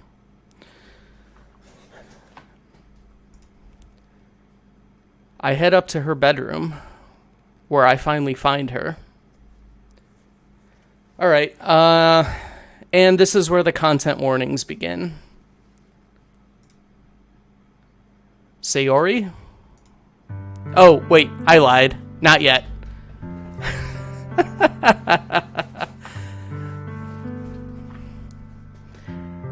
I swear I've played this game before.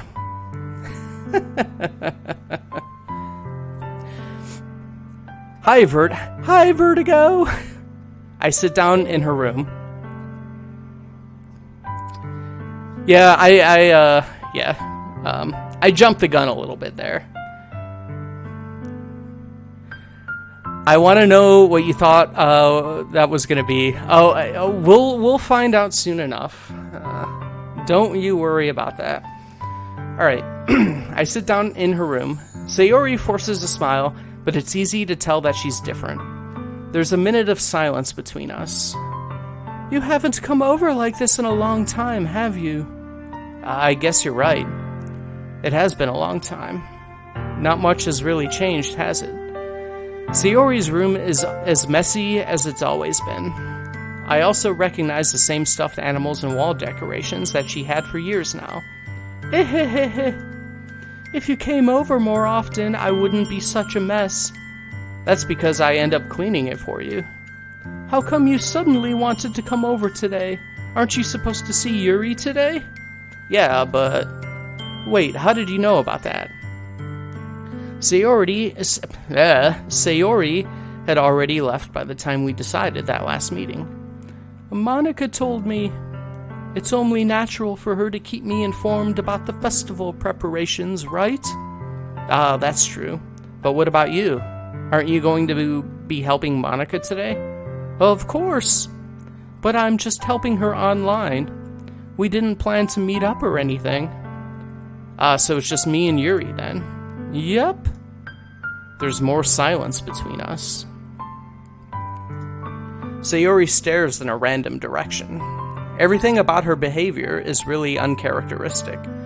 I finally get to the point. I just wanted to see how you were doing. After you left on Friday, when something's wrong, you can't hide it from me. I know you too well. So... Sayori smiles, shaking her head. That's no good, Vertigo. Eh? Why can't it just be like it's always been? This is all my fault. If I didn't get so weak and accidentally express my feelings, if I didn't make that stupid mistake, then you wouldn't have been worried about me at all. You wouldn't have come here. You wouldn't have been thinking about me right now.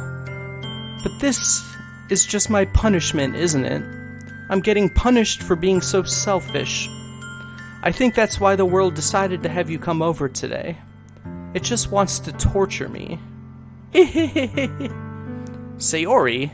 I grab Sayori by the shoulders. What on earth are you saying? Are you listening to yourself right now? I know something happened to you. There's no other explanation for you to be like this. So tell me already. Until I know, I won't be able to stop thinking about it. Sayori gives me an empty smile. You really put me in a trap, Vertigo. But you're wrong. Nothing happened to me. I've always been like this. You're just seeing it for the first time. Seeing what? What are you talking about, Sayori? You're really just gonna make me say it, aren't you, Vertigo? I guess I have no choice this time. The thing is, I've had really bad depression my whole life. Did you know that? Why do you think I'm late to school every day? Because most days I can't even find a reason to get out of bed. What reason is there to do anything when I fully know how worthless I am? Why go to school? Why eat? Why make friends? Why make other people put their energy and caring to waste by having them spend it on me? That's what it feels like. And that's why I just want to make everyone happy, without anyone worrying about me. ... I'm in shock. I can't even figure out how to respond. How is it possible that Sayori kept this from me the entire time that I've known her? Did she really want so badly for me to just not think about her? Why, Sayori? Why is it that you never told me about this? It almost feels like I've been betrayed as your close friend. Jeez. Dude, read the room here. Because if I knew, I would have done everything I could to support you. Even if there's only so much that I could do. I would have tried a little bit harder to make every day a little better for you. That's why I'm your friend. All you had to do was tell me. You don't understand it all, Vertigo. Why do you think I didn't tell you? Because if I told you, then you would have to waste your effort caring about me instead of doing important things. I don't want to be cared about. It's bittersweet when people try to care about me. It feels nice sometimes, but it also feels like a bat being swung against my head. That's why I wanted so badly for you to make friends with everyone else. Helping everyone be happy is the best thing for me. But then I discovered something else too. Seeing you make friends and get closer with everyone in the club, it feels like a spear going through my heart. So that's why. That's why I decided the world just wants to torture me. Of course, Vertigo's first thought is why didn't she tell me, fuck you for keeping your business to yourself? Yeah, really. You didn't notice the signs, Vertigo? Every path leads to nothing but hurt. You're right that I don't understand. I don't understand your feelings at all, Sayori. But I don't need to understand. Whatever it takes for me to help you stop hurting, that's what I'll do. No, Vertigo. There's nothing. Nothing at all. The only thing that could have helped, is if everything could have been like it always was. But I was selfish. I finally showed you what a horrible person I am. Tears streaked down Sayori's face. I made you join the literature club because I was selfish. And I was punished by my heart hurting in a way that I couldn't understand. And now you came here and I made you hurt too. I'm just weak and selfish. That's all I am. And that's why I'm going to accept these punishments, because I deserve every last one. Without thinking, I once again grab Sayori's shoulders. This time I pull her into a tight embrace. Ah! Vertigo! Sayori, I don't care if you feel selfish. I'm really happy that you convinced me to join the club. Seeing you every day makes it worthwhile enough. If I make friends with everyone else, then that's just a bonus. But please, never underestimate how much I care about you. I wouldn't have it any other way.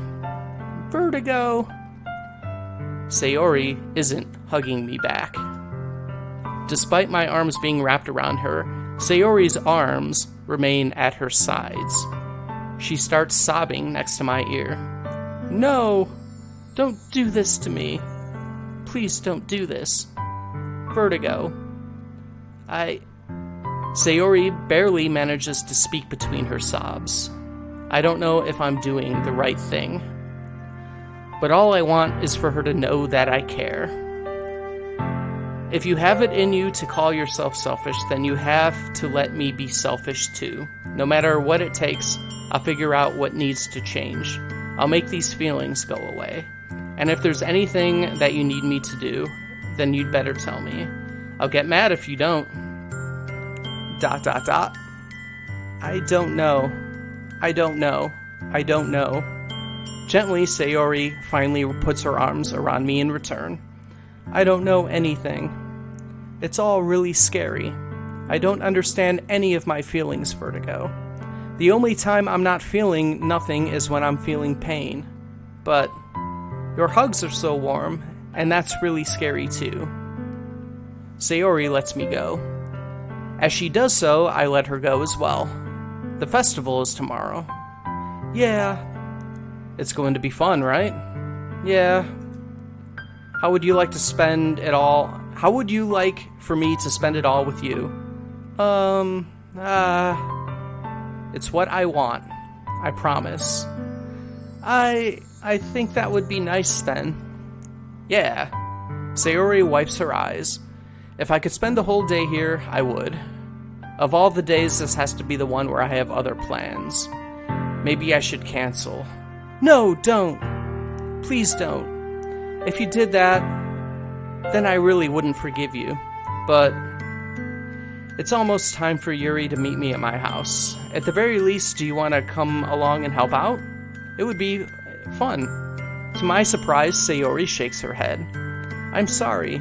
I don't know if I'd be very good, if that would be very good for me today. You understand, right? It's kind of hard for me to fully understand, but I'm trying my hardest. It's okay. Don't worry too much about it. I'll see you tomorrow, okay? All right. I look forward to it.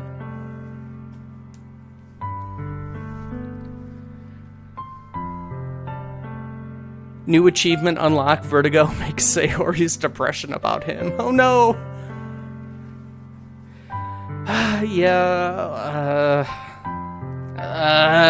That's all I have to say. These are super nice houses. Yeah, Sayori, why are you so sad? Look at these nice houses that you're living in. I say goodbye to Sayori and exit her house. On the way home, I find myself still feeling uneasy, but it's hard for me to keep thinking about it when Yuri is about to come over, too. I think Sayori is right. I shouldn't be worrying too much, and we're definitely going to have a great time tomorrow. I should just focus on what's ahead of me. As I approach my house, I see something that makes me feel a moment of panic. Yuri? Thank goodness. You're a little early and I forgot how to do your ghost voice for a second. I'm sorry I wasn't home yet. Were you waiting for a long time?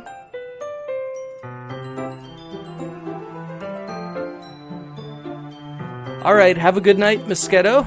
Thanks for popping in for a bit. No, I just got here, but I started to get really nervous when nobody answered the doorbell. You always could have texted me. If I had known, I would have reassured you and hurried more on my way home.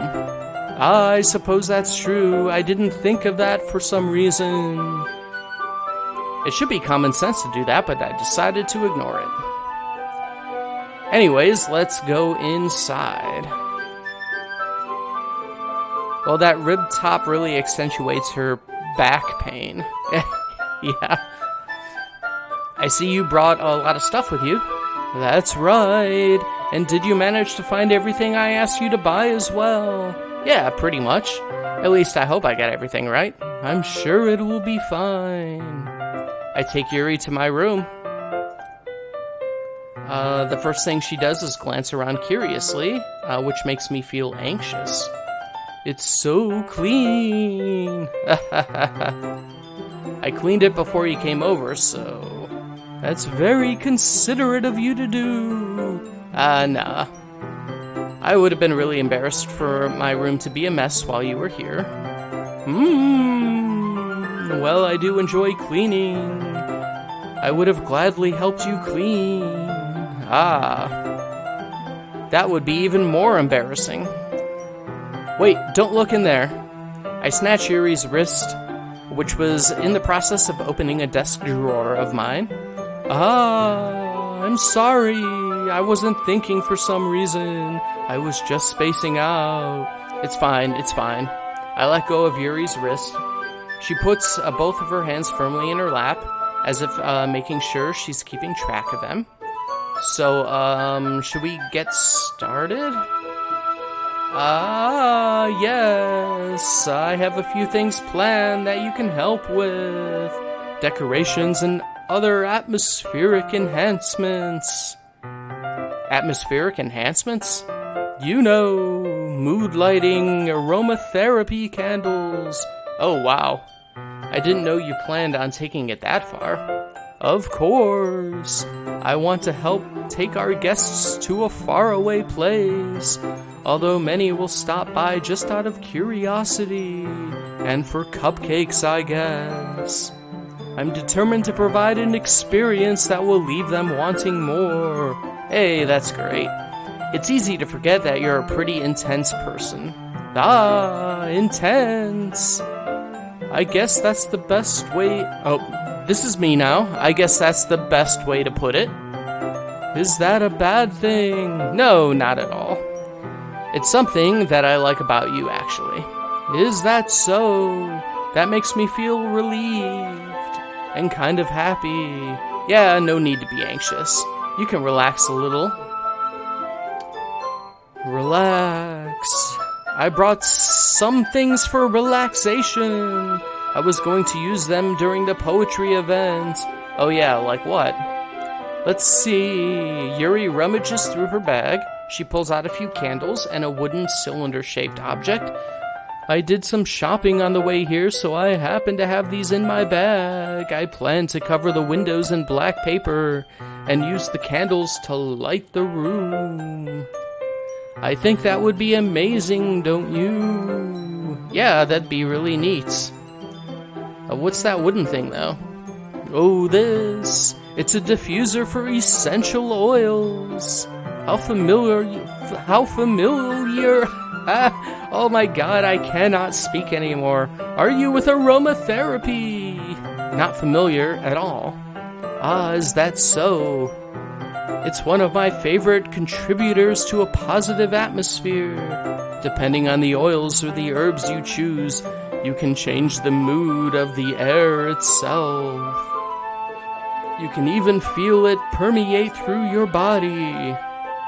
Relaxation, positive energy, romance, reflection. It's almost like magic. I gotta head off in about 5 minutes. I'm going to see the New Zealand premiere of The Black Phone tonight.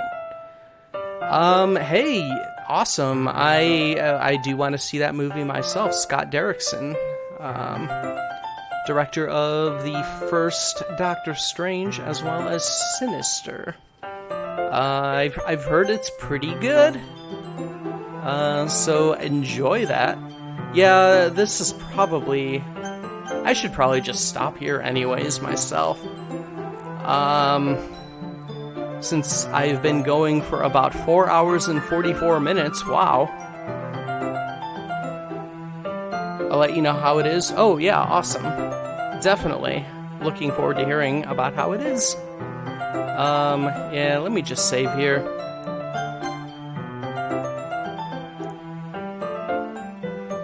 Nice stream, dude. Hey, thanks. Thanks, Merkleby. Thanks for popping in. Must be so late there, too. Yeah, we're getting up to about 3 a.m. here.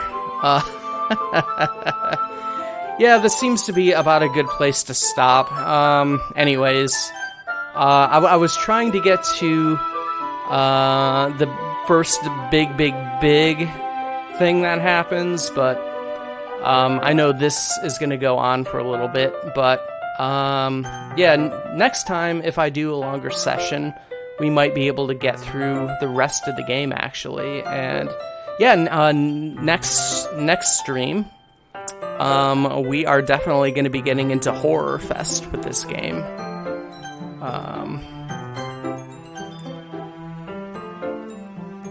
Looking forward to it taking a turn for the worst or the better. Yeah. Oh, yeah. Don't worry. It's going to get dark and weird. Dark and weird.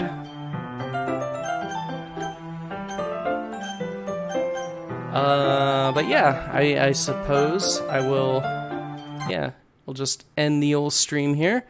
Back to our Metaverse Enterprise Solutions desktop, because Windows 11 wasn't doing enough for me.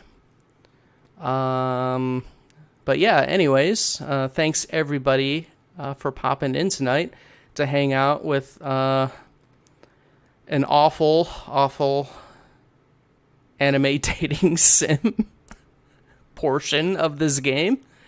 We at least got some fun poems and some fun fights, and I got to wreck my voice. I'm sure I'll be feeling that tomorrow. Oh boy. So yeah, thanks everybody for popping in, and anybody who might be watching this after the fact.